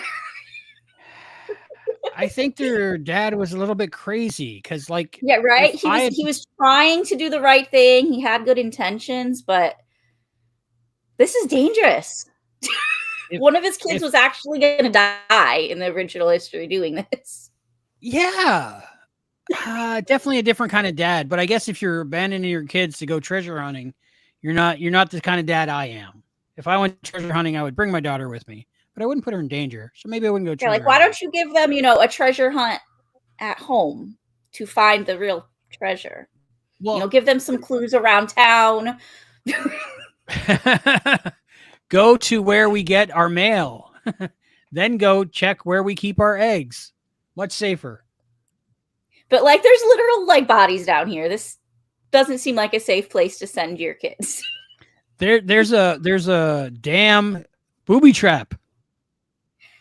And he had the key, retrieved the treasure, and then brought the key back down here to hide it for them. I don't know. If I was him, if I got that treasure, I would liquidate it. I would get the money for it. I would go to my fence or Jen's fence. And then I would just treat my kids to a trip around the world. Right? Go on some treasure hunting together. But hunting then, for your family treasure. But then Ben leaps into a cruise ship and he's just serving them nice dinners. So less drama, less adventure. That's someplace Ben hasn't been. You had a cruise ship, right? Well, we're due for a Titanic story, I think, in time travel. I'll take it. Well, Titanic was a time travel movie. The James Cameron version? What was it? Time Tunnel did a Titanic? Time Tunnel? I think I can't think of a newer one. Doctor Who? No, that was a future Titanic. Who went back to the Titanic? I know I've seen it in time travel. But yeah, there's a theory that James Cameron wrote Titanic, the film, as a time travel thing. If you go on Film Theory on YouTube, there's a film theory all about it. It's very interesting. Jack knows a lot of things that he shouldn't have known. Oh, poor bartender. Alejandro says, I have to rewatch the entire season because I forgot some details. That's what we're doing. Yeah. Happy Leap Day. We're binging season 2 of Quantum Leap, and make sure you do that at home as well. We want more views for Quantum Leap because we want a season 3, 4, 5, 6, and 7. We're not asking too much, are we? Chief Dancing Ostrich says all bartenders are good looking. I'm firm on that. And I'm going to bed, so sweet dreams. Sweet dreams. Thank you for joining us. Probably missed them because I don't know how long ago that came in, but hopefully you can join us again on the replay. We'll be waiting for you. Dewey How that says, I guess we learned that all wells kind of look the same. So at the end of this, we're going to have to give our rating out of 5 for the season. And I think I'm going to put dibs on wells right now. But that's a spoiler, isn't it? I mean, I think you're going to be the only one here. So I think so. It's getting close. A lot of people are asleep right now. I originally wanted to start this at 11. It's good I didn't. Yeah, I had seen that when you first It's good I sent didn't. the link. Everybody And, was like, heck no, that's too late. That's Yeah. too late because they got to work. I was like, well, if I had it earlier, you'd be at work. What do I do? So I think we found a good time. I don't know. Maybe if you'd come up with this a little earlier and gave people a little more advanced time to figure it out. That's one of my things. I'm like, ooh, I have a great idea for tomorrow. Right. Was it like 3:00 today? You said, can someone write trivia? Yeah. And I went, Do you have any trivia? I was just expecting not somebody off to the Google top it. of my head. I was just And my thought was, well, if 2 days ago, when you suggested all this, you had that idea, I'd have been on it. But see, that's my I thing. was I'm the actually idea trying man. to I was actually trying to be productive and do some work this afternoon, knowing I was going to be at least watching this all evening. I ended up being in this most of the evening. And I appreciate that. See, the cool part is we can all call off tomorrow and nobody will know why. Well, I don't have anything tomorrow till 1:00. I got a eye doctor appointment. So Awesome. Just call them up and say, I can't see going to the eye doctor today.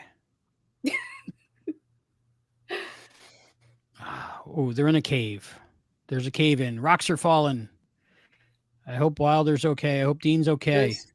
those bad foam rocks in them. Yeah. It looked real though. I didn't see any bouncing around or anything silly. Good job on the edit.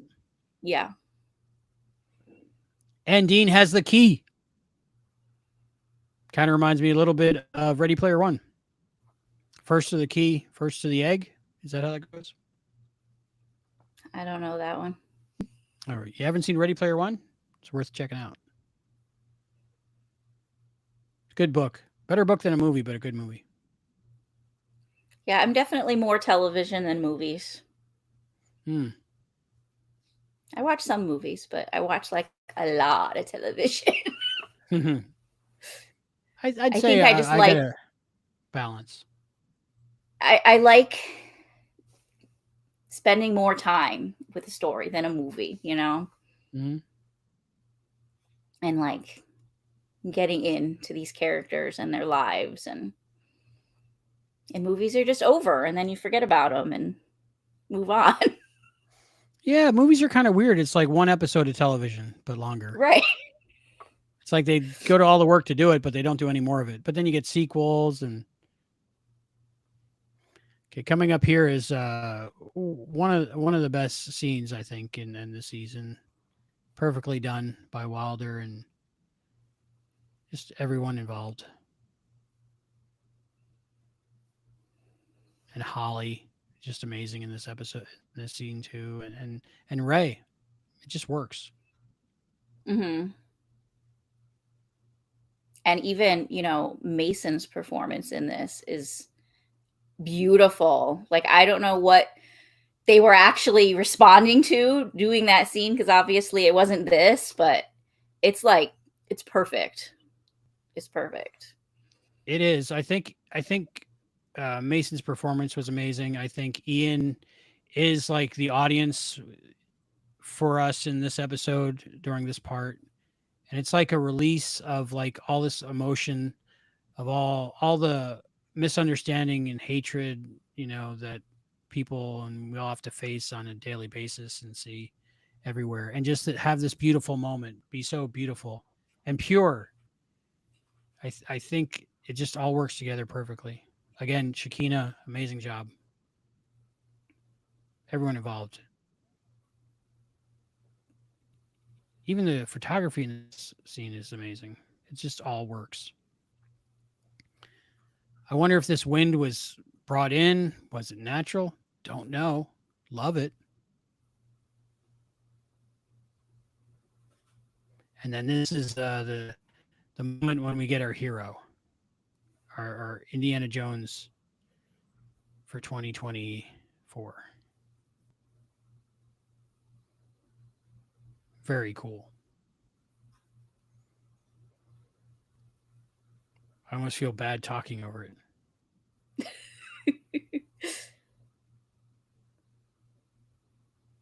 I really love this. I really did. And I learned stuff because I don't know things, but I learned stuff. And again, when Mason cried, I cried. I cried.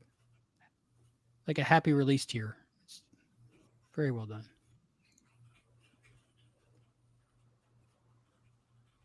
Yeah, the first thing I did as soon as I finished watching this, you know, the day the screener came out, I watched it, I think, like right away. And I messaged Shakina and I said, I just want to tell you, I just finished screening your episode. And it was beautiful. You did such an amazing job with this story. And I just want to tell you, like, before it airs and send you some positivity, because you know what this is going to bring on the internet. And before that happens, like, you just need to know, like, this was amazing. And there's people that are going to really appreciate this. I think perfect and beautiful is the only way I can really describe this part of the episode. And it's placed so perfectly right in the middle of a adventure romp, you know? And right. The way they can just shift tones like that and you're totally sucked in by both while you're watching it, just done so well. And this moment of acceptance and love, try not to tear up now just watching it with the sound off.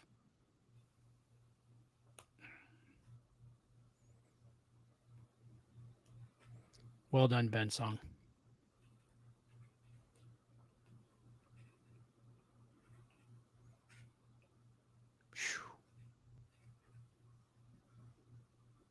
And knowing the behind the scenes stuff and the time crunch and the loss of one of the cast members, and for it to just all work out so perfect. It's like fate. Yeah. Or time. Like, everybody did such a great job making it happen, right? Mm-hmm. And it's for important reasons, you know. I think it sounds silly or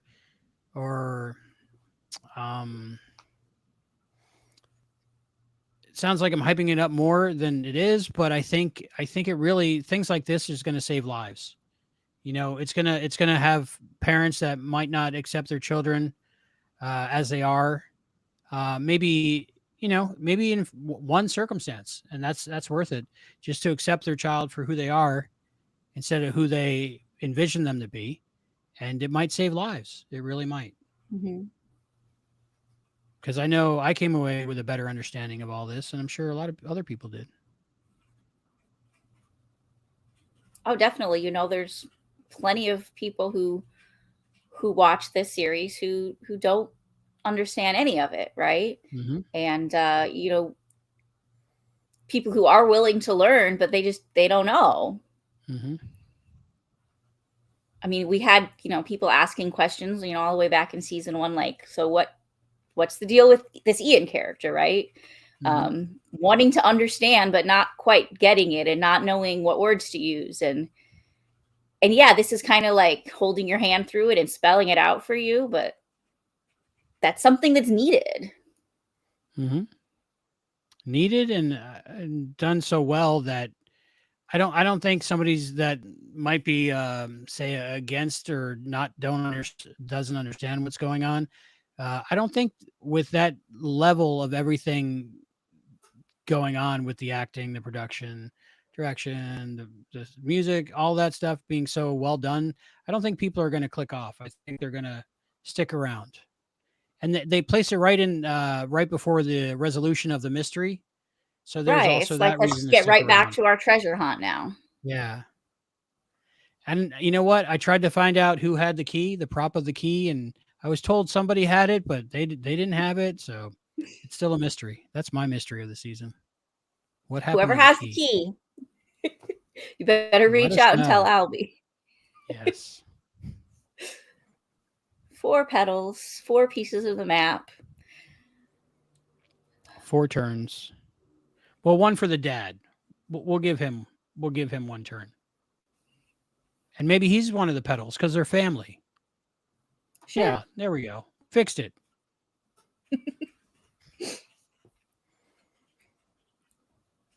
Wow, those are cool gears. And it rings a bell and it lets the damn water come out.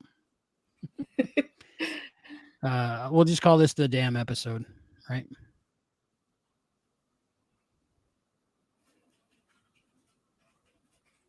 And this is actually one of the first things they shot was the water thing. I'm guessing because if they got washed away, they could have time to recast.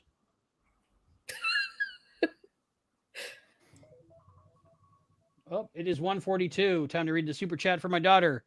She wanted me to read it. She knew she'd be asleep by now, but she says, "I love you, Dad." Aw.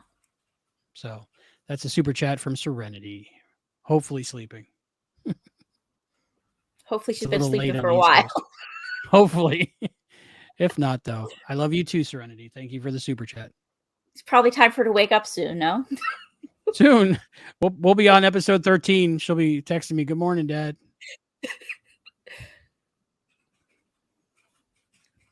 I like that overhead shot.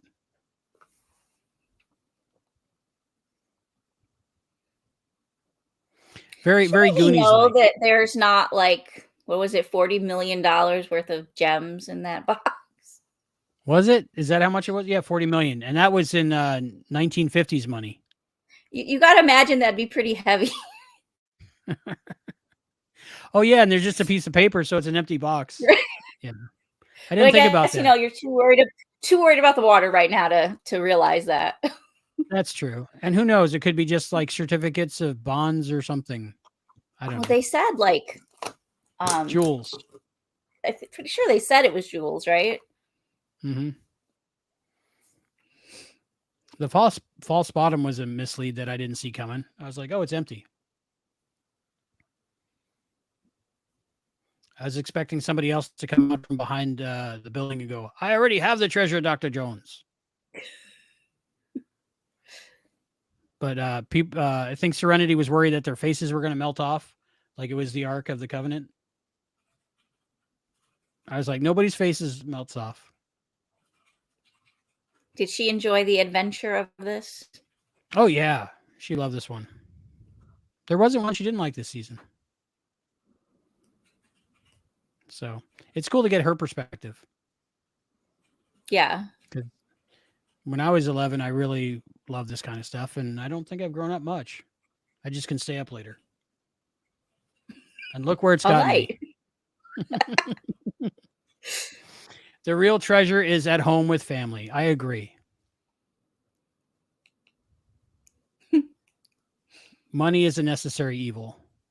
It helps the But world make sure go you round. check inside the teddy bears too, because it might be there. That's a good idea. Next time I'm at a thrift store, I'm going to be shaking teddy bears before they kick me out. I saw it on an episode of Quantum Leap. Let me check Should be the rest okay as of long them. as you don't literally rip their heads off. No, I would never. You never know if they have a soul. How do we know? We don't know. They're teddy bears. They're made of love. Yeah, you think those are bean bags inside, right? But Yeah. never but know. You don't know. You don't know. Build-A-Bears have hearts, so who knows? Such a great episode for Addison. And Caitlin plays it so well. I mentioned this on the after show for it, but she's not wearing the engagement ring the whole time, so we knew something was up. Mm.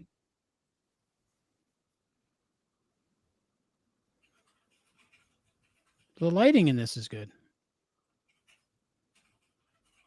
This is what I'm missing from the Blu-rays and stuff, and even like websites. Remember, there used to be like bonus features, behind-the-scenes features. Very little of that. I want to know things. It's cool to interview everybody, but I want to see like Well, video. that's your whole thing, right? That's your whole motto is you're the bonus here. Quantum This is Leap where you got to come podcast. for it.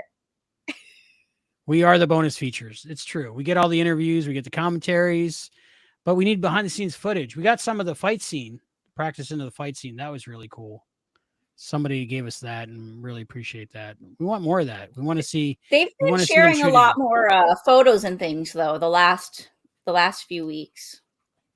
I love seeing that. Although, like it was brought up earlier, though there were some spoilers in that, so maybe they should hold off until they air. But yeah, but you know that happens. But I was thinking that myself. But then I was thinking, you know, sharing that on social media, people are going to see, you know, people being carried through fires. They're going to get more views. Yeah, that kind of stuff. So it's worth it. You got to balance the hype and the spoilers a little bit. Yeah, it was totally worth it. Like I think in the pictures that Ray posted, there was an actual little video clip of the gummy bear hand link, and I was like, "Oh, cool!" And then I was like, "Oh, I would have rather have seen that." I wasn't going to call anybody out by name, but I was a little bit spoiled. But it's my fault for following people. You know, when I watched Dance with But the it was Stars, all the way on like picture 9 out of 10. So the casual scroller wasn't going to see it. That's true. It wasn't like the lead photo. Here's the breakup scene. And it was done perfect. And I cried happy tears. Because once I knew Addison was free again, I knew Ben and Addison could reunite, hopefully. I felt bad for Tom, but there was still Hannah. We still didn't know what was happening with her. It confused me. Now, is this sweater a Big Lebowski sweater? I don't know if you've seen that, but it looks like a Big Lebowski. I saw people saying that. But okay. It wasn't just me. It wasn't just me. I saw that. I actually saw a side-by-side that somebody posted somewhere. I just remember looking for a Big Lebowski sweater, and that came up, one that looked like that, so wasn't sure.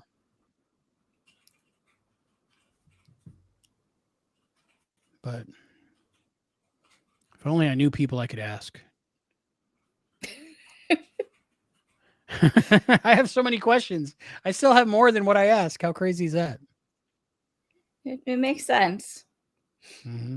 You just got to start like writing them all down and then, you know, remember them when you have an opportunity to ask them again. That's a good point. I like when Dean. I don't know if it was on. I don't know if it was on your show or not.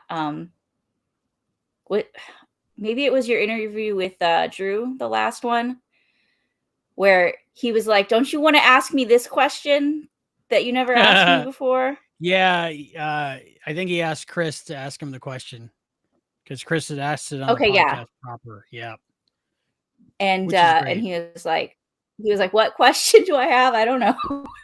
I don't remember that I said that. I wanted to ask you something." Yeah, because, you know, me and Chris and everybody, we're always talking and always saying things. So sometimes other people remember better than we do. Here's the Goonies moment where all the treasure comes out of the wall. So that's really cool. They should sell that for charity. You know, Ben leaping. Get leaping. Okay, what do we have in the chat? What do we have in the chat? Are we behind? Are we caught up? Words. Words are hard.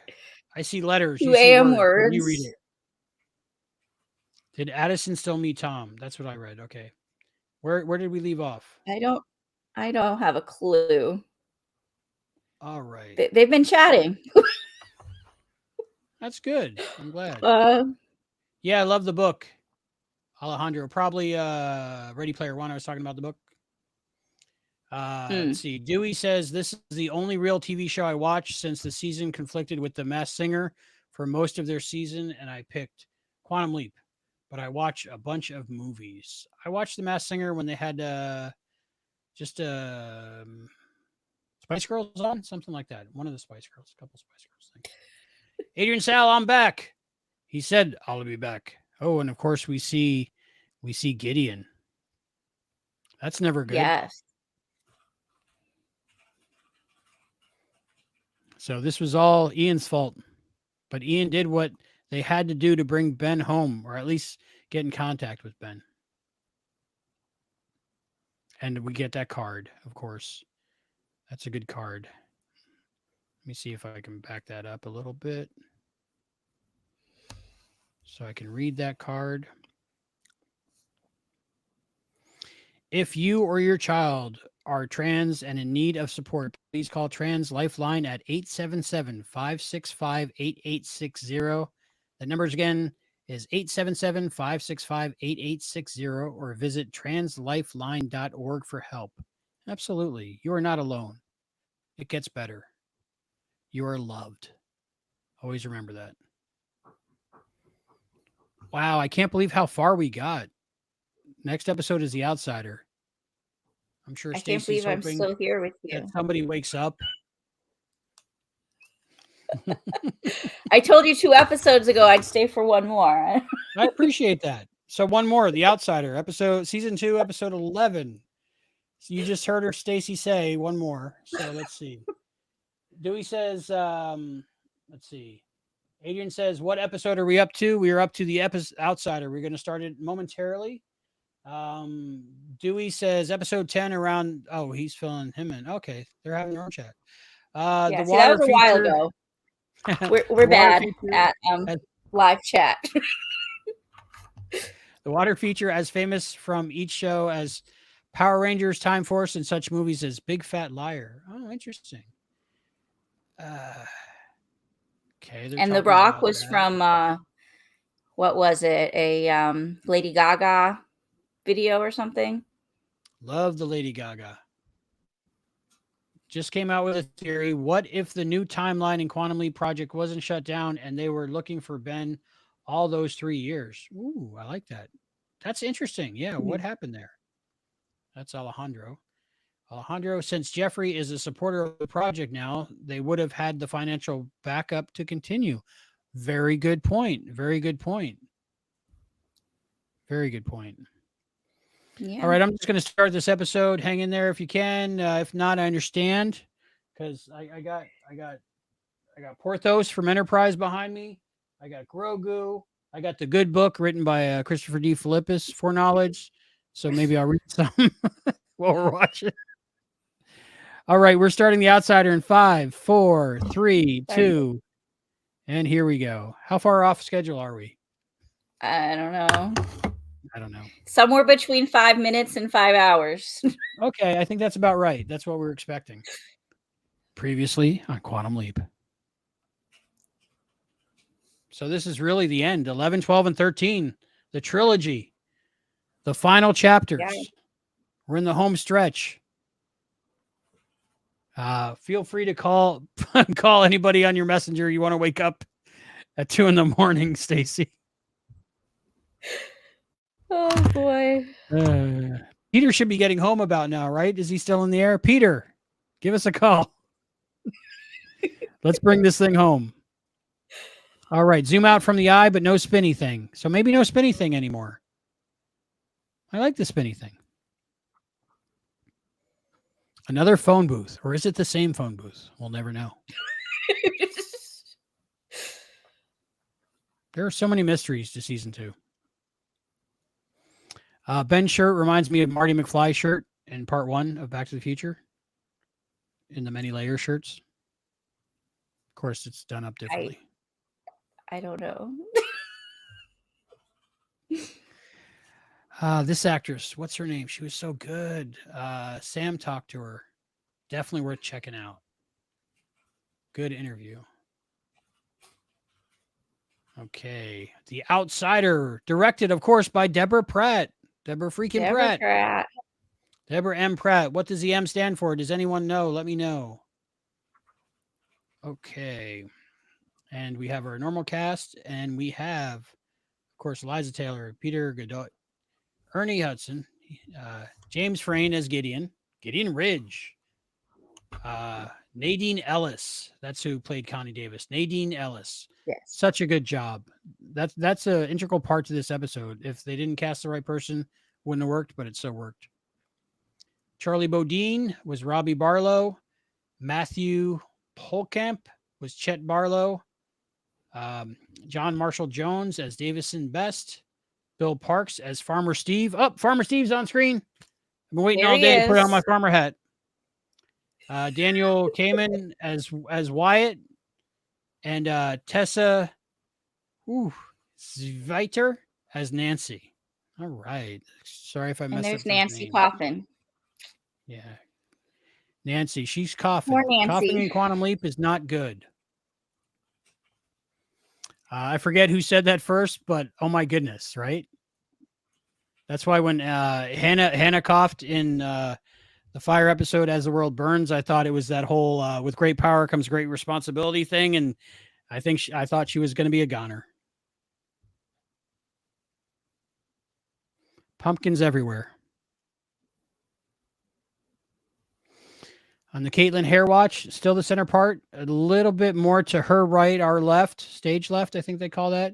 And we still have slight spiral curls. Ben looks closer to almost clean shaven. Almost like he was called in a day early to work. Don't know. She doesn't even hesitate to give him that number. Like for half a blink, she hesitated. We've completely abandoned, like, don't interfere with things at this point. Yeah, if she didn't give him the number, you would think it would be her being petty and trying to steal Ben away. And it's the whole, if you love them, let them go. And if they come back, nobody else wanted them. That whole thing.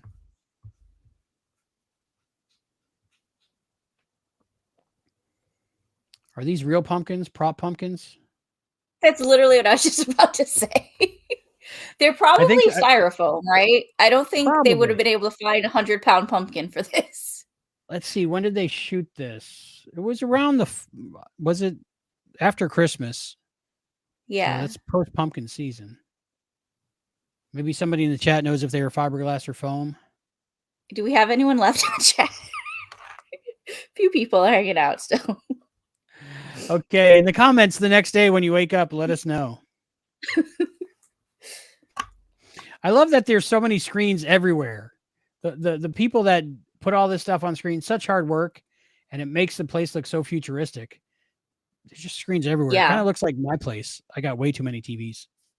And then every time you can actually like focus on what's on the screen, it actually like looks like it's something real. Like it looks like it fits there and belongs, and they're actually doing something with it. That's not easy. No lips implorum going on at all. Everything is something. I always pause and read the newspapers. I pause and read the screens. It's always interesting. You never really learn something that you shouldn't know, but it all fits in universe. So Dewey says we're 45 minutes off schedule.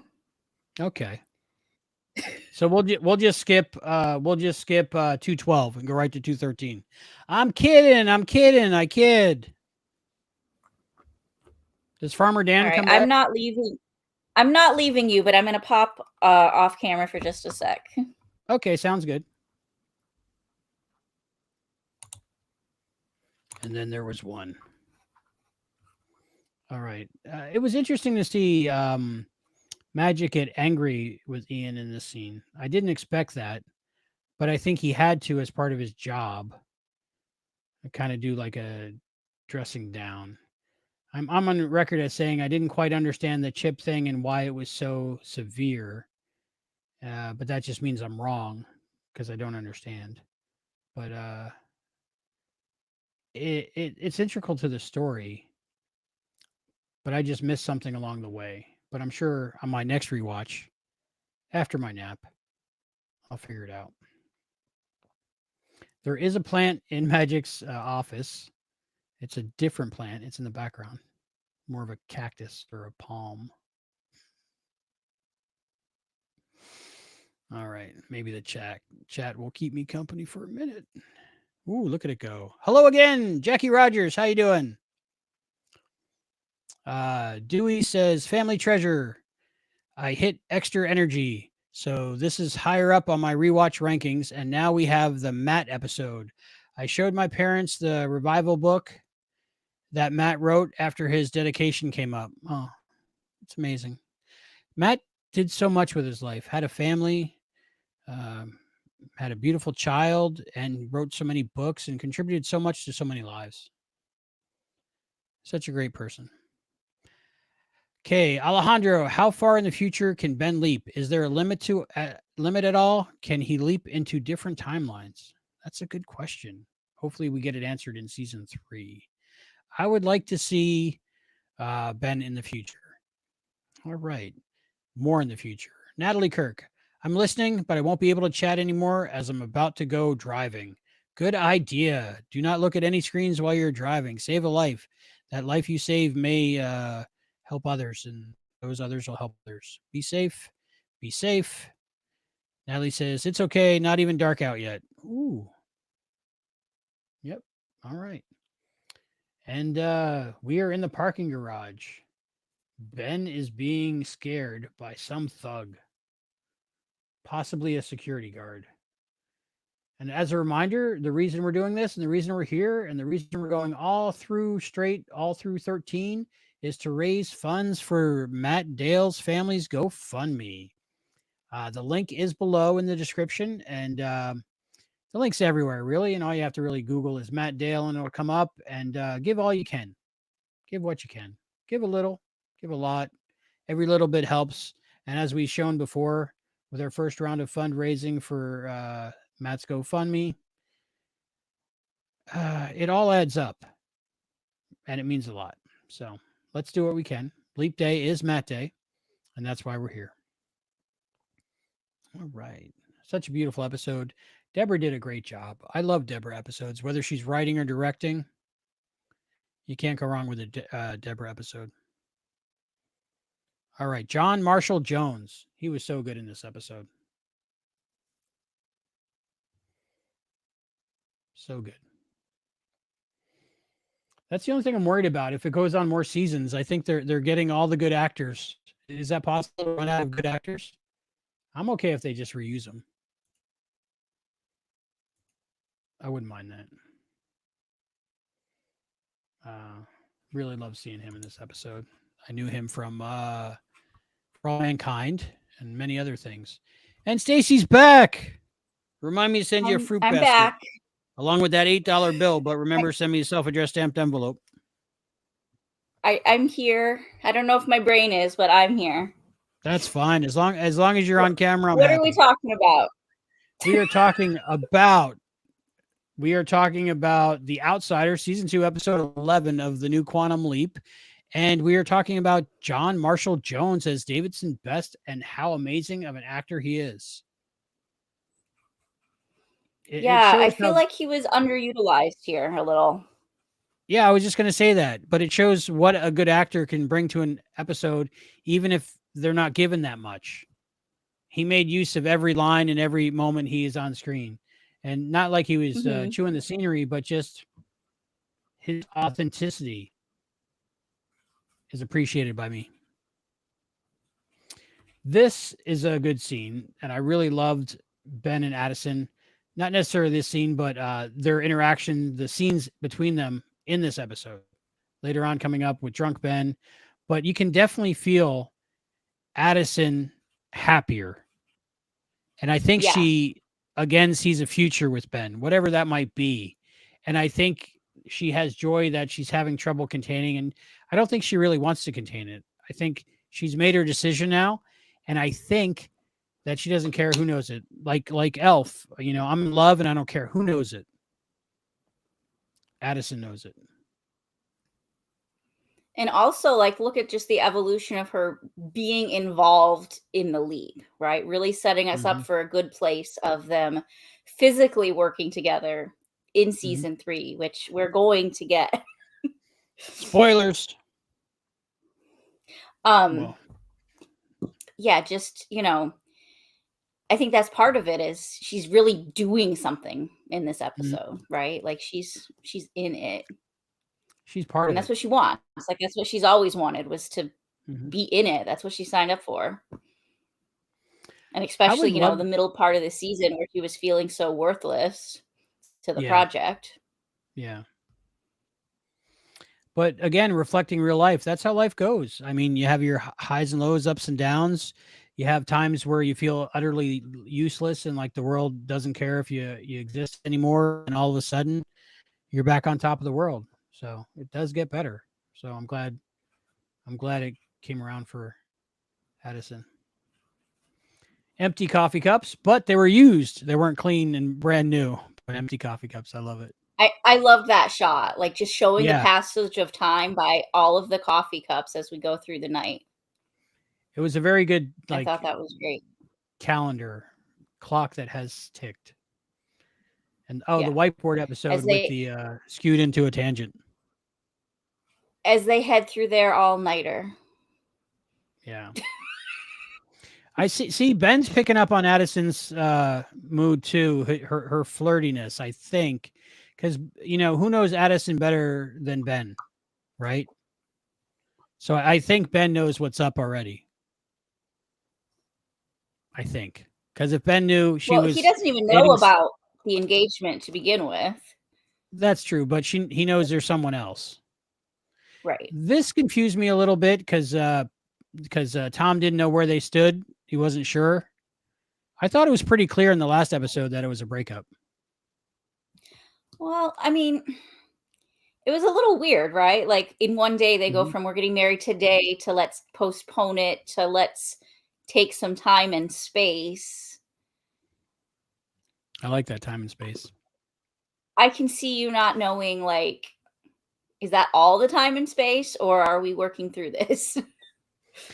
And this might have been their first breakup. And I've been in many different relationships. And sometimes somebody will break up with you and like the next day they kind of ignore that happened. Another time somebody breaks up with you and you never hear from them again. So I guess it's realistic. He's kind of testing the waters because who knows if she had a change of heart and he was keeping the door open for her just in case. Raymond selling tired here very well. Makes you wonder if that's just good acting or if he was really tired. The secret is he's always tired. He's just letting it show now. I don't know. I wish we saw more of Addison's perspective of the holographic display on the hockey puck here and there. I've never liked the hockey puck. You didn't like the hockey puck? I like the other hand link, the one that looked like an iPhone with a little bit of plexiglass glowing on it. That was pretty good. I've gotten used to the hockey puck, and now I love the hockey puck. But it took me a while. It did. Seems impractical to me. Like, why would they have ever designed it round? Well, this way you can't hold it upside down. And it doesn't need a display, so it's more of just like shooting light up. So it doesn't need a up and down, I love the VHS looking commercial. And did you see the original cut of this episode or the screener cut? Yeah. Okay. They had a different person singing the jingle, and I thought that was cute. And I was like, oh, hopefully that gets replaced. And it did. So I think it was good in the final episode. That could be a whole thing right there, just trying to find all the differences between the screener and the air quality episode. That was a big thing that Matt did for his book and the upcoming chapters on just the differences of the versions. So he'd ask many questions and we'd write down many things that only him and I would care about. So I want an Herbicore shirt. I want a shirt that says at Herbicore we Herbicare. Because if you know, you know. I got a Cricut, I don't so I think might that make many people would know. Nobody would know. I mean, in your circles, they would know. Maybe all the people I know seem to like Quantum Leap. All the people I know seem like Quantum Leap, but they're all on Quantum Leap podcasts. Right. So. We're kind of in our own quantum bubble. we're a little own bubble. We're preaching to our own choir. Again, Addison's top. Love it.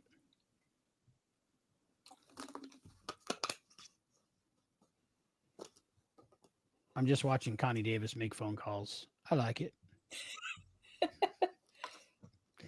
In the future, there'll be people watching TV on the internet, talking about it on the internet. And there'll be people watching the people watching TV. Right. Now, all we need is to see a video of somebody watching our video, watching TV. Well, they're here. It's these people that are in the chat. And we love them all. We love them all. Oh, Jackie's back. Yay, back Jackie again. Rogers. She says she got to cut that commercial. Really? Awesome. Hopefully you know my email address and send me that graphic so I don't have to cut it out and make my own AI file. Is it AI? Adobe Illustrator file, so I can cut it out on my Cricut. And Adrian says, yes, but Albie, do you Herbacare? I do Herbacare. I Herbacare about a lot. I Herbacare about Matt Dale's GoFundMe. That's why we're here. So go to the link below and give what you can. Sharon and Zach will appreciate it, not only because it'll help them out financially, but it'll show that you Herbacare.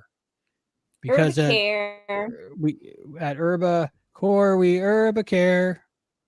You need to Herbacare more than Herbacore did, because they didn't really care. Yeah, they were into killing people. We're here to support people. I got to say this, Mike Brady wig just threw me. I know hair was like that back then. And I did criticize the hair department a few times because, 80s had a lot of bad hair. And everybody always has gorgeous hair in the show, but I think they won me back with this. It definitely fits the time. And the mustache, the third eyebrow. That always gets me. But those were popular back then. Not sure why. And Raymond's just thinking, really, that Mike Brady wig? The whole time he's looking at him.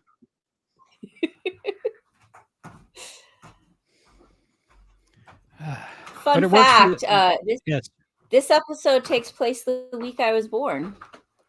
Oh, wow. Happy birthday. Of course, this is one where they don't give us an exact date. We get the fact that his meeting was on October 4th, and that was a couple days ago. So if we use that to calculate that he came in on the 6th, then he would have leaped out on the 8th. I was born on the 9th. May 9th? But if a couple days ago was more than 2 days, then we hit it. So your birthday's May 9th? October 9th. October 9th. I don't know what's going on. Yeah, we're in October. We know that much. That makes sense. Pumpkins. Pumpkins. I gotcha. There's no May pumpkins, are there? Why do pumpkins only grow around Halloween? You would think they would know better as a survival mechanism. What? Farmer Dan! Farmer Dan! I'm a big Farmer Dan fan. He grows the best pumpkins. I don't know. Is it safe to eat those pumpkins? I don't think so. If just the air is giving her cancer around them, probably not. Probably now not. I'm worried because I've eaten a lot of pumpkin pies in my life. They were talking about how many pies they were going to have for Thanksgiving. And not only cancer, she's pregnant. They gave cancer to a pregnant lady. That's not a good company. I'm going to sell all my stock in Herbacare or Herbacore. I just can't be part of that. Maybe that's why they changed their name so many times. Yeah, you can't blame them for that. I mean, you'd think they'd just change their policies. Farmer Dan, much respect, Farmer Dan. Hopefully, he gets help for his wife. Does she end up living? Did we find out? We didn't really hear, right? She was sent to the doctor, and that's the last we heard. They might have been able to cure some cancers back then. Not sure.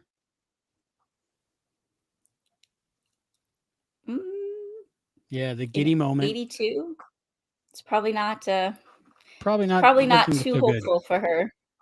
Nope. They were just like, take this cocaine and mercury, you'll be okay. So to anybody like rewatching this in the middle of the afternoon someday, I feel like this is the time we need to remind you. We're at 2:15 a.m. right now. Yeah, we've been doing this for quite a while. When did we start? 5 p.m., right? 5 p.m. The giggles are out now. Middle of the night giggles here. Full giggle mode. But I think we'll be able to appreciate the episodes more this way because Hi, our, you going our to bed? inhibitions are down. Do you want to come say hi? No, I'm good. Okay. You'd have to move everything. You could just come pop around. Okay, now you call me. My husband who says, what the heck are you doing? It's the middle of the night. It's a quantum leap thing. Again, a fire truck on this same corner on the back lot, but shot from a completely different angle, and it works. And they always give Deborah the episodes with fire trucks in them. But I'm on board for that. Just sit. Lily, Hello, my name's Albie. I'm wearing a straw